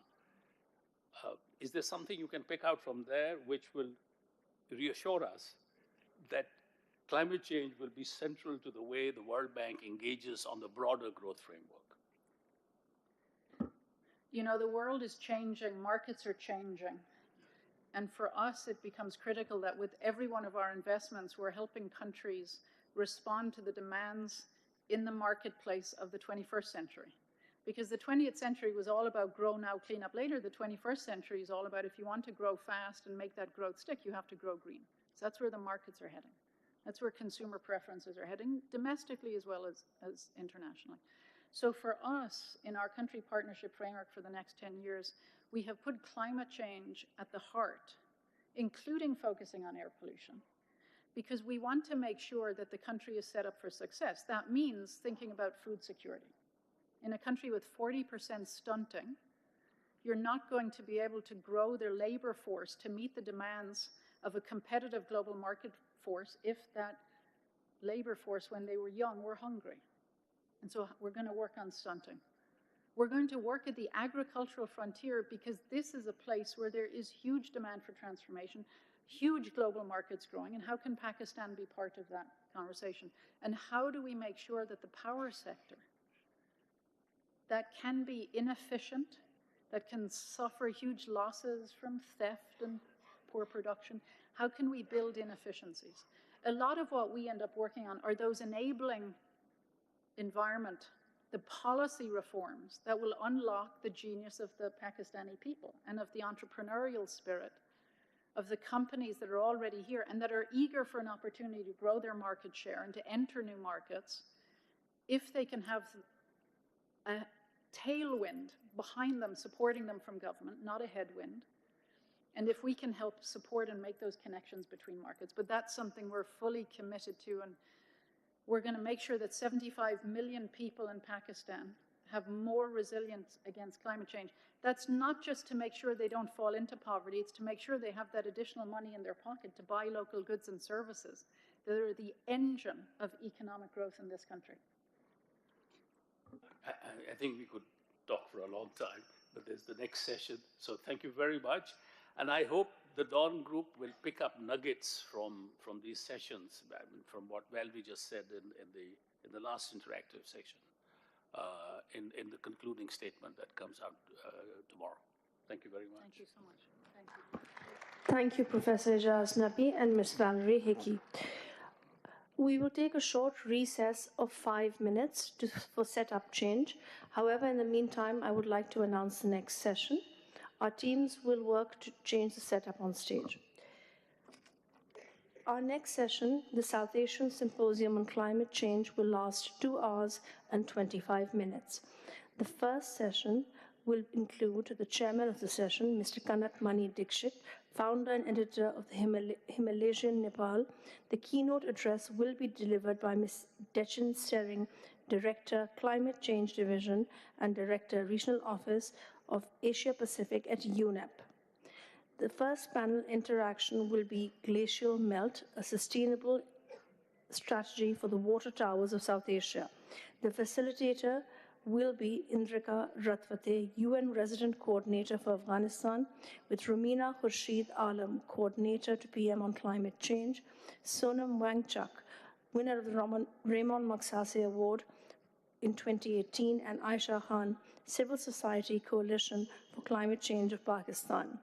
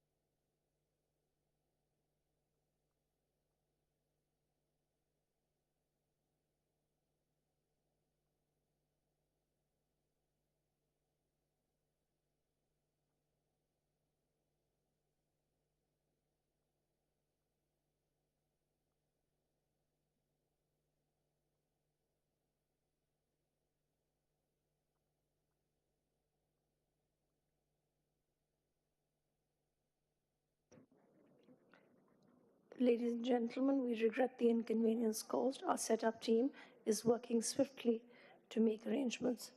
Thank you.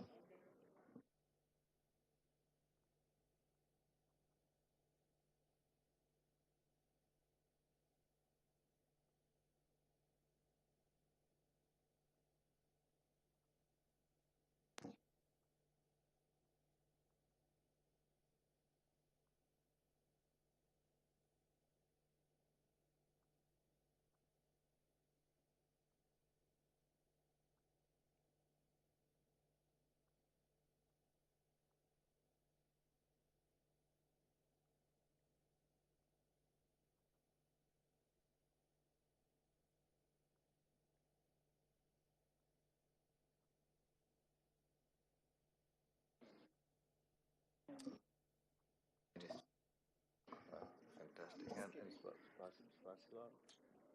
Good stuff, no? And good for mic is on.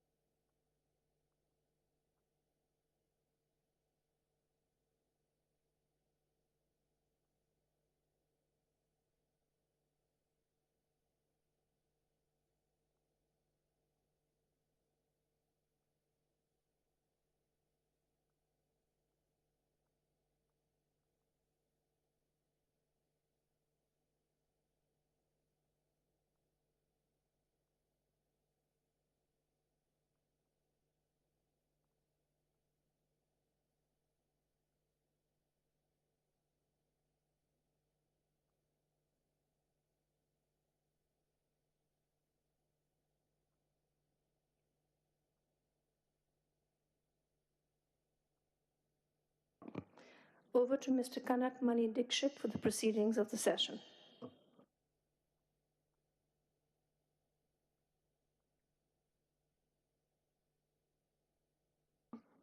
Thank you, ma'am. Greetings to all the participants to this very important meeting, not just for Pakistan, but all of South Asia. And hence, the title, Breathe Pakistan, can just as easily be converted to Breathe South Asia, because we are all under the same pall of smog and impacted by the same receding glaciers. My fellow panelists up in the dais, and greeting friends. My name is Kanak Mani Dikshit. I come from Kathmandu, and as I flew westward towards Pakistan, although there is no direct flight, but westward towards Pakistan, the plane flew at 38,000 feet over the western Himalaya of Nepal. Never since my childhood, and I'm an avid watcher of the mountains, the Himalaya, never has there been less snow. And there's never been as much rock faces showing up to the public down below.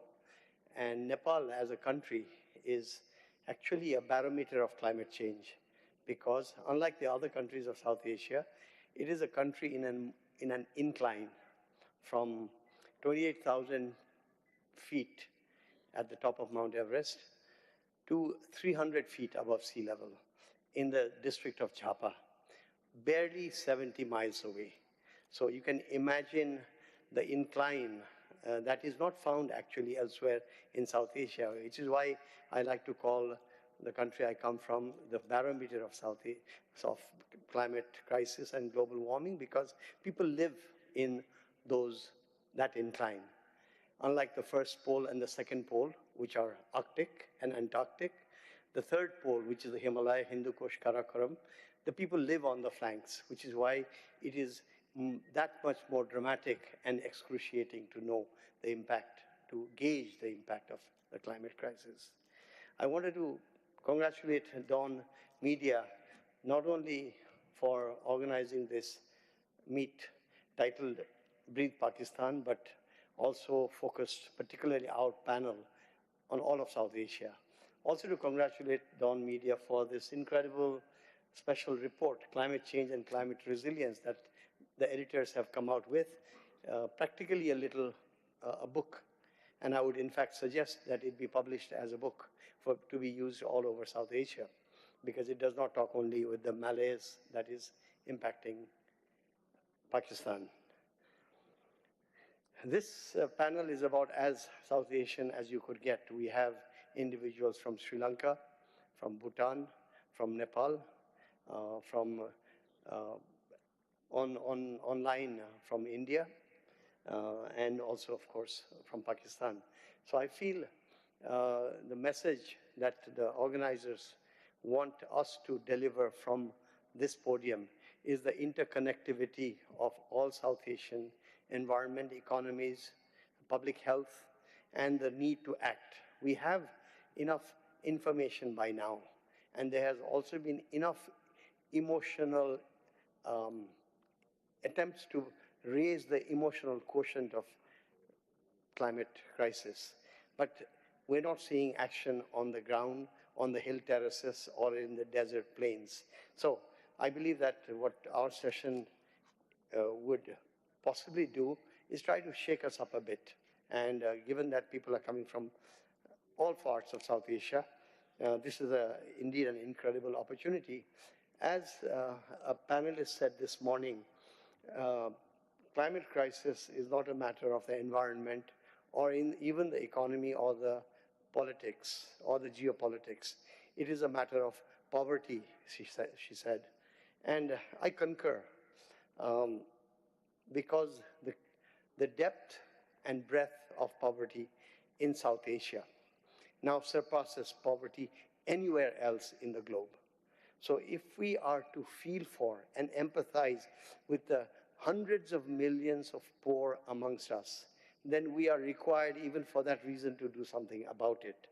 And I was at 2 p.m. today, I went into a particular site that gives you the evolving population by the second of the world and of the parts of the world. So this afternoon at 2 p.m., there were, we like to say South Asia has a quarter of the world's population, 25% nearly, and we like to say hence we have a duty to ourselves to do something about the climate crisis. But we are also talking about poverty quotient within that 25%. But let's just count how many South Asians there were, how many of us there were at 2 p.m. today. 1,985,226,402 individuals. So if we just keep saying we're a fourth of humanity, it's just a proportion. It is important to look at individual lives, and particularly the lives in poverty, which is why poverty is going to be heightened. The stress of individuals is going to be heightened with the climate crisis, already happening as we speak around South Asia. So when we speak of climate change, we had the code words. We had global warming, then we got climate change, then we started saying climate crisis, then we started saying climate emergency. But that's certainly not enough. There are new terms coming up even as we destroy our ecosystems more. We always used to say rising oceans and receding glaciers. That is no longer enough. Let me add to the terminology. We used to say GLOFs, glacial lake outburst floods. Even that is not now enough, because in the high Himalaya, from the Karakoram, Hindu Kush, all the way to Namcha Barua, in the easternmost tip of the Himalaya, you have permafrost melting. Permafrost melting is, the melting of permafrost is not yet a discussion even among academics, but the frozen frozen stones, boulders, dust, detritus is loosening up. And when you have extreme climate events and rainfall, you have what happened in Sikkim last year, what happened in the Melemchi River of Nepal 3 years ago. Incredible crisis for which we already have the indicators in front of us. And so beyond groundwater, and when we say groundwater loss, we tend to forget that the smog that goes up from Lahore, from the Pakistani Punjab and a part of Sindh, Indian Punjab, Haryana, they go up and the westerlies take everything eastward for 7 months of the year. And so it is not just a matter of aesthetics, friends. When that dust at 14,000, 15,000, 16,000, this almost like aerosol dust, settles on the snows, you have the albedo effect, which means that the snow melts much quicker because of the darkness on the surface. It does not reflect back the sun. But not to talk science, but to talk sociology, what that does is it reduces groundwater. And when groundwater is reduced across the swathe of the Himalaya, the water in the Ganges and the Brahmaputra and of course the Indus depletes drastically. So the link between burning crop residue in the Punjab, receding glaciers, is also leading to groundwater loss. So these are the kind of connections I believe the organizers have wanted us to draw, and there are specialists in the diverse arena here before you today. Before that, of course, we will have Dechen, who is with the United Nations Environmental Program, herself coming from Bhutan, will have much more to share also from her very important position that she holds for the region, and soon to be the UNEP head, I gather, for Asia, more or less, yes. I'll end with two quick points.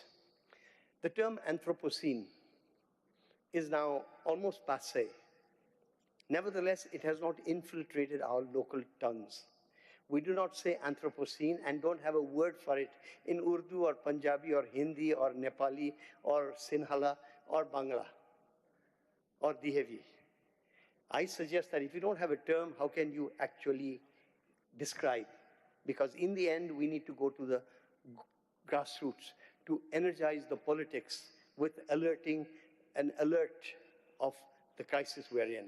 So what we have decided in Nepal is to popularize the term Anthropocene rather than go look for a term with a Sanskrit root. Likewise, there's no reason to go for a Persian root for Anthropocene speaking in Urdu, for example. So in Nepal, we're popularizing Anthropocene, just to get the message across. The brown cloud, as we call it, black carbon, whatever, when it rises from industrial activity, from emissions, from agricultural residue burning. Last year, friends, last December, we tend to think of this cloud as only going as far as Bangladesh from here, from the Punjab plain. It actually, last year, twirled over the Bay of Bengal, went down to Sri Lanka, and as far as Maldives. So let no one say that for now that the Indo-Gangetic smog impacts only the Indo-Gangetic Valley. It is all over. And sadly, our governments are turned away from each other. At the very point where we need to be talking to seek desperate measures, our governments are actually at loggerheads, particularly two largest governments of our South Asian space. And so you see it in the condition of SARC, South Asian Association for Regional Cooperation, practically moribund. The summit to have been held in Islamabad in November of 2016. It has been hanging fire. The government of Nepal has been forced to hold on to the chairmanship of SARC. We need to find a way through sessions such as this to send the word, please talk, please keep issues and problems on the shelf, because the crisis, as many people have said before me, is existential. So how is it that the media talks about the smog all the time in Lahore, in Punjab, in India, in Delhi, in Haryana? How come nobody does anything about it? What Yogendra Yadav, a very prominent social scientist as well as politician of India, of New Delhi, wrote an article 3 weeks ago, where he said that while everybody is agreed about the crisis with the AQI in Delhi and in the rest of the Haryana, Punjab plains, why is nothing happening? Because the politicians do not raise it. There is a silence of convenience right now there is elections coming up, as you know, and the political parties who are fighting each other are at loggerheads. They don't talk about AQI. So there's something going on, and that something is wrong in our politics. Within our politics, there's a problem, and with our interpolitics, our geopolitics, there's a problem. So I think I end there with my chairman's remark, which became a little longer than I had planned. I apologize. May I now introduce Dechen, who is, of course, as you know, the Dechen Chering is Director, Climate Change Division and Director, Regional Office of Asia and Pacific, UNEP. UNEP, of course, as the organization which should be the bellwether for all of us. Please.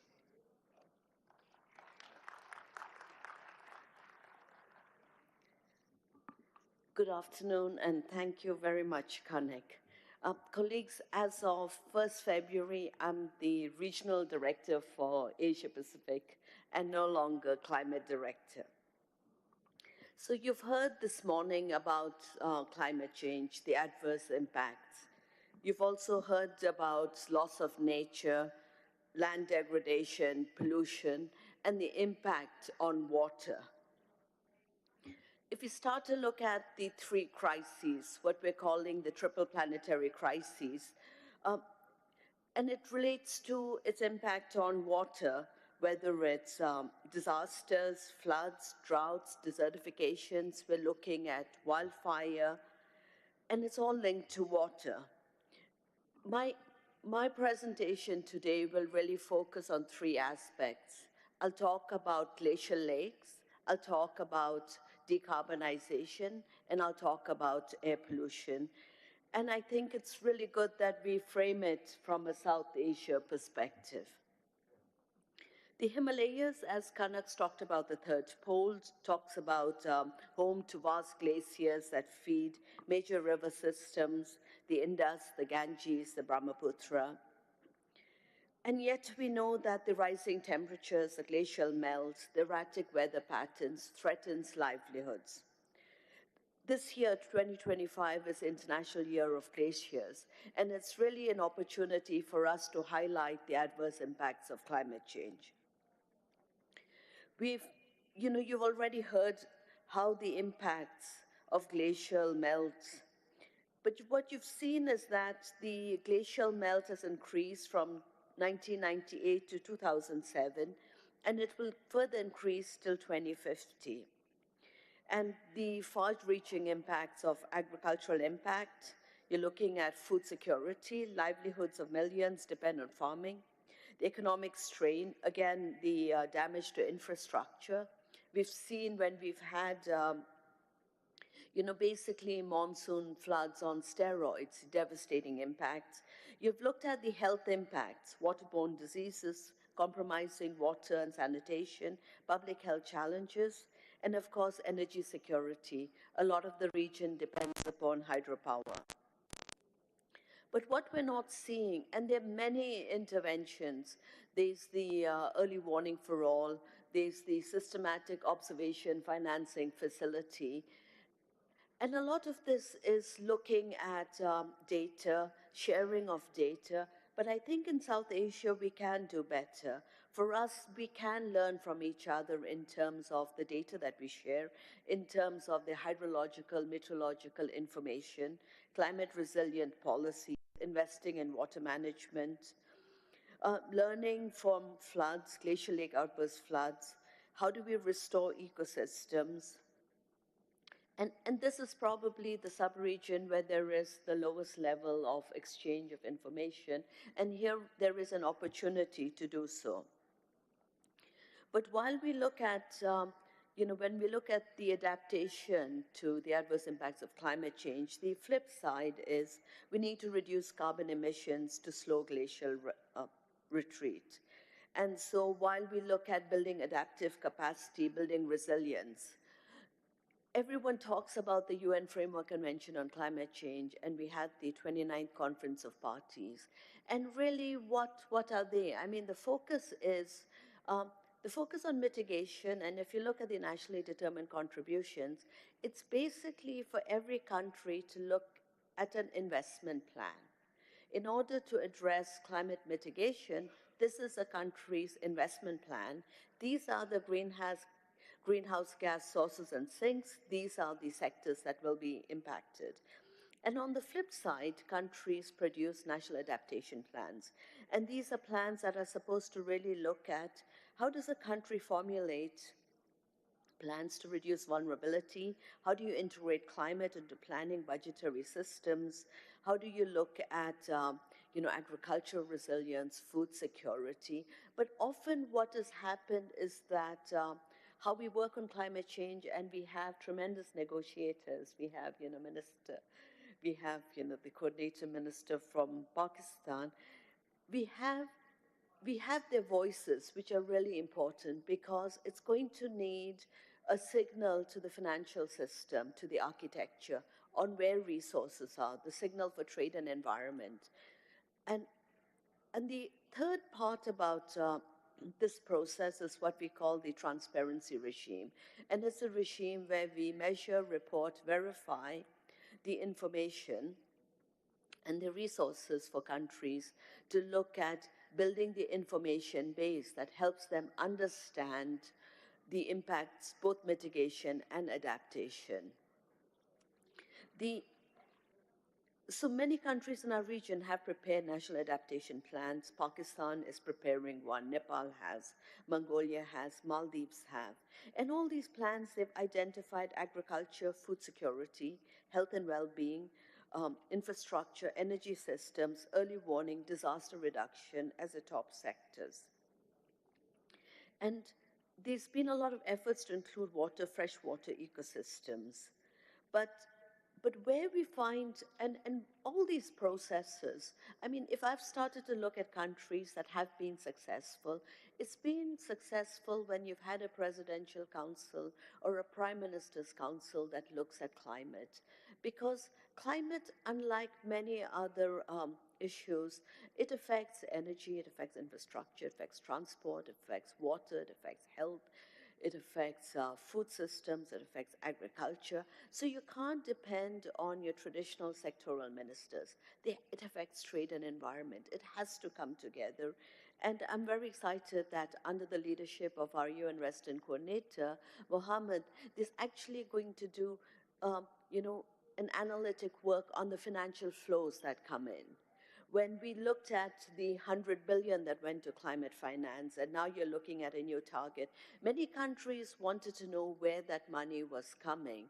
And we found that much of it that came in was not understood by the country, the governments, and a lot of it was going through private sector. And I think the more information that is out there, that would be important to understand where the interventions are happening. In India, if you look, you had the National Agricultural Bank of Rural Development, NABARD, 50 billion. And they realized all the interventions for agricultural interventions, and they're now accredited to the Green Climate Fund. So much of the work that is happening, I think, are not there isn't enough information, and I think there's an opportunity to put this information to see where there are transitions happening.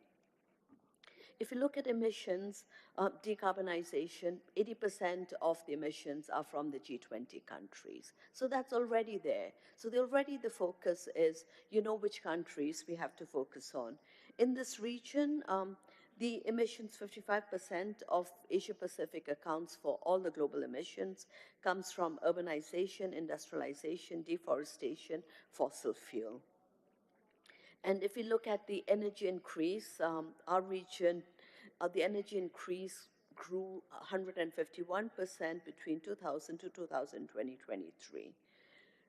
So every year countries, the next round of nationally determined contributions they expected to be ready by February 2025, and many countries will take longer. And what the NDCs give us an understanding and accounting of where we are in the emission gap. And this is the emission gap to stay within 1.5 degrees.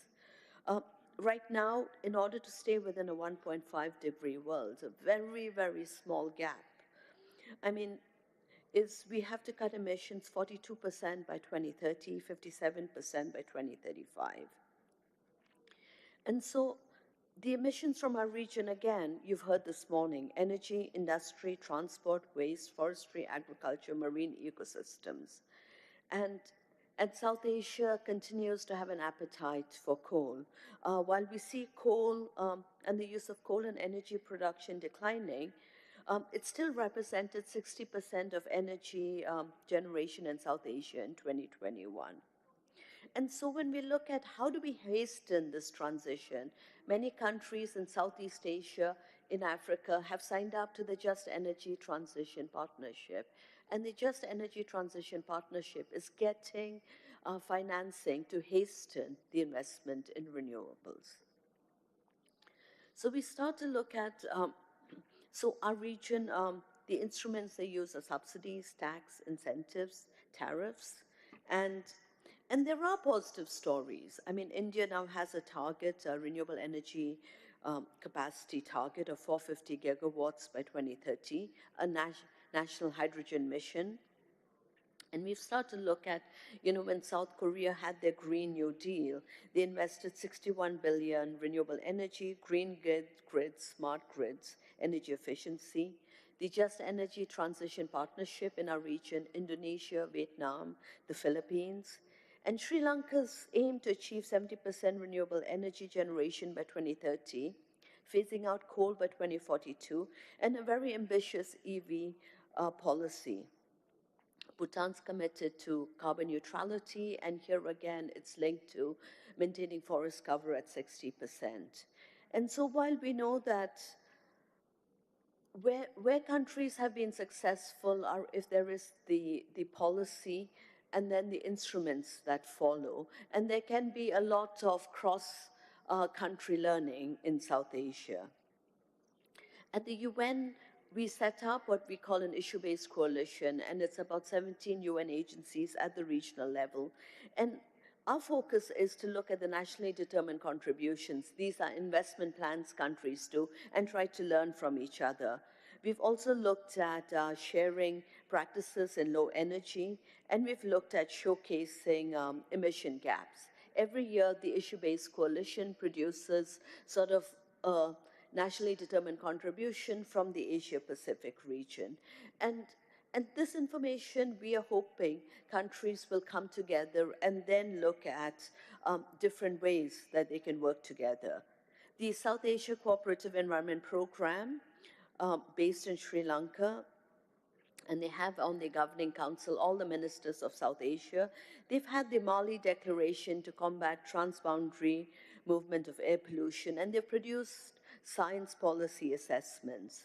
Islamabad has done a lot of work on glacial lake outburst floods, and they have their regional science policy frameworks, adaptation at altitude.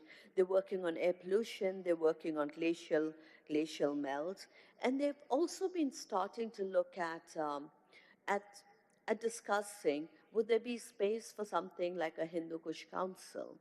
If the glaciers and the mountains are so important for the region, you know, we have the Arctic Council. Is there a space where South Asia can sit together and discuss some of these issues? Does it matter what the mountainous countries do and its impact on the low-lying countries? And an SCAP organized, hosted in last December, a workshop on air pollution and looking at policies and technical cooperation. Khalid's already talked quite a bit about air pollution, and he's talked about the importance of limiting the melting of the water towers and the interlinkages between air quality and climate change. And when we talked about air pollution, we really look at black carbon, short-lived climate and snowfields in the Hindu Kush Karakoram Himalayas, and it leads to accelerated melting. So at the moment, I mean, when we worry about, you know, melting glaciers, of 1 million cars, you know, the emissions from 1 million cars produced annually being turned off. So while you're looking at other ways to reduce emissions, there are technological in terms of shutting off the methane leaks.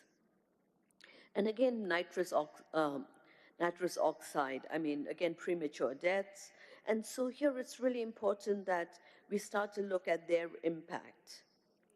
The burden of air pollution on South Asia, I mean, we were looking at WHO interim target of 35 micrograms is considered the least stringent, and you start to see the particulate matter across the region. I mean, you've seen numbers. So we're looking at acting on air quality, benefits from climate, air quality point of view. Under the SCAP, there's a regional action program on air pollution, a resolution. And what this means is the region would come together. We would monitor air pollution. We would do source apportionment, so we would know which sectors had the major emissions. And then we would look at mitigation measures. UNEP is also looking at a regional instrument for air pollution. So I think my message is whether we look at air pollution, we look at glacial lake outburst floods, we look at decarbonization. This is tremendous opportunity for this sub-region. Thank you, Kanak.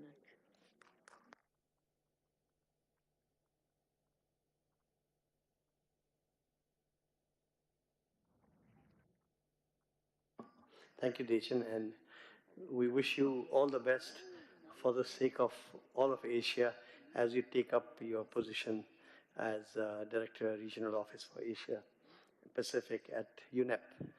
And indeed, you mentioned the Arctic Council and the suggestion that there should be a Himalaya Hindu Kush Council.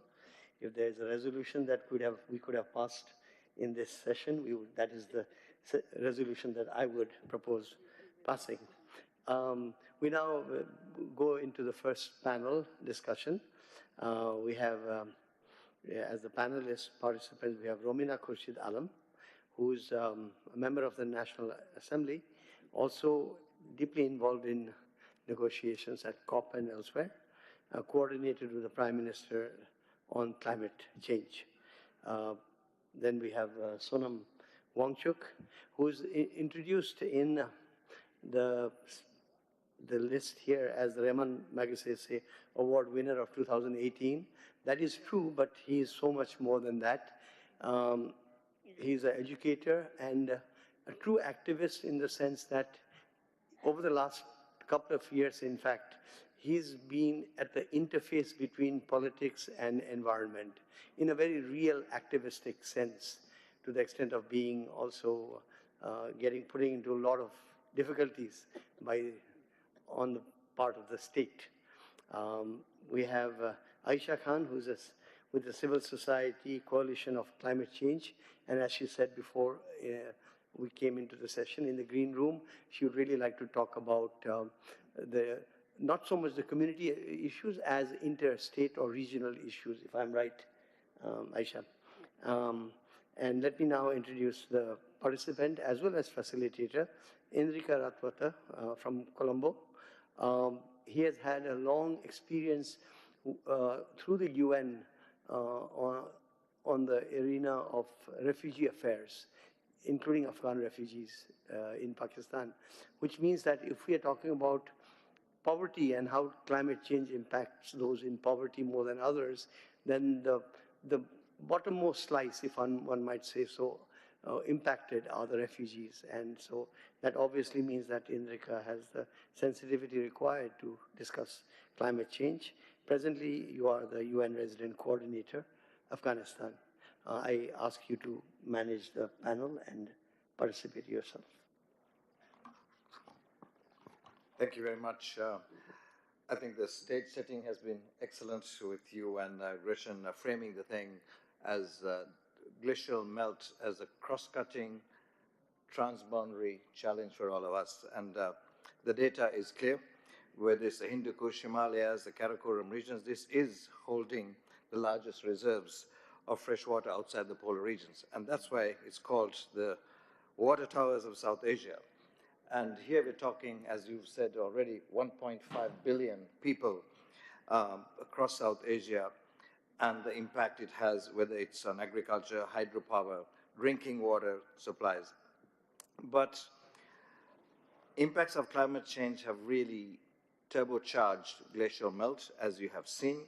Temperatures have accelerated, and today we are looking at a retreating average of 0.3 meters per year. And in the last 4 decades, in the last 40 years, we have seen approximately 15% of glacier ice that has been lost. This is an incredible amount of glacial degradation. And this rapid glacial melting has also had one immediate knock-on effect, which we have seen, is 3,000 glacial lakes, of which 33 are considered to have been classified as highly hazardous. So the water melting, collecting, lakes forming, and then the impact that goes through that, posing serious threats of, as was already alluded to, glacial lake outbursts and floods, or as we like acronyms, GLOFs, one more fantastic acronym to our nomenclature. The UN also loves acronyms, as you know, so we are adding to this. But on a more serious note, it goes beyond the immediate impacts of the devastation, impacting infrastructure, as we talked about, disrupting livelihoods in vulnerable countries, Pakistan, India, Nepal, Bhutan in the basin, but it also contributes to long-term water scarcity, erratic river flows, prolonged drought, and then leading to desertification as well. So glacial melt as a phenomenon has a knock-on impact, as we've talked about, which are far more far-reaching in this way. What does it mean? It means, as has been alluded to by many of the speakers this morning and today, and you'll hear from our illustrious panelists, the importance really for urgent collaboration, technological innovation, and sustainable strategies at a regional level as well to mitigate the impacts of glacial melt and to really ensure the water security resources for future generations. Just 2 days ago, I was in Helmand, in a remote area of Afghanistan, sitting with some farmers. And when I asked them, what is the most important thing for you? They said, water. And I said, what's the second most important thing and the third most important thing? And they said, water and water. So I think it says it all in terms of how it impacts just in a country like Afghanistan alone, where 70% is agrarian population relying on water and the lack thereof. And this is a phenomenon we are seeing in the South Asian region. So in the interest of time, let me not, without any further ado, our illustrious panelists have been already introduced. So let me ask them to just give us their shared insights based on their experience and their encounters with people, institutions, policies, and give us some insights. So let me start with Romina, then to Sunam and Aisha Khan. So Romina. Thank you very much. For me, it's a great honor to be with such a learned panel. And of course, the people who are sitting at the other side, all the participants who have been here. I first of all really want to congratulate and want to pay a great thanks and acknowledgement to all, of course, for me, it's great to see such a learned media persons over here, and of course to the Dawn, because I believe this is the greatest need of the time, that the media's responsibility. And I really want to say that hats off to you that you have taken a lead. And not only that, I just wanted to request that it's a great need of the time that we should come up with the International Climate Caucus on media, of the media, because I think it's all very much important when we talk about all these elements, because without that, things won't get resolved, because there are so many things which are being hidden, there are so many things which are being unfolded, there are so many things which are being said, but they have not been known to the people.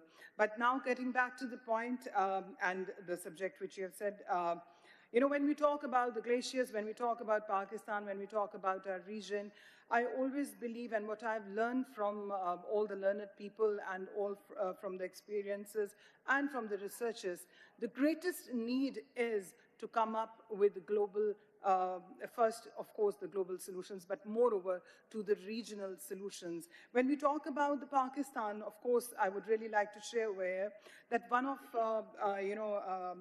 about glaciers in Pakistan, one of the greatest achievement in the recent glacier inventory conducted in Pakistan, which has revealed that we have a total of 13,032 glaciers across the country. So it's a huge number. So Pakistan hosts over 13,032 glaciers, the largest number outside the polar region. This is a significant finding, of course, made possible through the collaboration I want to share with you of the experts from EV K2CNR, along with the universities and the government institutions of Gilgit-Baltistan. So, of course, when we talk about rapid melting due to the rising temperature poses risk on the glacial lake outburst floods, affecting millions of people. And then, of course, when we talk about the Indus River, which relies heavily on glacial melt, it is at a risk, of course, threatening water security. But when we talk about the regional collaboration and the solutions, I really wanted to share over here, because I'm glad that it's almost, we all are from, if we talk about Nepal, Sri Lanka, all like countries, a region, like when we talk about the importance of the SARC, it is moreover important, like we have seen from COP1 to COP29. Then, of course, we have seen COP16, which has been recently done in, at the Riyadh, that was about the land desertification and biodiversity and so much more, which is going to be conducted next in Bhutan.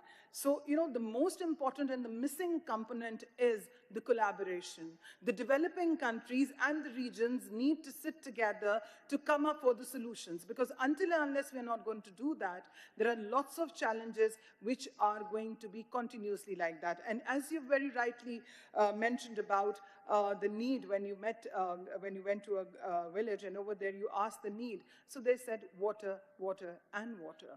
I believe this is moreover now climate challenge is no more just a climate challenge. It's a human rights issue.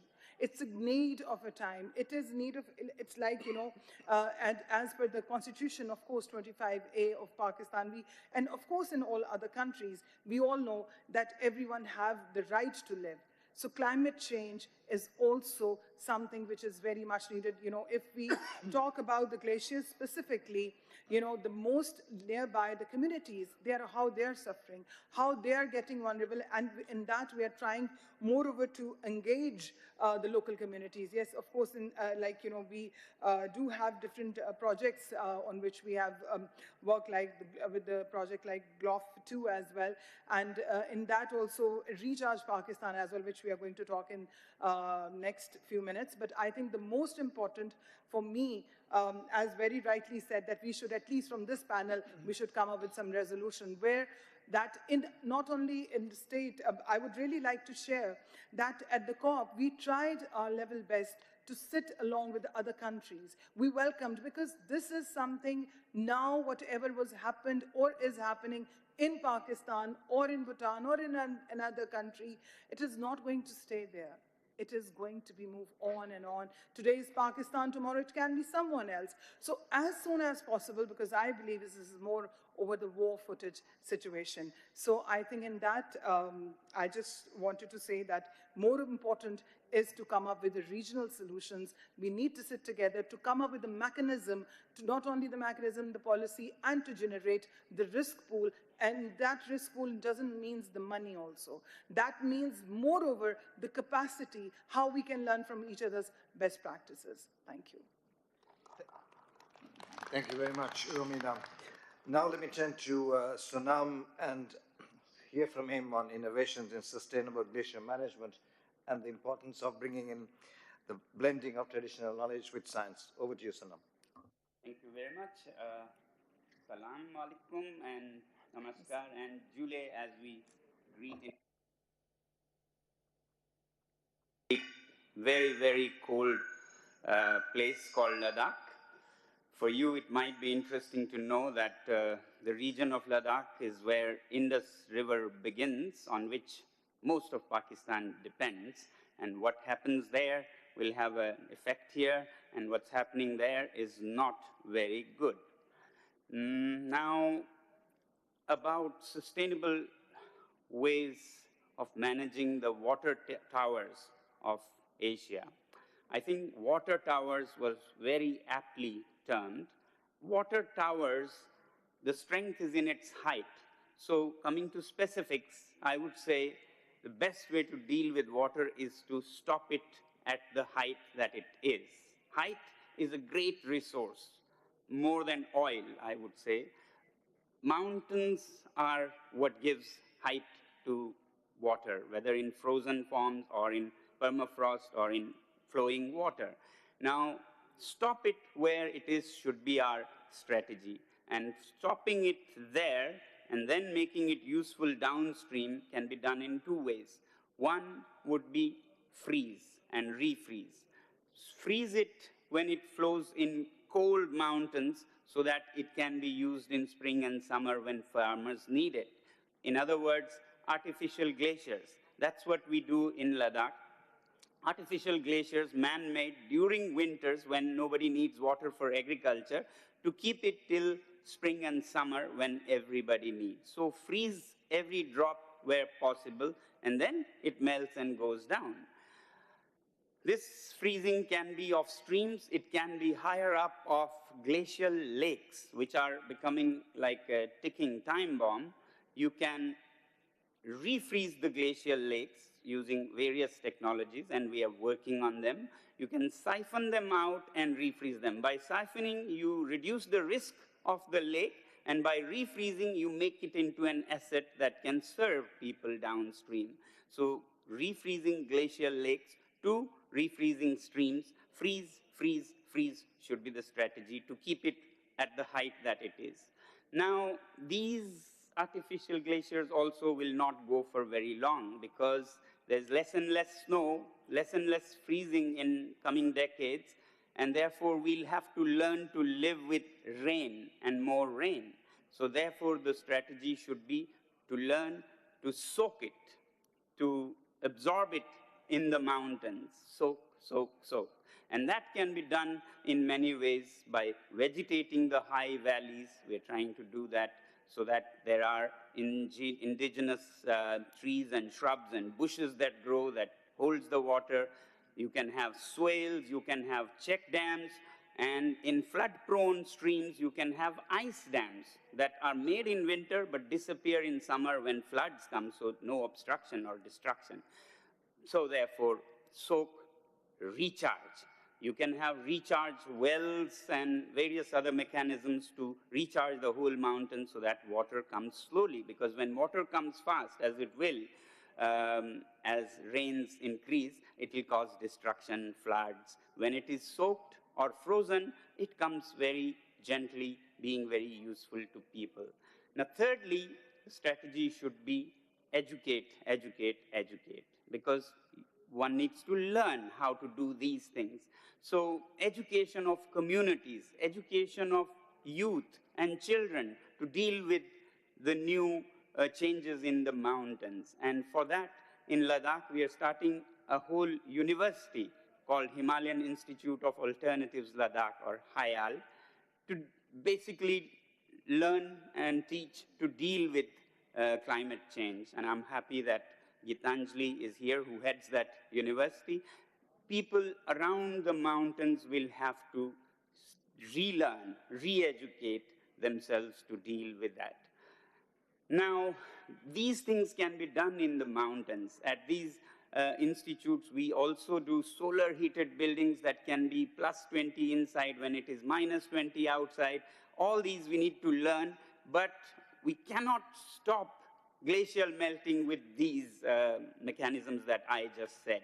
Great for local strategies, but not enough to save our glaciers. So the answer for that is not so much in the mountains, high Himalayas. It's more in big cities like Islamabad, Karachi, Mumbai, Beijing, New York, London, because that's where climate change is starting. We cannot also just blame them far away, but cities that are closer to the Himalayas, Hindu Kush, are even more to blame, whether it is in Kashmir or Punjab, Himachal Pradesh, Uttarakhand, Uttar Pradesh, Bihar. These cities not only add to the carbon dioxide, but they also release black carbon, which goes with the wind and sits on our glaciers and thereby melts it even faster because black absorbs sun's energy. So our message to the world always has been, please live simply in the big cities so that we in the mountains simply live. And this message needs to reach the whole world, and I'm so happy that media and leadership have a great role to play, and in Pakistan I see DawnMedia is taking that responsibility as a champion of environment. I wish all countries, and in my country, a media house really takes this responsibility like here. Similarly, leadership has to take charge, world leaders. While many world leaders are now denying climate change even, I'm happy that Prime Minister Modi has not only taken many initiatives, but also launched a special mission called Mission Life, Lifestyle for the Environment, to urge the people to live simpler life. This kind of initiative we expect from leadership, from media, from celebrities all, so that we later, have a safer place to live in the mountains. Finally, I want to congratulate and thank UN for declaring 2025 as the UN Year of Glacial Preservation. That's an amazing initiative like this. So with such initiatives, I have some hope that we still will live, survive, and perhaps thrive in the mountains. Thank you. Thank you very much, Sonam, for that impassioned, practical, realistic, hands-on, innovative message to all of us. Now, let me turn on to Aisha Khan, and over to you. Thank you so much. Assalamu alaikum. Good afternoon. I'm sure everyone's very tired, but I think we just need 5 or 10 minutes of your time and attention. I'll pick up where Sonam left to say that this is the year of glacier preservation, the year 2025. So I begin by saying that mountains are marvel of nature. Mountains are also sacred places. But I think we also need to remember that mountains are home to mountain communities. We have tourists who flock these places. They go there for adventure sports. They go there for recreation, perhaps sometimes for spiritual healing as well. But they leave the place degraded. They don't understand that mountain communities rely on these ecosystems for their ecological goods and services to survive.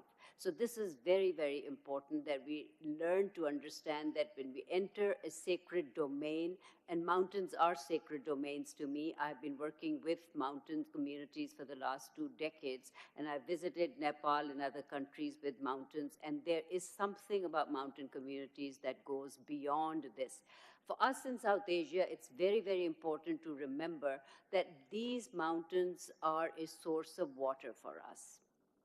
When we talk about the Himalaya, Karakoram, and the Hindu Kush, they directly supply water to 240 million people and indirectly to about 1.8 billion people who rely on these water supplies. So if we do not take an integrated approach to their management, we will not be able to retain the flows that we are getting.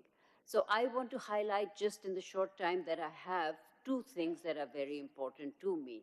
One is the centrality of mountain communities and communities everywhere, because all the approaches that we take or make have to be community-centric. And the other one is the imperative of taking a regional approach. I say this because we live in a geography that extends from the cryosphere to the coast. Whether we look at it from the regional lens or we look at it from a country lens, what happens in the mountains does not stay in the mountains. It cascades and it has an impact on all the communities till it reaches the coast, which means that communities and their resilience is very important.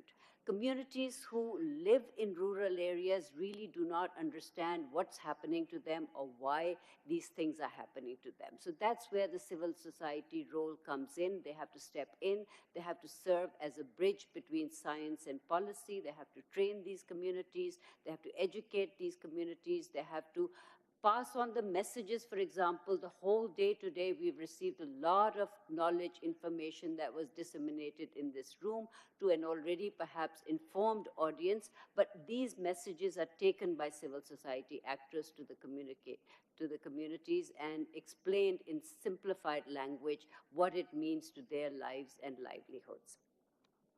On the regional front, I just want to say that we are standing at the crossroads of history right now, where we have to negotiate both with nature and with the countries that surround us in the region, especially with the upper riparian. Now, anyone who's been involved in negotiations knows that there are two approaches to negotiation. One is the distributive approach, which means that there's always a winner and a loser, and the winner tries to get the lion's share, the maximum, without caring what happens to the other half or the other 3/4 of the community, because the idea is to cut a deal that is beneficial for you. This is unjust and therefore unsustainable. The other approach to negotiation is an integrative approach where there are no losers and everyone is a winner, because here we're not looking to get the maximum pieces of that pie. We're trying to see how we can make pies so that everyone gets a share, and that is the just system, and that is what lasts long time. So I think at the country level, within communities, we need to create more awareness. We also need to find a way how to co-create policies, because from what I see, the policies that are made do not really reflect the hopes, aspirations, and the priorities of the community. So we have to go to the communities and we have to co-create those policies that are more reflective.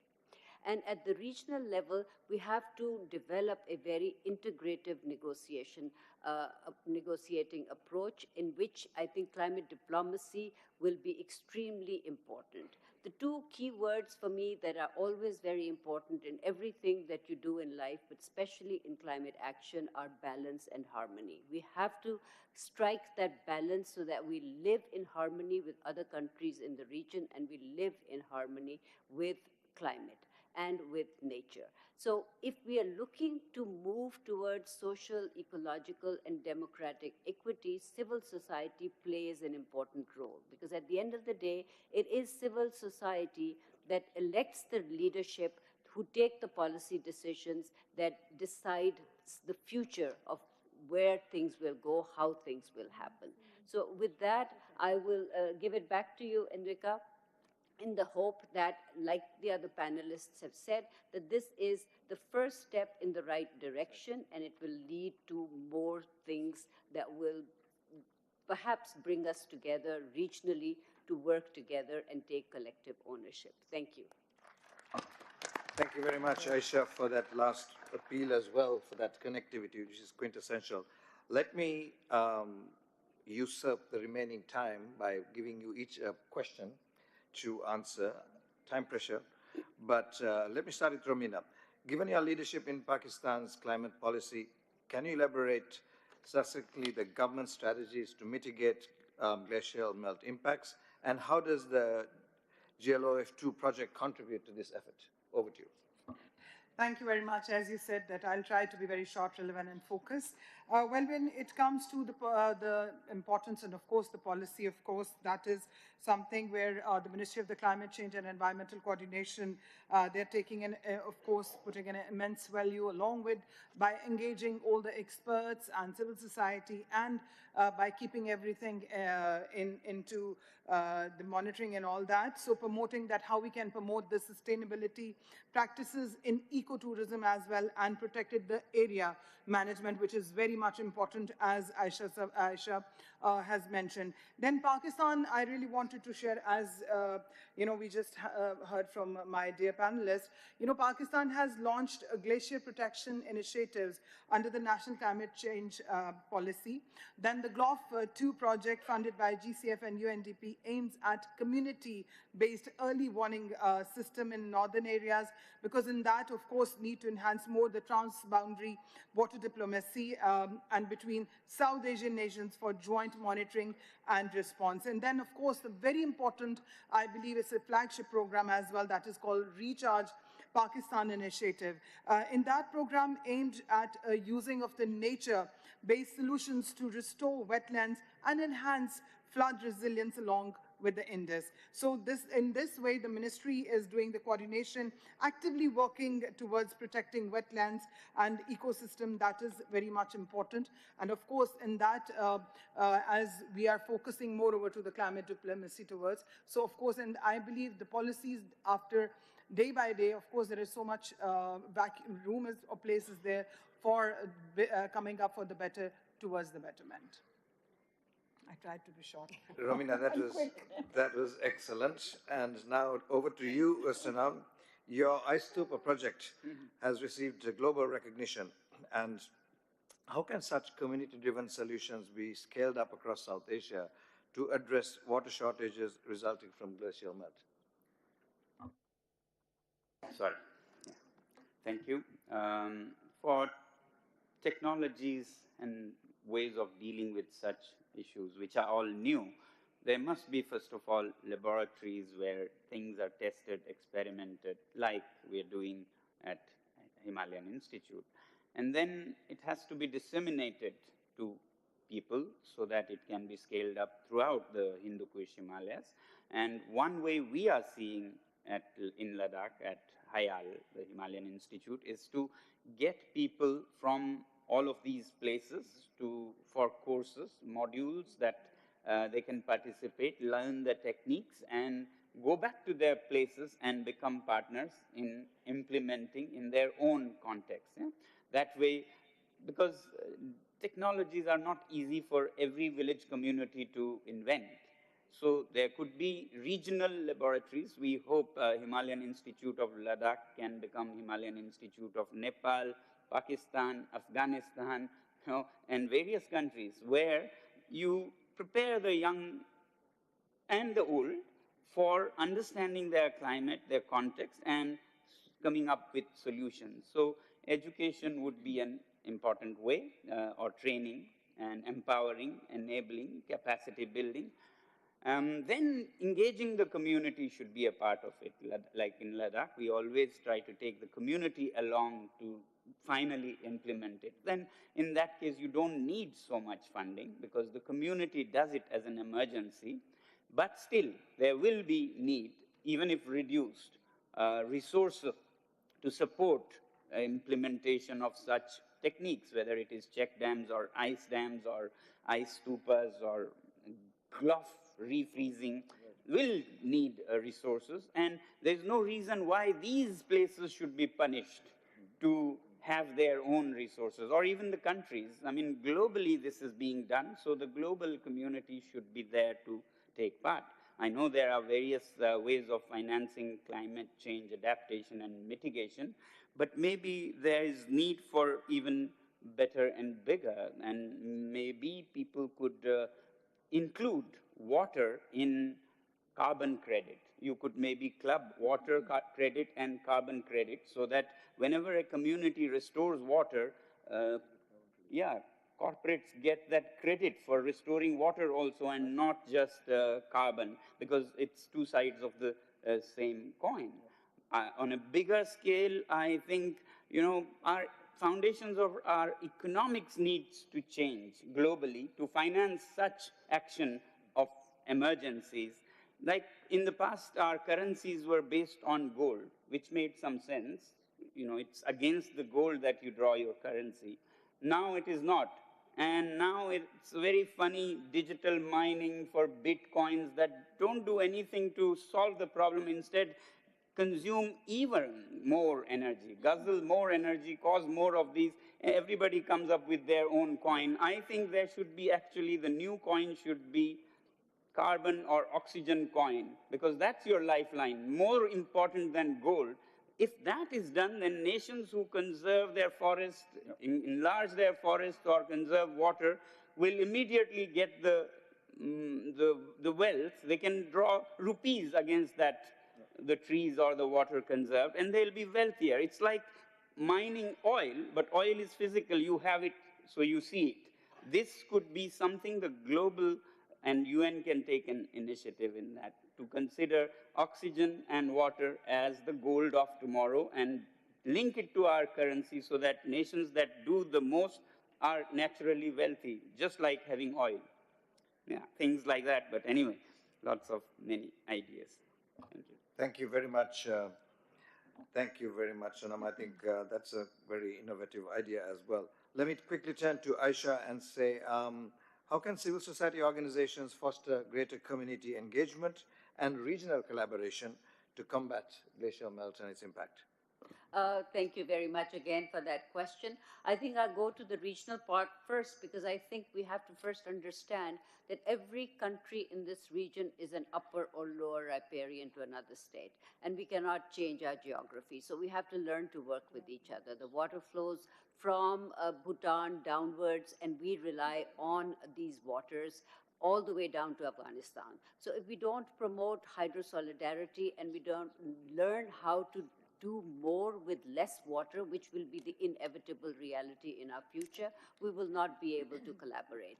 Now, why civil society role becomes more important at this time in fostering collaboration and enhancing communication is because South Asia, despite being one large landmass, is perhaps the least integrated region in the world. We share land, water, air, but politically, we have differences which keep us from coming together and pooling our energies and strengths together to promote the resilience of the region as a whole. So civil society can be that bridge for now to improve communication, enhance coordination between civil society actors, showcase certain projects and pilots that enhance the value of collaborative approach, and take that agenda forward. So I think that overall, I keep emphasizing on this point that we have to put other differences on one side for right now, because right now what we are fighting for is battle for our survival. We have to survive and exist first before we turn to other issues. And climate action and climate change are both critical threats that are existential in nature. So we have to decide, what do we want to bequeath to the next generation, chaos or some level of stability? So working together on climate change really requires civil society action, and it requires political will, it requires social harmony, and it requires collaboration between academia, researchers, and scientists within the region, all of whom have pockets of excellence and expertise and examples of best practices which they can learn and share with each other to promote South Asia. But for that, we also need to start looking at this region as one South Asia, so that we work for all of humanity and not just concentrate on our individual countries. Thank you very much, Aisha.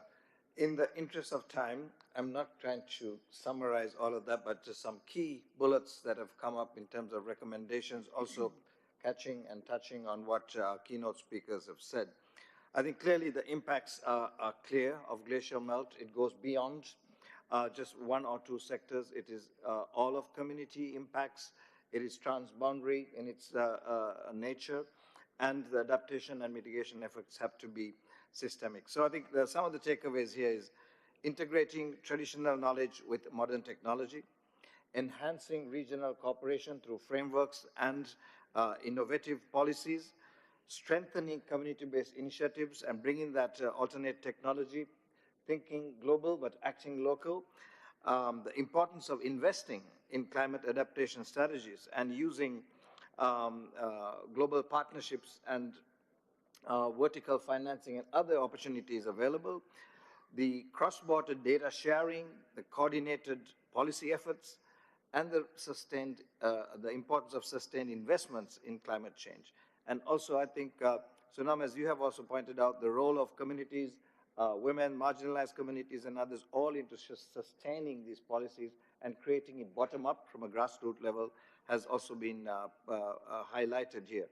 And again, I'd like to pick up on Aisha's point that here we need that regional connectivity and the political willingness to come together, transcend some of the other issues that we may have challenges with, but embrace this issue as something that is a cross-cutting for all our peoples in the region and beyond. So today's discussion, I think, reinforces the urgency for our collective action. It's a call to action like in the morning, and I hope this dialogue on this particular issue serves as a catalyst for meaningful policies, innovative approaches, and interventions to safeguard the beautiful, fantastic water towers of South Asia. Thank you very much. A big thank you to all our speakers for taking out time. We will now take a short 10-minute tea break and reconvene for the last two sessions of the day. Yeah, please, sorry to butt in, but please keep in mind, while it has been a long day, and it has already been a long day, but we have two panels ahead of us, and both are vitally important. If this is a climate change conference, then air pollution, South Asian air pollution, and beyond fossil fuels. Absolutely vital. So see you back in 10 minutes. Thank you.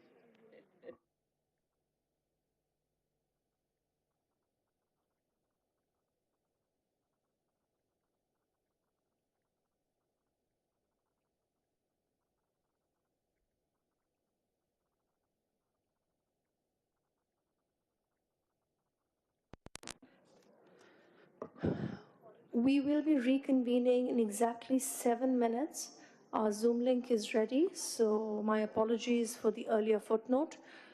Please reconvene in 7 minutes rather than 10. Thank you very much.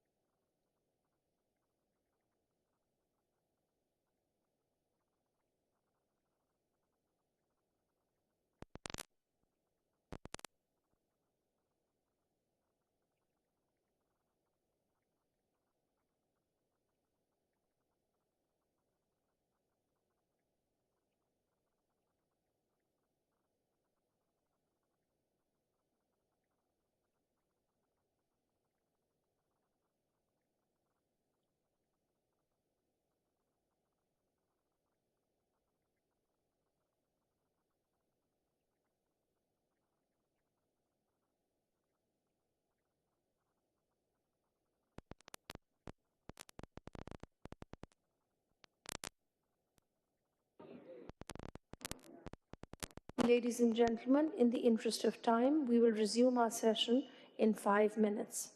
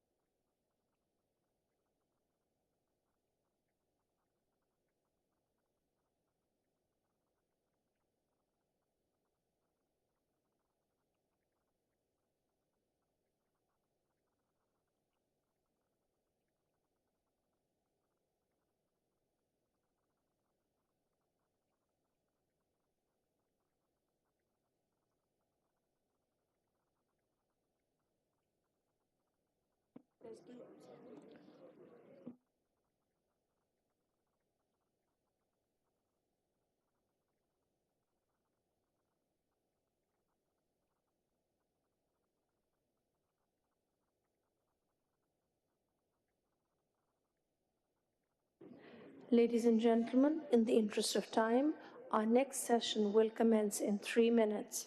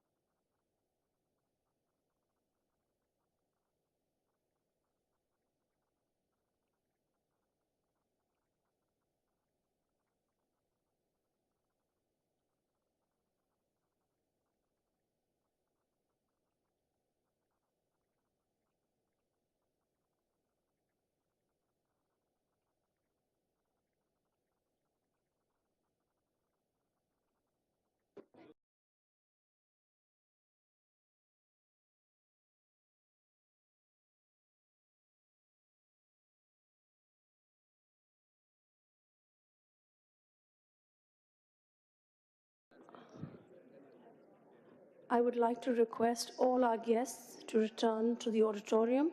Our session is due to commence.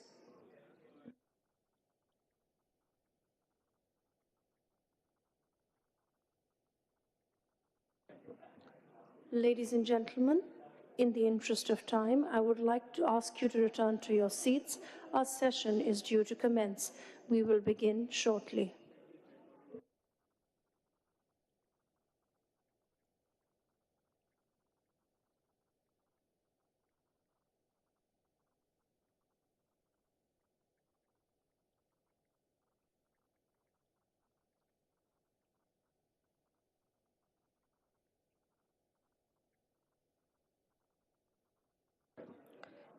Ladies and gentlemen, please return to the auditorium. The session is about to commence. Proceedings will begin shortly.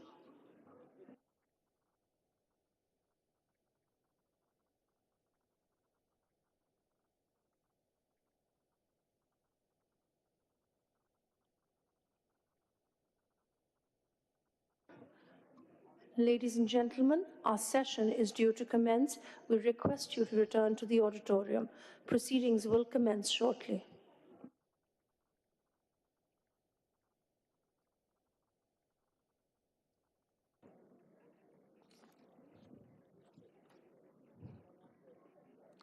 Our next session, South Asian Air Pollution, a Threat to Public Health, is due to commence. I request all our guests to return to the auditorium. Proceedings will commence shortly.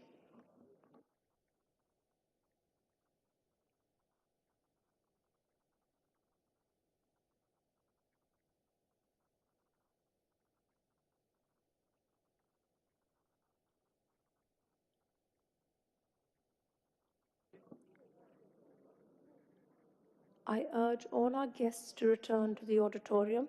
The next session is due to commence shortly.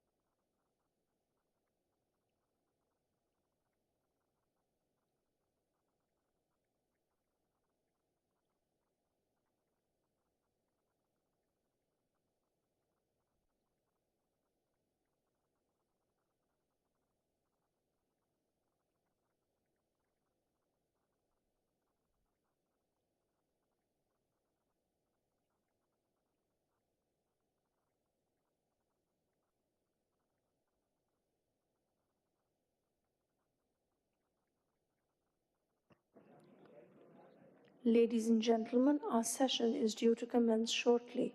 I request you to return to your seats. Proceedings will commence shortly.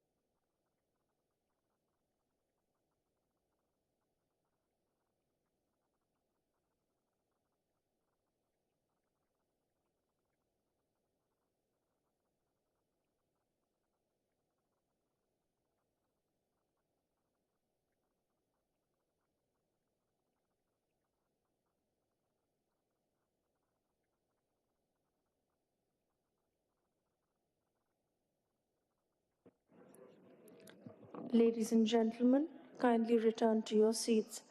Our next session is due to commence shortly.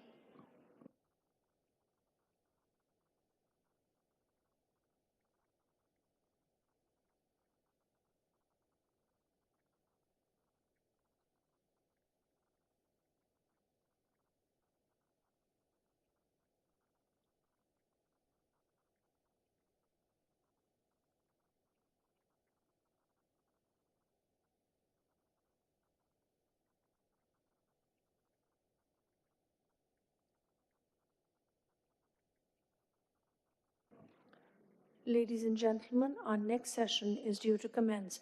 Please return to the auditorium and take your seats.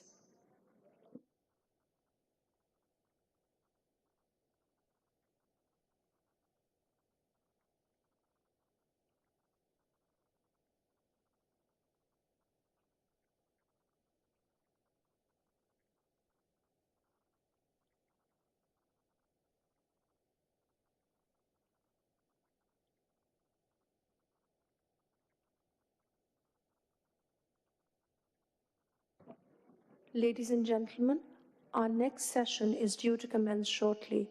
I request you to return to the auditorium and take your seats.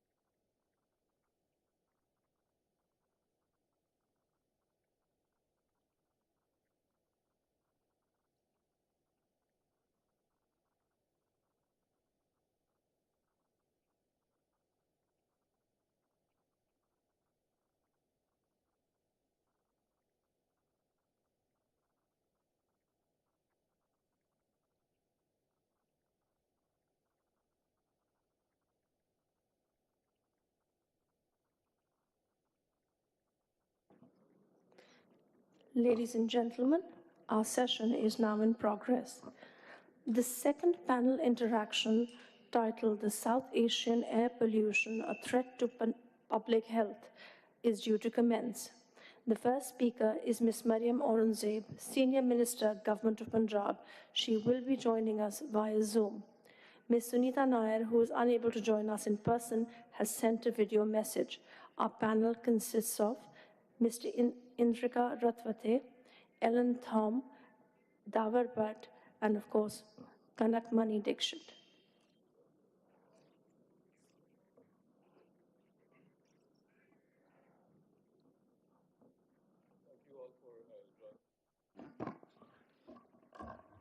Thank you all for joining us at this conference. And I think air pollution, as South Asians, we are very deeply aware of the crisis that has been impacting both India and Pakistan, but broadly the South Asia region. It's been dubbed the epicenter of the air quality crisis. Numbers that we have, recently gotten suggest that the burden of air pollution deaths has moved from China to South Asia. And right now, the recent estimate says that up to 1.7 million deaths are attributable to just the burden of air pollution, morbidity and mortality. So in that sense, I think that it's very important to discuss this crisis and have experts talking about it as well. So today joining us, of course, as already mentioned, we have the Senior Minister from Punjab, Mariam Aurangzeb, who has been sort of the face of Punjab's fight against air pollution in the past 1.5 years as well. With me on my left is Indrika Rathwate again, who is the UN resident representative for Afghanistan, but also has a lot of experience with multilateralism and bilateral management of different issues. On my right is Ms. Ellen Thom, who is the deputy representative for WHO and has years of experience in reproductive health, but also to the understanding of the public health crisis that impacts South Asia. And of course, we have Kanak, who will be facilitating the session. And Sunita has been unable to join us, but she has been kind enough to send a message, which we will be playing at the end. So to start off, I think my question would be to the Senior Minister. I think she is online and we can go to her directly.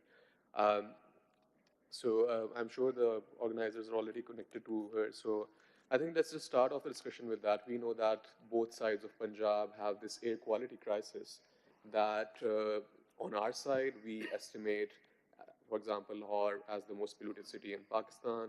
On the Indian side, the crop burning issue, which sort of affects both New Delhi all the way, the NCR region entirely.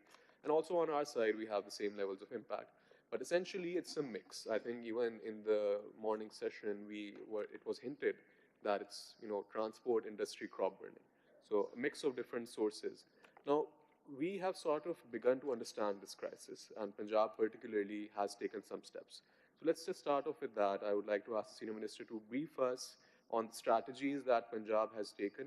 What are the plans to really mitigate this crisis in the next 4 to 5 years? And what can, as a whole of society approach, be embodied in this to really take the whole crisis towards a solution? So let's move to her comments.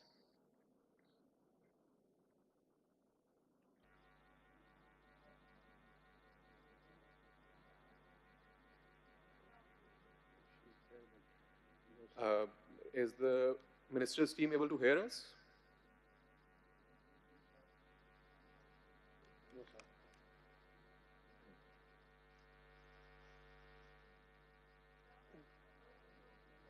You got to turn this off? Okay. That's a little unmute. Miss, I think your microphone needs to be turned on. I think it's muted.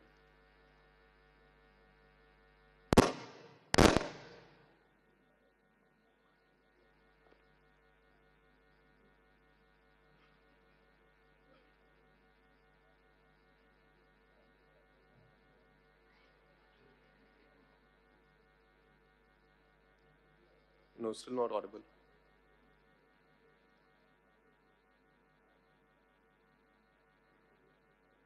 Do we need to turn this one off or no? Mic off कर दे, I think. No, it doesn't. We apologize for the technical difficulties. Davar, if you would continue with the panel, we're sorting out the technical issues. So I think we'll come back to the minister in a bit, and the discussion that I was just mentioning, the number of deaths that the region is facing. I think I'd like to go to Ellen to sort of describe the types of impacts that we're seeing globally. We also have this WHO conference coming up on air pollution, I think in March, just dedicated to talk about it. So what are the impacts that we are potentially facing, particularly in all over the world, but particularly in Pakistan? And what are the sort of solutions that you see can be implemented to reduce the overall health impact? Davar, can you hear me? We can hear her now. Yeah. It's audible. Okay, perfect. So this is Nadia Warren Said from Lahore. Thank you very much for giving me the opportunity to speak to this very important forum, Breathe Pakistan. I would like to thank all the panelists who have come from across the world and the region to be part of this important conference. I would also like to thank Dawn Group, Media Group, for taking this important and critical issue as a mainstream issue. And I've been following their campaign for citizens' engagement, also for awareness raising. The Breathe Pakistan is a very, very important and a timely initiative. And I think the other media groups should also follow the suit. So the topic I've been given, of course, is the health impact. But I would like to just briefly, first of all, ponder upon how we, in last 9 months after assuming office, I'm looking after the portfolio of planning and development and also the environment and climate change ministry. So that gives me an opportunity also to,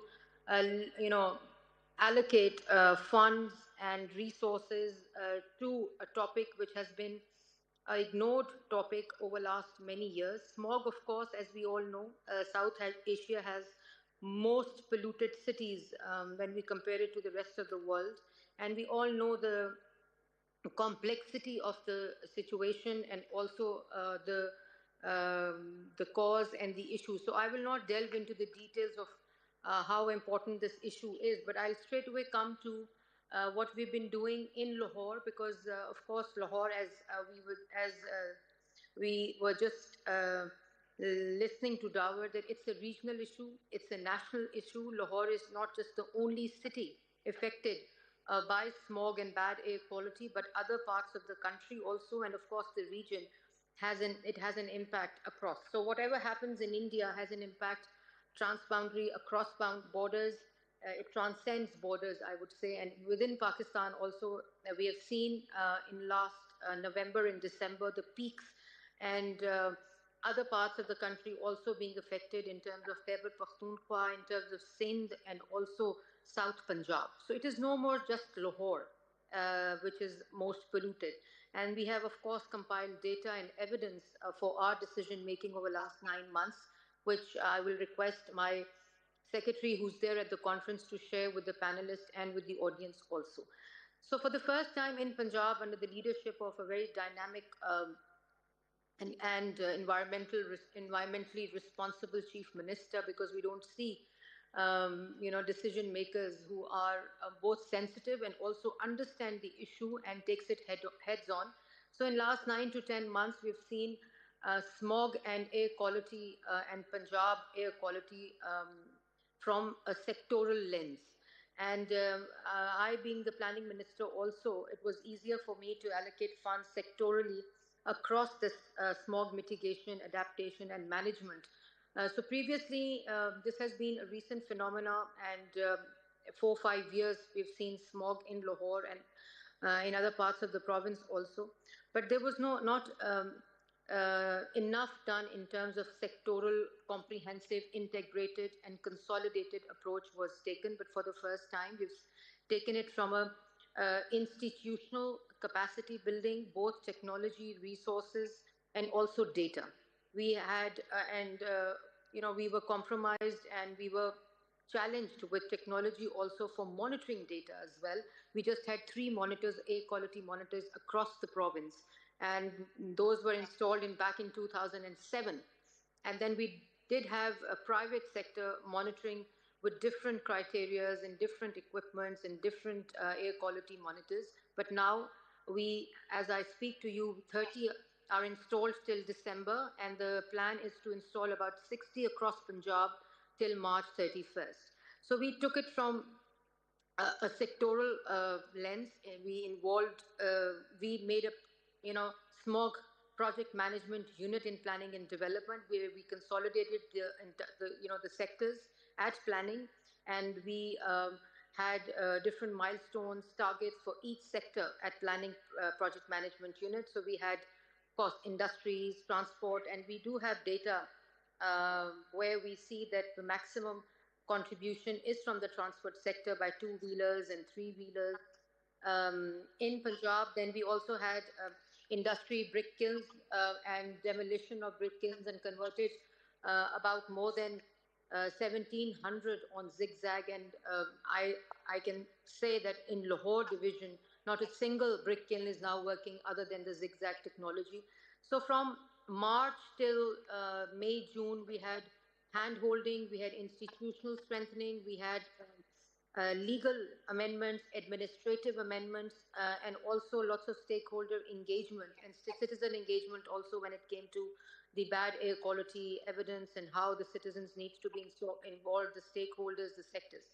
Then industry also, we gave loans to the industrial units for environmental control systems installation, and around 2 billion has been dispersed already, and the industries have started installing, which has become mandatory now for all the industries to have these environmental control systems at their industrial units. So then also transport, the Chief Minister has a very holistic and integrated approach to mass transit. For the first time, Punjab is seeing at holistic, comprehensive mass transit policy, which is in place now already. 28 EV buses for the first time in Punjab, in Lahore. They've arrived in Lahore, and the plan is to have more than 1,500 buses across Punjab, electric vehicle. So the province is going through a transitionary policy from converting our mass transit from traditional petrol-based, diesel-based to more environmental friendly hybrid and electric vehicles. There's also a plan under Clean Air Punjab project funded by World Bank to replace two-wheelers and three-wheelers to e-bikes. The project has already started with the students. Around 10,000 electric bikes have been given to university and college students under the same program. Then, of course, Punjab has been declared as zero plastic, no plastic use. The single-use plastic is banned in Punjab at the moment, and massive surveillance and regulation is underway when it comes to anti-single-use plastic campaign. Citizens and the manufacturers, they all are for the first time being listed under the No Plastic Bag campaign and the project that we have. The Environmental Protection Agency is a very traditional, challenged organization where they used to rent motorbikes for their surveillance. For the first time, they've been equipped with state-of-the-art technology for their surveillance, including monitors, mobile vans, also the air quality monitors, mobile monitors, drones have also been given, body cams have been also given to the Environmental Protection Agency, and also the institutional reform is underway where we have restructured the entire EPA of Lahore, Punjab, and massive policy intervention and also infrastructural and technology interventions have been taking place, and which has been complete now. As I was telling you about environmental control system, 80% industry has been, they've installed the environmental control systems in their industrial units. Then we also, under the stubble burning, massive, when we assumed office in April, a massive subsidy program was given to the farmers where super seeders were given to the farmers in Lahore division and also divisions that we have seen over past many years where they have this data showed us where they have stubble burning, and we gave them the super seeder also where it is about 5.6 billion super seeder subsidy program, and we've seen a massive change Because this all, of course, we all know is habit change, attitudinal change, mindset change, behavior change also is involved massively. So we took everybody along. Our agriculture department is one of the key departments in our smog mitigation and air quality programs stakeholder. They've been working in last 9 months with the farmers directly and convincing them, engaging them to have super seeders. And then we are also now coming up with a program of biorefinery for the complete recycling of the stubble and how we reuse it into byproduct. So that's also something that we're doing. Biogas is another area that we are investing substantially across Punjab. Every divisional headquarter will have a biogas plant. One pilot has been completed in Lahore, which is a very successful pilot, and where they're working, local communities working with the Department of Energy for this. And then also one of the key thing is the curriculum, because my humble experience in the environment sector while working with Worldwide Fund for Nature and IUCN for about 10 years, the awareness raising, capacity building, engagement of the citizens. So that also played a very important role. We are also changing and including smog, air quality and its impact on health in our curriculum from Montessori up to the metric level and O levels and A levels. So that's something which is going on. It's almost complete under the newly established curriculum authority by the Chief Minister. So that's something that is also new. Then plastic I've spoken about. So health-wise, in last 8 months, as I was saying, was more of mitigation plan. Punjab's first and Lahore division's first mitigation plan with targets, milestones, and monetary framework is already in place, in implementation. And fugitive dust, of course, was another area we visited. Beijing is a case study for the world also and for the region to follow. So we saw these sprinklers of recycled water where there were construction sites. So we came back and implemented it. It has already started. We have changed the law. Every construction site now has sprinklers to start with in Lahore. So that's one area that we are working on as fugitive dust, because we do have evidence and data in December and November where we had seen peaks for the first time. Of course, weather conditions did play a role. The regional also, they played, weather conditions also played a role in the peak, but our own activities, both in industrial and we've seen it, where there were construction sites, we saw AQI peaks in Lahore. So that was the initiative that is in place there. Then one thing which we did was that we've already written to our Foreign Office for regional diplomacy, climate diplomacy in terms of smog mitigation with India, and we're waiting for a reply from the Foreign Office to expedite also. And we're thinking of having, the Chief Minister has a vision of having and organizing a regional conference with India and with the region as well, because we think that, as we all know, that this has a transboundary, cross-border impact, regional impact also within Pakistan also. Karachi has seen peaks this time. Our mountain area, Abbottabad in KPK, Khyber Pakhtunkhwa, has seen peaks. South Punjab for the first time, Multan, Dera Ghazi Khan, bad air quality and has seen peaks. So it's no more a Lahore issue. Lahore gets, of course, attraction because of being province capital, but we have seen worse air quality days in other parts of the province and the country. And of course, India, Delhi, we've seen.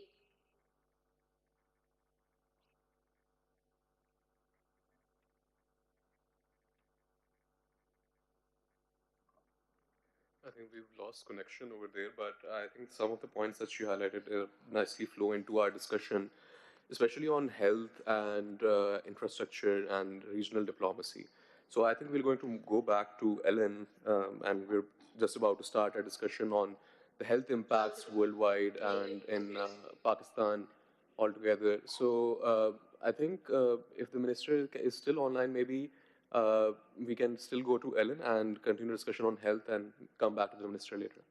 So please go ahead. Thank you so much, Dawa, for allowing. Doctor, if I can finish, am I audible? Yes, Mr. Sahaba, you're audible. We're just going to take some remarks on health from our WHO representative, and I'm going to come back to you. Okay, perfect. Thank you very much, Dawa. First of all, let me thank DawnMedia for organizing this timely conference. And the question that has been posed to me this afternoon, and the one that I'm going to talk about, is the impact of air pollution to health, and that can also extend to the impact of climate change to health globally as well as particularly in Pakistan. Air pollution has a serious impact on health, but it is in our hands to prevent and mitigate this impact. According to the recent Global Burden of Disease report, air pollution in Pakistan is responsible for approximately 128,000 premature deaths annually. If the first slide could be put up, and these deaths are preventable. And Pakistan, as a country, faces severe air pollution, particularly in urban areas, namely Lahore, Karachi, and as well as Islamabad, where smoke levels frequently exceed safe limits. In last November, the IQ Air rated the city of Lahore as the most polluted city in the world, with an air quality index AQI score of 1,165, and the Dawn newspaper reported this, a level that rose to an unprecedented score of about 1,900. The slides are not coming up, but they're just the pictures of what I'm talking about. Increased emissions from vehicles, industries, brick kilns, combined with the seasonal wildfires and crop burning, contribute to dangerous increases in the levels of fine particulate matter, and this exacerbates respiratory diseases such as asthma, chronic obstructive pulmonary diseases, and lung infections, particularly among vulnerable populations, including children and the elderly. Children mostly because their immunity is not yet built strong, and also the elderly because their immunity is wearing out with age. This also has a great impact when it comes to pregnancy outcomes and complications to pregnant women. A study by Pakistan Ministry of Climate Change also found that air pollution contributes to a significant rise in hospital admissions due to respiratory and cardiovascular illnesses. Air pollution should not be discussed in isolation of climate change, so I'll still bring in the issue of the health impact of climate change. For instance, climate change brought negative impacts through extreme weather events in various years in Pakistan, increased disease transmission, food and water insecurity, as well as displacement. WHO estimates that between 2030 and 2050, climate change will cause an additional 250,000 deaths per year worldwide due to malnutrition, malaria, diarrhea, and heat stress alone. The World Economic Forum report published in 2024 also warns that by 2050, climate change may cause an additional 14.5 million deaths and $12.5 trillion in economic losses worldwide. In countries like Pakistan, rising global temperatures also increases the risk of heat exhaustion, heat strokes, and cardiovascular diseases, particularly among vulnerable populations such as the children, the elderly, and outdoor workers. According to the World Risk Report 2024, Pakistan is among the top 10 most vulnerable countries to climate change and other overlapping crises, including extreme weather events, floods, droughts, and air pollution. In June 2015, a severe heat wave resulted in approximately 2,000 deaths, primarily in Karachi, and more recently, in June 2024, over 568 facilities reported in southern Pakistan reported fatalities in southern Pakistan due to extreme weathers. Factors such as climate change, rapid urbanization, and deforestation contribute to the increasing frequency and severity of heat waves, leading to higher mortality and morbidity rates. In Pakistan, warmer temperatures as well as changing rainfall patterns expand the habitats of disease-carrying vectors, such as mosquitoes, increasing the prevalence of diseases like malaria and dengue. You would agree with me that during the mid-2022, after the flood happened in Sindh and Balochistan, there was a rapid increase in malaria cases, and between January and August 2022, over 3.4 million suspected malaria cases were reported in these provinces. And in the subsequent year, in 2023, over 2 million cases were reported for malaria, against an average of less than 500,000, which was the trend since 1973. Water sources also, because they are contaminated, lead to outbreaks of waterborne diseases. We saw a surge of cholera during the flood response. We have also seen a surge of dengue, even last year in 2024, especially in Punjab, including Rawalpindi, which is just next door to Islamabad. The impact of air pollution and climate change, as well as extreme weather conditions, is well documented, and the actions that can be taken have been discussed throughout the sessions from morning up to now, and they include reducing emissions, enhancing sanitation, promoting sustainable energy sources, forestation, designing infrastructure according to climate resilient, and also ensuring that we improve water sanitation, waste disposal systems for health facilities as well as industries.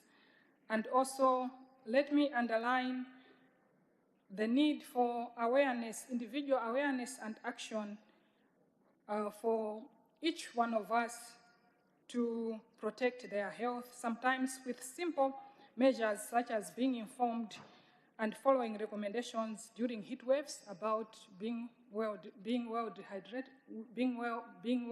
hydrated, as well as staying indoors when the air is polluted, things like those that each one of us can take part in looking after their own health. Let me finish by an example that WHO has done, a simple example of providing water filtration pumps that are run using the solar system in districts like Landikoto, Timagra, as well as other areas in Karachi, contributing to the reduction of emissions, but at the same time providing water, clean water source to patients in hospitals, benefiting over 2.9 million patients in 1 year. Let me stop here, but the journey ahead is long, but we have started with the steps that we are in. The clock is ticking, saving millions of lives is in our hands, and WHO stands side by side with Pakistan to face and overcome these challenges and deliver health for all, and will continue to do so. Thank you. Thank you, Ellen. I think given the scale of the health impact of climate change and air pollution, it's obviously not something that a government alone can tackle. We obviously need advanced knowledge, which the WHO has provided. This subject that was touched upon by the senior minister as well is regional diplomacy. And I think I wanted to ask Indrika regarding this, that transboundary air pollution, we're seeing two types of it. We're seeing, of course, across the international borders. We're also seeing it among the countries which have different provinces. But particularly, while the provinces among them can coordinate, because we have, for example, in Pakistan, we have the Ministry for Interprovincial Coordination, which enables this dialogue. Right now, between India and Pakistan, or beyond the wider South Asia, if you consider the entire Indo-Gangetic plain, which is essentially the air pollution, which has the crisis, what can be done at the transboundary level? Thank you very much. I mean, as the Minister has alluded, South Asia has 9 of the world's 10 most, the cities which has the worst air pollution. So I think the data set is clear. And in addition, in the previous session, you heard speakers talking about the black carbon settling on the glaciers from air pollution that enhances glacial melt, has other impacts as well. So it clearly, as you said, is transboundary. And I think the airshed approach, where we look at the entire sub-region, recognizing the transboundary nature and the special interdependence of the whole air quality and that space is important. Concretely, perhaps a few suggestions on how at a regional level we can improve the air management. I think one is to really establish a regional air quality framework that countries come together, look at this, given, as you rightly said, its transboundary nature, and the Indo-Gangetic plain, for example, India, Pakistan, Bangladesh, Nepal, and form a regional body dedicated to air quality, similar to what ASEAN has tried to do with its regional thing, transboundary haze management. A second recommendation could be to look at cross-border. If somebody could mute your microphone, please. We're getting some feedback. Cross-border monitoring and data sharing. And I think this is vital, given what you had said about the connectivity across the region. Activities that cause air pollution, from where it originates, how emissions travel. These data sets, I think, require cross-border monitoring and data sharing.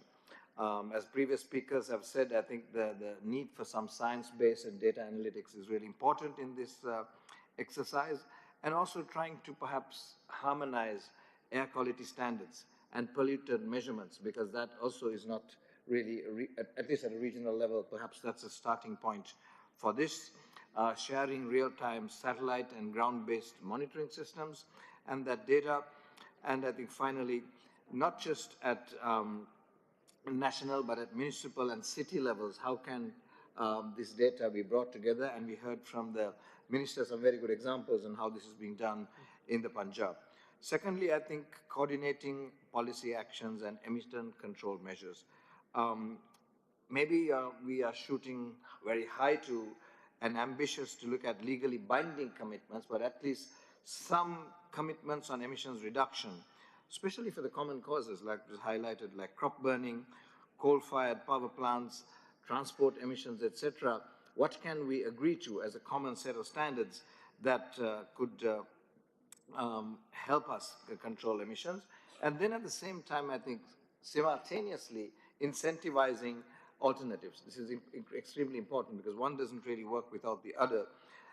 And looking at joint policy on crop burning and incentivizing alternatives like biofuel production, I think could be very helpful as well. And then, as the minister also talked about, these are very good examples of how do we phase out high emissions, whether it's in the transport sector or in industries, how that can be done, and really having some time-bound targets for perhaps even uniform emission standards for vehicles could be something we could look at. I think two more points here. One is the role of international institutions.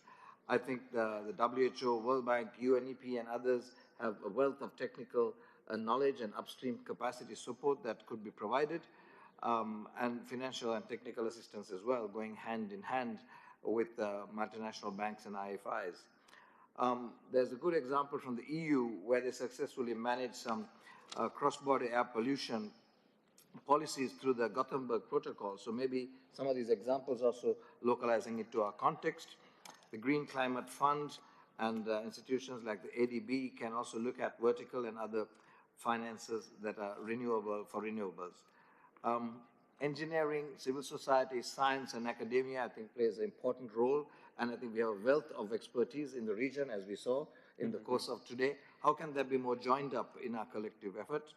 And last but not least, as you were saying, the diplomatic and political commitment. I think this is quintessential for coming together, because no matter how we have local and regional expertise, platform standards, if that is not brought together with political commitment at a high level, perhaps using platforms like the SAC and bringing up this agenda, up the agenda of these meetings, and BIMSTEC and other platforms, I think also would be helpful. I think the minister is also was speaking about this, and I think she's online right now as well.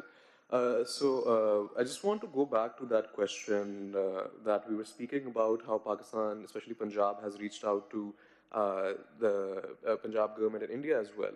So I think this is an interesting new dynamic that we hadn't tried before. And I would like the minister to tell us a little bit more about this and how we want to engage the broader South Asia region to really tackle on the air pollution crisis. Thank you very much. Coming to your question, before I just want to, because some health-related indicators and data was being shared when I spoke and after my Gigi, talk. please go ahead. Yeah. So one really has to look at the comparative data of the previous year also, that what Pakistan has seen in these months and also the last year. So I can see the data that's now in front of us, because we are also making it very evidence-based and data-driven. So about 93,657 fewer patients during the smog seasons in hospital in last 4 months.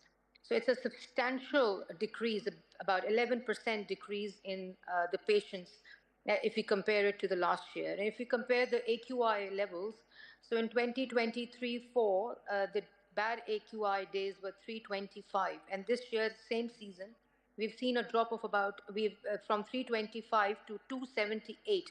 So it's a drop of about 47 points. I think that again speaks volume of what happened, both in terms of environmental conditions, weather conditions, and also the policy interventions that we did in Punjab, specifically in Lahore division, and also other peak cities of Punjab.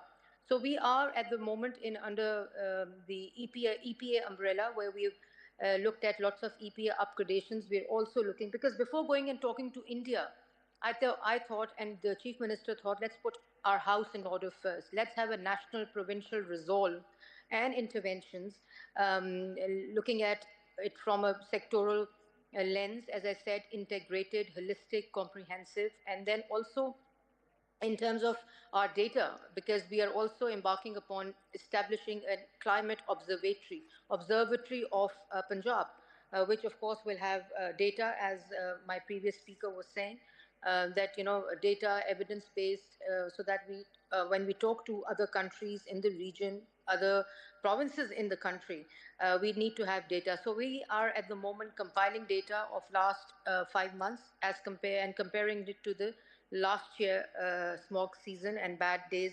that we have plotted across the year.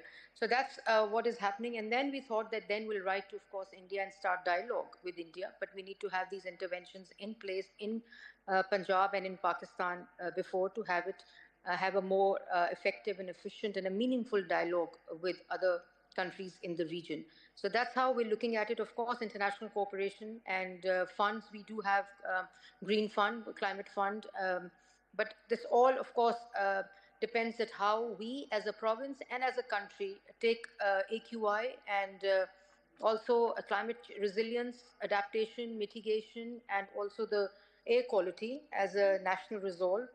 And at the moment, as I speak to you, there's a national campaign going on this climate resilience Punjab and clean air Punjab program. So that's what we are doing. We'll be happy to share all the data that we have to the audience, and also with the panelists, and of course the countries in the region that will come in a few months. Thank you very much. Thank you so much for those comments. I think it's great to hear that there's a realization that we need to put our house in order, as the Senior Minister said.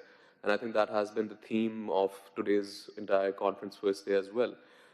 Great to hear all the work being done in Punjab, and also how the inputs from international institutions about regional cooperation, science-based interventions, and really understanding the crux of the issues is being followed. to resolve the health crisis that we have. I think with that, we will conclude the proceedings of this panel discussion, and we're going to shortly move to the next session. Thank you all for listening.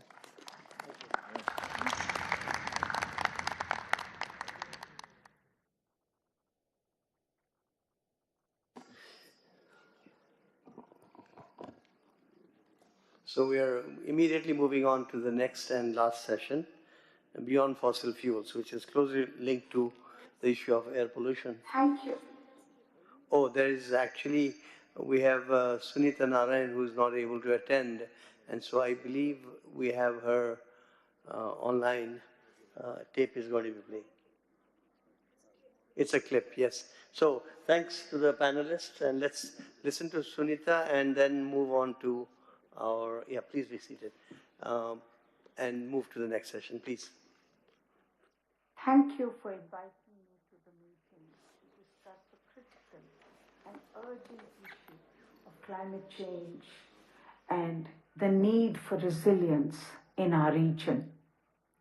I'm really sorry I'm not with you in person, as I know this workshop will make a huge difference in the change we so desperately need in our world. We are in this session discussing the terrible public health emergency of toxic air pollution and the actions we must take. Let me share with you my experience from Delhi, where we have learned the need to take leapfrog actions. In the late 1990s, when Delhi had deadly black smog, which was really affecting our lungs, and we realized the first time the impact of air pollution, the city moved all its public transport vehicles to compressed natural gas, CNG. This was done at huge cost. And it was done because CNG was much less polluting than the quality of fuel, the quality of petrol and diesel that we had at that stage in the mid-1990s and early 2000. So it was a transformational solution. Instead of taking incremental action, we decided to move all public transport vehicles, a total of 100,000 vehicles, within a year to a new fuel, which was much cleaner and so improved the quality of air. And in that period, we did see improvement.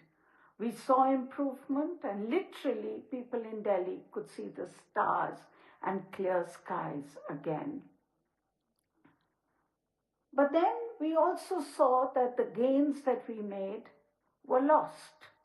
And this was lost because of the explosion of personal vehicles that we saw on our roads, particularly diesel vehicles. And this then meant new action.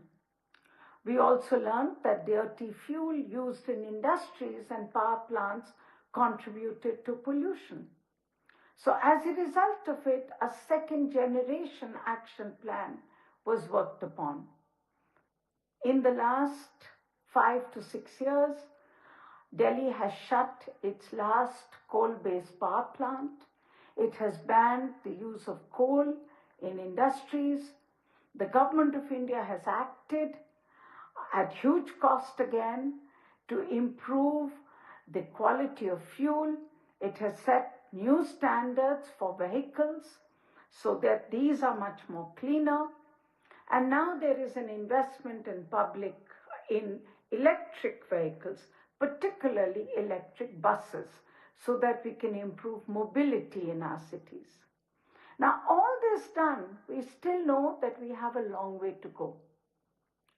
And this is particularly acutely felt in the months of winter when it is cold, and inversion means that pollution that actually exists through the year is much more visible. It chokes us, it does not allow us to breathe, And we and governments know that therefore action has to be much more transformational. But this is why every urban area of our countries, our entire region, needs to make a plan, a clean air action plan, which is based on the inventory of sources and then take action that is not incremental but transformational. This is important because all too often we tend to blame the other for our problems. For instance, in Delhi and in Lahore, I hear that farmers burning stubble cause air to turn toxic. This may be the case for a few days between mid-October to mid-November when there are farm fires and winds that carry these to either sides of the border. But this is episodal pollution. This is not the primary cause of pollution in our cities. The fact also is that farmers have no alternative to do this because they need to prepare their fields. And today the government of India is working to find ways to use stubble to make compressed biogas plant, and this I hope will make sure that the problem goes away. But the air pollution problem in our cities will grow until we find local solutions to traffic, to congestion, to the use of coal burning in factories, to garbage that is burnt because we are not segregating the wet from the dry. So please, let's recognize this is our challenge and also our opportunity to do things differently, to build an urban future that is resilient, and it is resilient because the solutions we have chosen are affordable and inclusive, and because of that, they are sustainable. Thank you again for inviting me to share these words, and I wish you and the conference great success. Thank you. Even though Sunita is not live with us, I thank her on behalf of this gathering. And let me just say in conclusion of the second panel that between Minister Mariam Aurangzeb and Sunita Narayan in Delhi, we heard a telescoped version of dangers recognized as well as efforts taken by government and non-government entities on both sides of the border. And if there is an epicenter for toxic air, it is in this radius with Lahore and Delhi at the center. And this is a global epicenter, not just for South Asia. So very good to hear such important and very contextualized presentations by both Minister Aurangzeb as well as Sunita Narayan.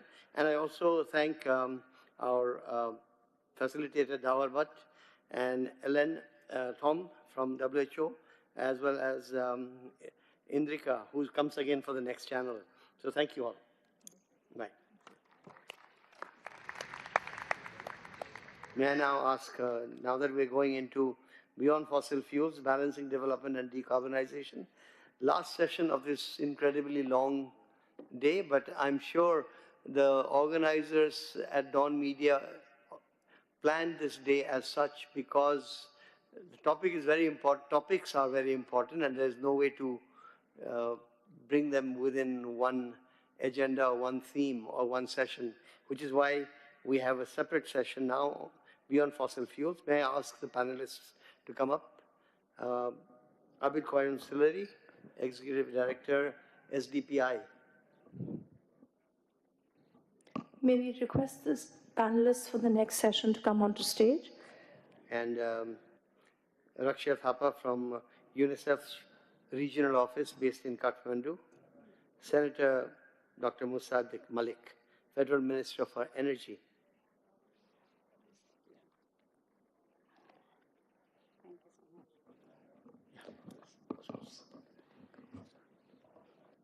Kanak Saab, while we wait for our other two panelists who will be joining us shortly, please feel free to commence the session. Okay. Well, we'll wait for Suleri Saab, who's the G and Harjeet Saab, facilitator, who's out there. Well, to keep you in focus, let me just say one point. The issue of electrifying public transport was raised both from Delhi and Lahore. Let us keep in mind that those electric buses will actually be running on coal, because the electricity is generated through coal plants. And so I think we need to move quickly towards alternative generation of energy as well. That's just as a filler while I waited for Sulari Saab to come in. Do we have any word on the minister? Any word on the minister? I think he's Okay. still busy in this cabinet meeting. Okay, so we'll move on, and if he joins us, we'll have him on certainly. Let me now pass the mic to Sulari Saab, Executive Director of SDPI, one of the premier development policy institutes of not of Pakistan but of South Asia, with a long history of solid and rigorous work, including under his leadership. So you may take the panel ahead, and let me introduce Harjit Singh, who's just joined us, comes across the border from the east, and he is the Global Engagement Director of an effort that is completely relevant for this session, Fossil Fuel Non-Proliferation Treaty Initiative. So welcome to you all, and Sulari Saab. Thank you very much. Good afternoon, ladies and gentlemen, and thank you, Kanakji. It's always a pleasure to reconnect with you. So this important session is about this economic development and decarbonization. Use of fossil fuel, whether it hinders the economic development, whether it promotes economic development, can both be taken together, that is decarbonization of economies and economic development. And what does it mean in the new era of drill, baby, drill, where one can see that many of the developed nations, including United States, they are shying away from decarbonization. Now, another aspect that I want to put before I go to the panelists is some of the new tariffs. And these tariffs are not the American tariffs. CBAM, the European Union's mechanism of carbon border adjustment mechanism, whereby from 2026, most of the imports in EU, they will be subject to additional carbon taxes if the supply chain and the manufacturing processes, they are not green enough, which means that many of the developing countries, they would erode their competitiveness, and they would erode the markets. Now, within this context, we have three eminent panelists. We are sorry that Minister couldn't join us, but we have, as Kanakji told us, Harjit Singh from Fossil Fuel Non-Proliferation Treaty. We also have with us the representation of South Asian regional directors. So Mr. Indreke Ratwata, who is here with us since morning, thank you, is not only representing Afghanistan, he is representing on behalf of all the regional directors of UN coordinators in South Asia. And then we have with us Dr. Thapa, who is representing UNICEF. I'll come to the colleagues from UN later, but Harjit, taking the benefit of your presence here, I was a bit curious.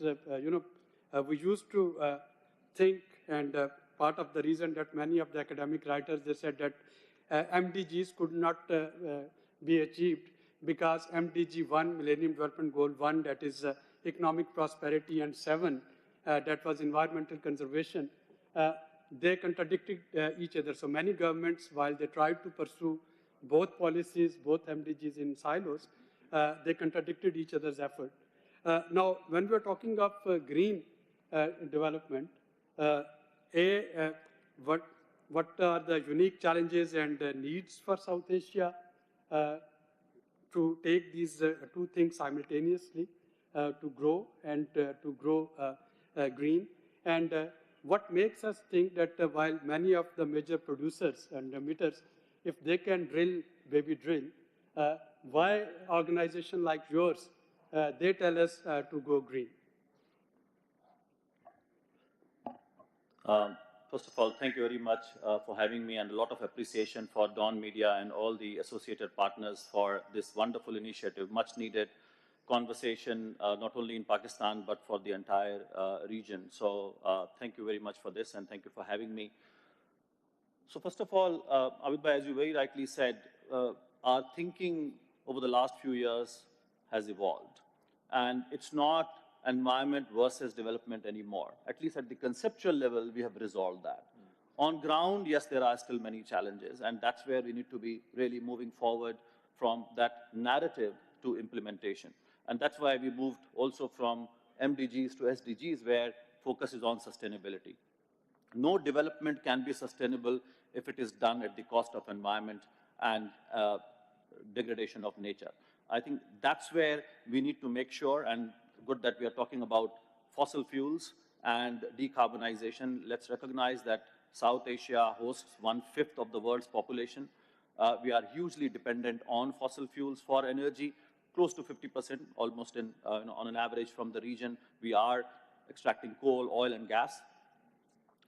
At the same time, we have seen huge progress in renewables, including in Pakistan, and I've been hearing a lot of data and also a lot of potential that we have. And there's also a recognition that if we continue to go with the fossil fuel extraction, it not only causes local level destruction of natural resources, we also look at the issues related to displacement, but also when you burn it, look at the issue of air pollution.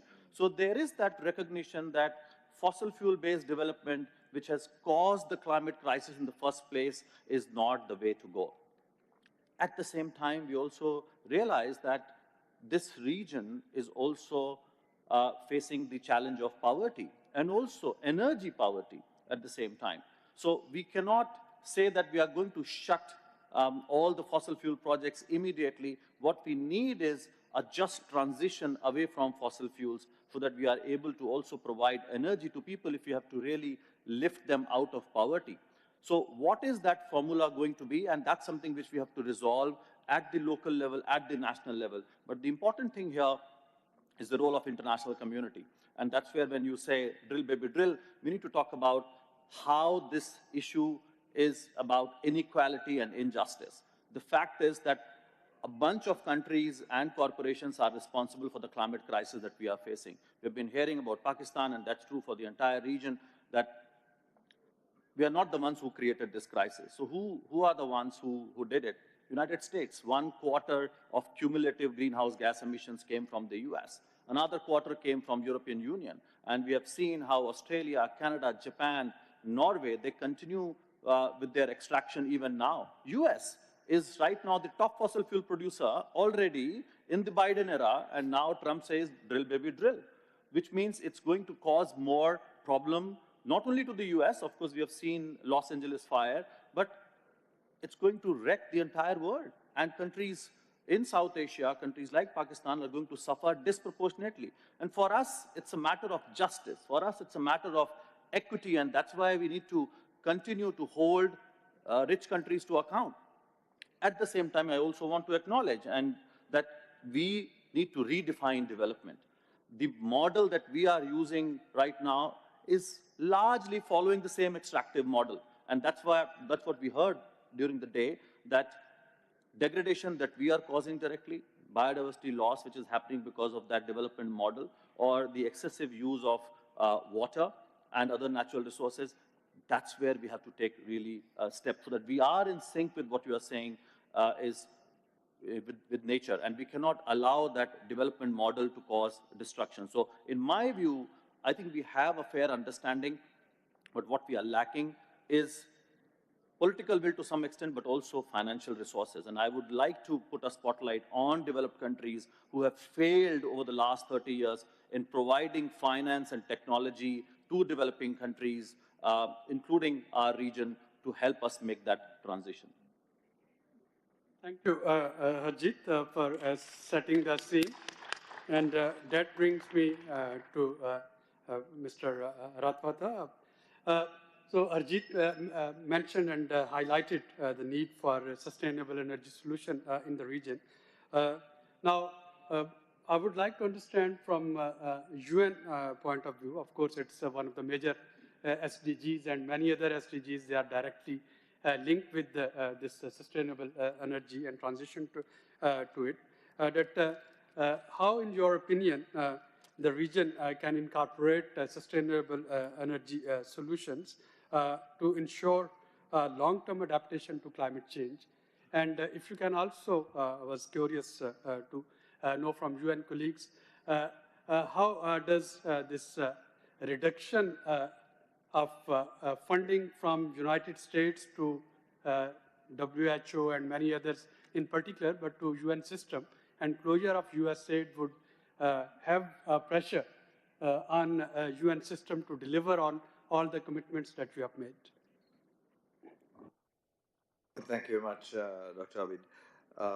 The last question is very challenging, but anyway. I think talking about how the region can incorporate sustainable energy solutions and long-term adaptation measures, a couple of points, I think, clearly, as Harjit also said, where the inequities and the justice issues are preeminently there when you look at the imbalance of the emitters and those who are impacted the most. I think that's clear. And that remains forefront as well. And as a region, I think we should frame that and keep that as one of our key advocacy points as well, impacting also the policy we do. Maybe 3 or 4 kind of rather telegraphic points here. First, given what we know of the data, given what we know of the research and the science behind it, I think one, really, how can we as a region come together to decarbonize the energy sector? I think this is key. We rely a lot still, given of the historical precedence of what is there in our energy consumption, heavy on coal and fossil fuels, which exacerbate, obviously, as we talked about, climate change at a multifaceted level. So at the same time, the region also has, we are at the forefront of exploiting renewables. So how can we, for example, shift towards solar, wind, and hydropower in a more strategic manner, looking at it from a regional lens? And each country has its value add in this space. How can we move that forward? And there it goes to that in the second point I wanted to make on the regional cooperation. I mean, cross-border collaboration on energy grids, allowing clean energy trades between hydropower-rich countries and solar-rich countries. Can that be an approach that we can seek? Because this is also what we tap in our inherent territorial spaces. Thirdly, looking at climate-smart policies and financing with the mid to long-term objectives. Yes, there are immediate short-term measures we have to take, which have I think, tangible impacts, but the real shift comes with longer-term approaches here. And how can we meaningfully incentivize or give stronger incentives towards this transition to renewables? Can we phase out meaningfully fossil fuel subsidies, for example? How do we attract some international investments, again, at scale, as you were saying, Ajit, right? Not cosmetic, but at scale in greenhouse infrastructure. What can we also mobilize through the private sector, not just in terms of corporate social responsibility, but meaningfully as an investment opportunity in public-private partnerships? I think the Sri Lanka's floating solar projects, and we've been quite innovative in the region as well. So can we tap into that? And finally, I think the resilience demands community-driven solutions. I think top-down doesn't work. We talked about it in the previous section as well. Thinking globally but acting locally. How do we really support expanding access to clean cooking energy, promoting rooftop solar, enhancing battery lifetime? These technologies have a direct impact also on communities, and then it has a knock-on up as well, and not just top-down. Your last point, I think the U.S. remains in the spectrum of humanitarian and development assistance, a very large donor, if not one of the largest. And that has an impact on all the programs it's done so far. And I think this current position of a review of assistance as a policy, nobody can argue with that. It's always good to look at efficiencies, the bang for the buck argument. But in the meantime, the impact of doing that with a freeze is that billions of dollars of resources that have gone, particularly also into some of the discussions we've had this morning, have been truncated or frozen. And we are losing Q1. And in the fiscal year, 90 days is April. That's already into Q2. And what stopped now has an impact in Q3, Q4. So basically, we are looking at a huge impact. Speaking for Afghanistan, for example, which is a special kind of situation compared to the other countries in the South Asia, 1/3 of the development and humanitarian assistance that comes is from the United States. So of $3 billion that came in and was raised and implemented in 2024, for example, $1 billion, grosso modo, was from the government of the United States. So the implications for the people of Afghanistan, which happens to be, like Pakistan, a country that has committed zero to emissions, but is one of the most climate vulnerable and impacted countries and least prepared. What does that mean? So, I mean, these are some of the challenges policymakers, I hope, reflect in Washington in their deliberations. Thank you. And that brings me to Dr. Akshay Thapa. We heard two important points from Mr. Thapa. One is about role of climate finance, and second is about community-driven solutions. And from your perspective, I wanted to know your view on mobilizing climate finance for sustainable energy in South Asia, but something that can actually also give benefit to its rural and underserviced areas. How can this climate finance actually help us towards this energy equity?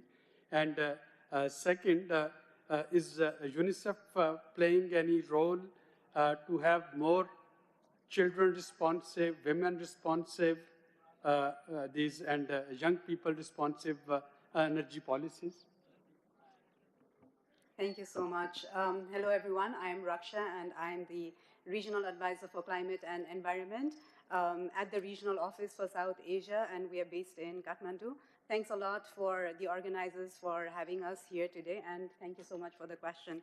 So I think, first of all, I'll start with the good news. And just as a segue of what Harjeet mentioned, so the good news is that in 2023, that's the latest data that we have in global renewable energy, so the capacity and the generation, it grew.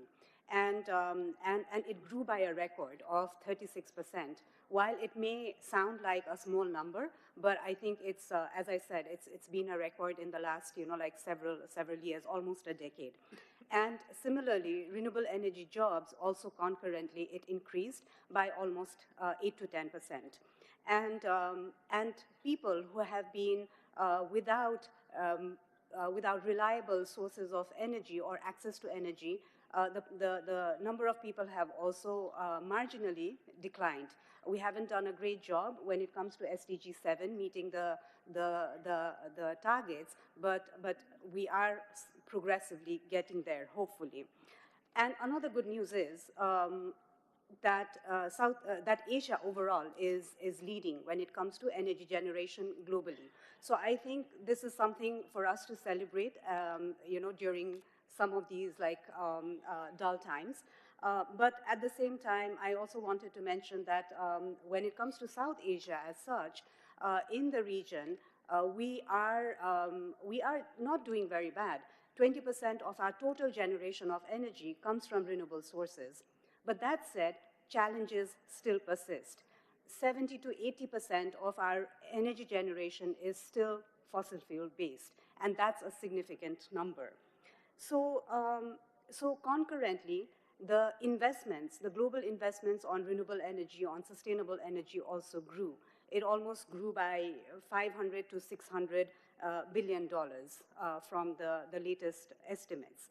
And we are still far away in order to reach the targets by 2030 of tripling the renewable energy generation or energy capacity to be, like very specific, and which requires, estimates tell us, almost 2 trillion US dollars per annum. So which means that we are still far ahead, from accomplishing the required targets. But that said, again, I think the smaller gains that we celebrate, one step at a time that we celebrate, again in the region, community-led action, I think that have the transformational potential. We have witnessed it coming from UNICEF and considering our mandate of working for children and working with children and young people and for the most vulnerable communities. For us, and also speakers ahead of me have mentioned, it's about the ones who are impacted the most vulnerable population. So again, coming from UNICEF, every child here in South Asia, your children, my child, they are all impacted extremely by climate crisis. So I think this hits hard personally, at a personal level as well. And for us, it's also about equitable access to solutions, equitable access to energy as a means of providing the basic sources and the social services that children need in order to grow, in order to survive and thrive. So we have been working, as UNICEF, we've been working globally on clean energy. We have now almost reached 85 countries with our clean energy program globally. Coming closer to home in South Asia, we work very closely with the communities. We work very closely with the local governments, particularly looking into distributed energy, particularly looking into smaller scale of energy systems that are easier to deploy, but that also have high quality social benefits as well. In that, then, carbon finance or climate finance, we heard throughout the day about what we need to do to get prepared, prepare our grounds for accessing climate finance. And let me tell you one thing. I think in all this, the market mechanisms, the private sector is also, there is a strong undercurrent, right? So for me, I think it's not all gloom and doom, but I think the market is going to respond, and I'm quite hopeful in that sense. Cautiously optimistic, but optimistic. And in that case, I'm bringing the example of an innovative market solution, the carbon markets, which we saw in the last two COPs, COP 28 and 29 of the UNFCCC, that there have been positive advancements of how now policies are becoming more responsive. There are more guidelines, and with that, enabling conditions, I'm quite hopeful that the market mechanisms will now also start picking up. So now, why are we talking about carbon markets, right? It provides as an icing on the cake, I would say, to generate some additional revenue stream for communities, for local governments, and overall, I think in terms of investments as well. And also, there is a growth in the carbon markets that we are seeing. The region is obviously doing well, but also governments are now responding in terms of how they can provide better regulatory mechanisms in order to keep the market more vibrant. In all that, UNICEF, I'll just take an example how UNICEF has been supporting the government of Nepal in putting in place a carbon market mechanism.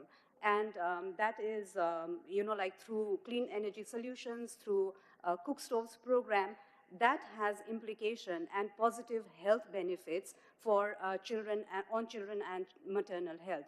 So we have a very small sort of a program where we have deployed or supported the local governments in deploying around 12,000 cook stoves in Nepal, and we are expecting a revenue from the carbon market of around over $2 million in the next 5 years. And that revenue directly trickles to the local government and also to the beneficiaries, but also more importantly for us, to children and the most vulnerable community.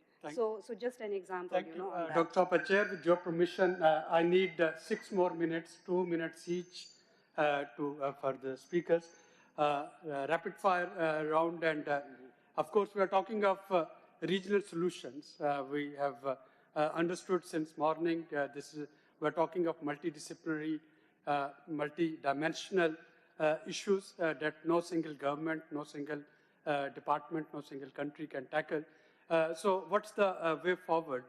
Harjeet, how regional collaboration can help us in decarbonizing this region and our economies? 2 minutes. Sure. So let's accept the reality. I mean, the regional politics at this moment is not in our favor, but that doesn't mean that we should stop the conversation. We can't just depend on politicians to bring us together, and that's why this initiative I really commend, because as media, as civil society, as ordinary citizens, we have to interact with each other. Even if at this moment we are not sharing resources, but we are living in a digital world, we can really pick up examples from each other. We can organize many exchanges without visa so that we can learn from each other and replicate those examples. There's a wonderful work that's happening in Nepal on EV. We are seeing there's a lot of work happening on renewables that we have seen in Pakistan, in India, how we can learn. Sri Lanka has come up with a target of going 100% renewable in the next few years.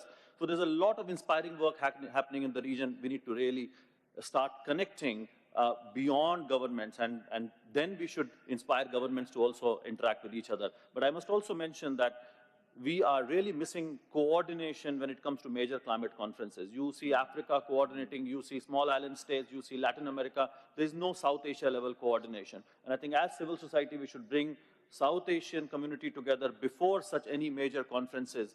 That will bring the spirit of solidarity and cooperation that is absolutely missing at this moment. This could be a great, another start for that to happen. And I must take 30 more seconds just to emphasize on the point, while we are talking about regional level cooperation, but a lot of action needs to happen at the very local level. And that should inspire the policies at the national level and regional cooperation. And let's not forget, we need to continue to put pressure on those perpetrators who have caused the problem, because while we can mobilize resources at the domestic level, we cannot let developed countries off the hook, because we are talking about justice and equity. Thank you. The same question to you, Indra Kaji. Way forward for regional collaboration and how UN agencies, they can actually support the governments. I think Harjeet has answered that very much. I think really reiterating his premise on coming as a caucus in South Asia. Yes, there are challenges. We have perspectives and political issues, but this is cross-cutting. I think it's if I may be colloquial, it's a no-brainer. So we should come together on this, have a common caucus, address the issues that impact all our peoples, and be coherent in the key areas in which the science and the data is very self-evident. There's no need to revisit the data unless you challenge that as a political perspective. I think we also have to improve internally our weak governance, and we have some inconsistent policies, and streamlining our regulatory frameworks would help. And again, a bit more coherence across, including encouraging private-public partnerships. We are very weak in that. We don't in this region also we have very big companies which are, multinational big entities that can come in and support us in this endeavor. Yes, financial constraints and investment risks are there. We have to de-risk some of this and see how some risk guarantees and concessional funding can come to these endeavors, because there are plenty of innovation that's taking place. So how do you scale it, right? How do you de-risk? You can't expect some of these organizations to scale without de-risking and supporting them through that financial inclusion. And then lastly, I think also really how can we get localized energy and alternate options at community level? Because for us, we still, in a developing countries, we have potential, but we need to scale bottom up as well, my previous point. And then building trust and awareness. I think this is critically important, and here I really want to take my hat off to DawnMedia and the group for doing exactly this on communication, bringing people together. And today is a world where, well, formerly, everything was 140 characters, right? I think we need to really be able to get out there, use that as a raising awareness, advocacy, justice issues, and mobilizing us as a collective. And thank you for that, really. I think this is really one of the first opportunities bringing us all together to have this conversation as South Asia to take it to the next level. Thank you, Dr. Thapa. Thank you so much. So just 3 points from my side. I think for us, the NDCs, the nationally determined contributions, which countries are now preparing and finalizing, and as Dechen rightfully calls it, the investment plan for countries to address climate change. There has to be a meaningful engagement of children and young people when countries are formulating and in terms of implementing the plan later on.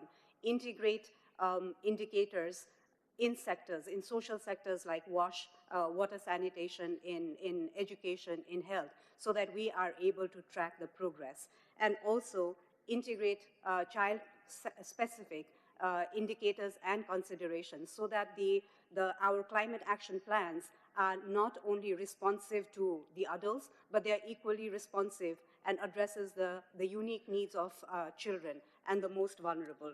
The second thing is in terms of, because we are also talking about climate finance, so globally only 2.4%, UNICEF estimates suggest that only 2.4% of the global multilateral climate finance, it goes into sectors that specifically address the needs of children and young people.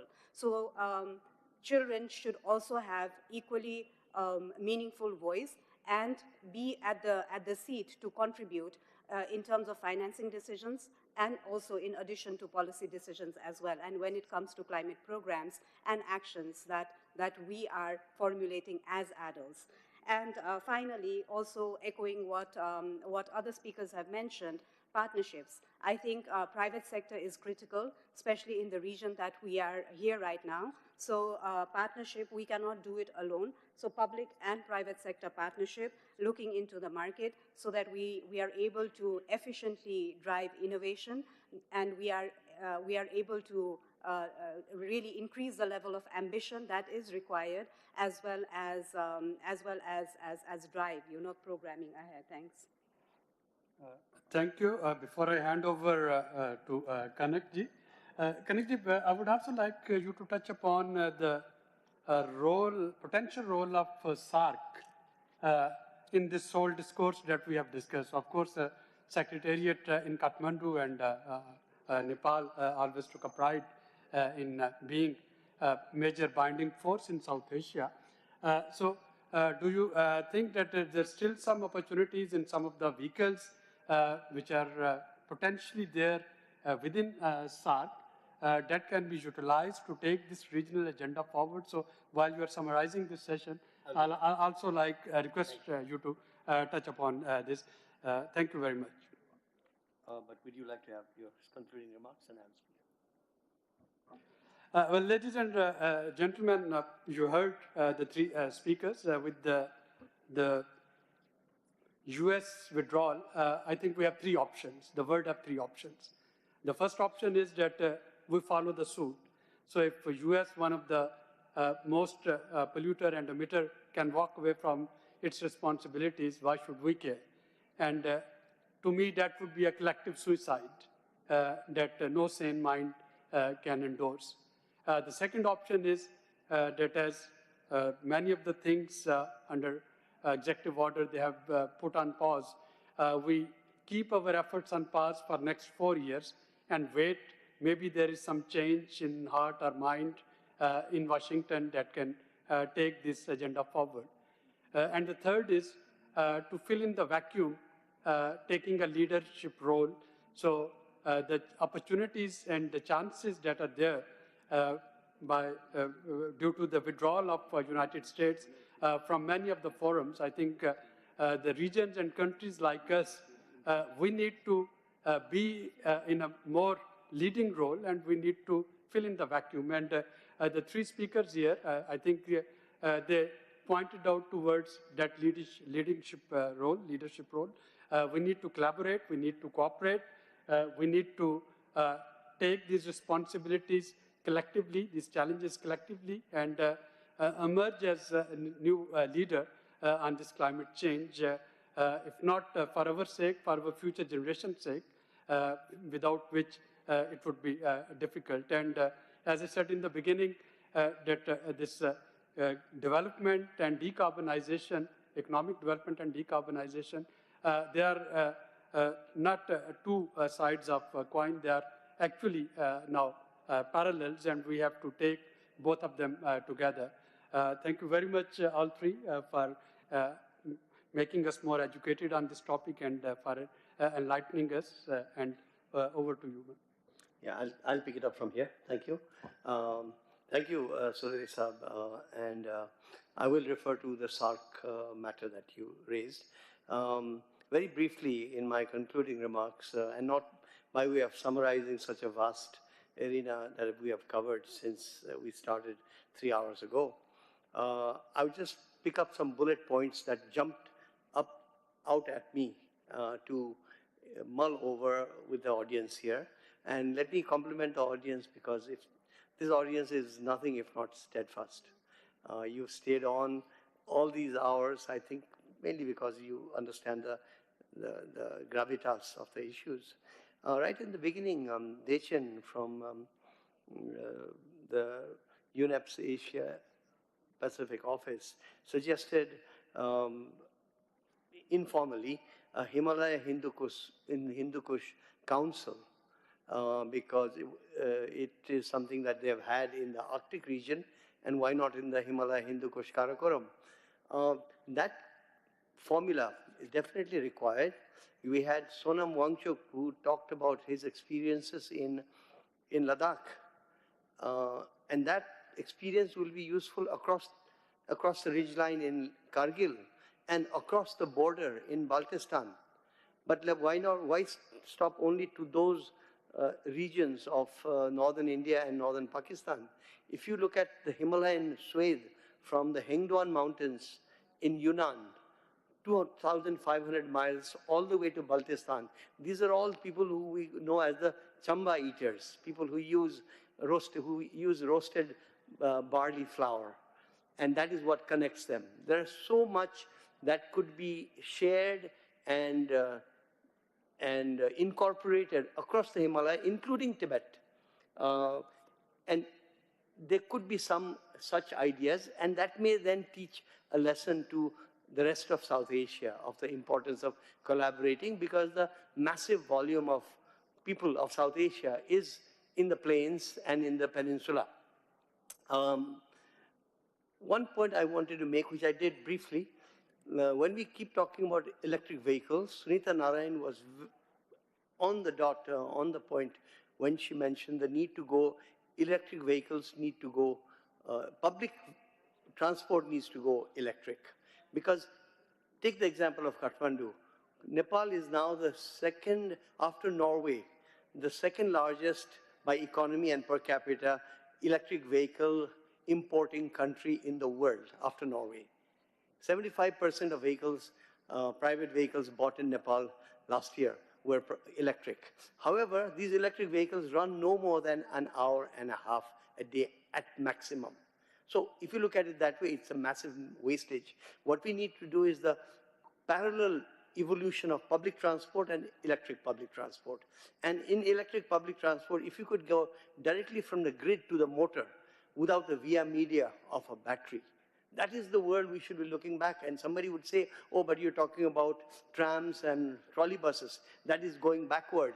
No, that is going ahead, the way I see it. So it's important to understand that when Nepal and Bhutan get, at the same time, with this critique of electric private vehicle ownership vis-a-vis public transport, and public transport, of course, will lead to air quality improvements and economic improvement, and public transport consolidation. I believe that we must also remember, when we keep talking about EVs in India and Pakistan and Bangladesh, for example, all of those EV buses and cars are running on coal, sometimes dirty coal bought from Indonesia. So we must find other solutions as well in terms of alternative ways of utilizing our EVs or powering our EVs. Heat stress has been talked about, but I believe there's one aspect we need to talk about more than has been picked up. The last year when temperature highs reached 50 degrees in the Indo-Gangetic plains, in the Indus-Ganga Maidan, suddenly there is now talk about heat stress. But beyond heat stress, we have to talk about the mass migration that this is going to lead to. That has not yet come into the discourse as far as I can make out, just as I mentioned in the morning, permafrost has not yet come into the discourse. Finally, federalism in many ways for the two large countries of South Asia seems to be the answer in many ways for the rest of South Asia. And this goes beyond the climate crisis and air quality, etc. But what we heard from the minister was very important here from from Punjab province. Lots of work evidently has been done, but not enough of that has been shared with the rest of South Asia. So to me, that is important. Likewise, what you heard from Sunita Narayan, presenting very positive aspects of work done by the Indian government on that side, perhaps has not been shared enough on this side. So I'm very sorry that Sunita took unwell and could not be here with us. But it seems to me, therefore, that if we have Delhi government, Punjab, Indian Punjab, Pakistani Punjab, if they begin talking to each other, and I know the Chief Minister of Punjab in Pakistan has talked about talking across the border, but we do know that each of these provinces and states have to go through the national governments, and therein lies the rub, that South Asia has not been able to come together because of the animosities or the standoffishness of individual capitals. Left to themselves, the local governments and the provincial governments probably would have solved many of the problems before us. So coming to Abid Saab's suggestion that I say a few words on what could SAARC do on this matter. SAARC is an entity that we all love to denigrate. Because if you want to act as if we know more than somebody else, we say, SAARC, it doesn't work. But the attitude should be, SAARC is an entity of South Asia that proves the buy-in of the elite political classes to the idea of regionalism. For that reason alone, SAARC is important, beyond what it should and can do. So what do we need to do for SAARC as an institution? We need to help organize and lobby for the 19th summit, because SAARC is resuscitated with every summit. And the last summit happened in 2014, November. And we need to have it, and it is slated for Islamabad. And there should be no shriveling violets on this topic. We should be able to speak loudly. Regionalism is important for climate crisis, among other things, and migration crisis, public health crisis, vector crisis, whatever you call it. So my suggestion would be that we generate a voice for SAARC to continue to exist to begin with, and to be well funded, and not to be locked into this consensus rule. But I'm now going too deep into SAARC. Let me back away from that and say just one other point. The term People's SAARC has been talked about. It's so expensive to meet, and when we do meet, the people, meaning civil society of SAARC, meets before every summit, but it has become too pro forma. And I would say, taking up from what Dawn has done with this conclave here, perhaps it's time now for us to go beyond the formulaic People's SAARC and have a genuine South Asian movement, as Harjit also mentioned, some way to not let go of this ideal that we have, because we have to talk across borders. And that brings me to my last point, which is to do with this conclave here. Remember, COP28 and 29 were essentially hosted by petrochemical producing states. And because the COPs were so important, this issue was not raised enough. But it's time to take the momentum away and the initiative away from the actual producers and the consumers of massive amounts of chemicals, It's time for regions such as South Asia, where the bulk of the population and the bulk of the world's poverty exists, to take up the initiative. How do we do that? Frankly, many people have tried. There was a generation that survived on donor funding to meet. And what I realized with donor-funded meetings over the 80s and 90s and 2000s is they exist just as long as the donors fund exists. The moment the spigot is turned off, the initiative dies. And so many South Asia meetings where people used to meet all the time, but the sum was never more than the part. My suggestion is, I have no exact answer, but from what Harjeet said and what other panelists have said in this panel and earlier, we must try to find a way to meet across borders. We know that the internet allows us facilities to talk, but it seems physical meetings are important, such as this one. So we have to somehow pick up from where DawnMedia has left us with Breathe, Pakistan Breathe, and we must take it further to Breathe South Asia Breathe. Thank you very much. Thank you, Kanak Saab, and thank you to all our panelists. With that concludes Day 1's proceedings of DawnMedia Breathe Pakistan International Climate Change Conference. We look forward to seeing you all tomorrow, same time, same place. Thank you for joining us. My Breathe South Asia Breathe was obviously meant to the person who mentioned drill.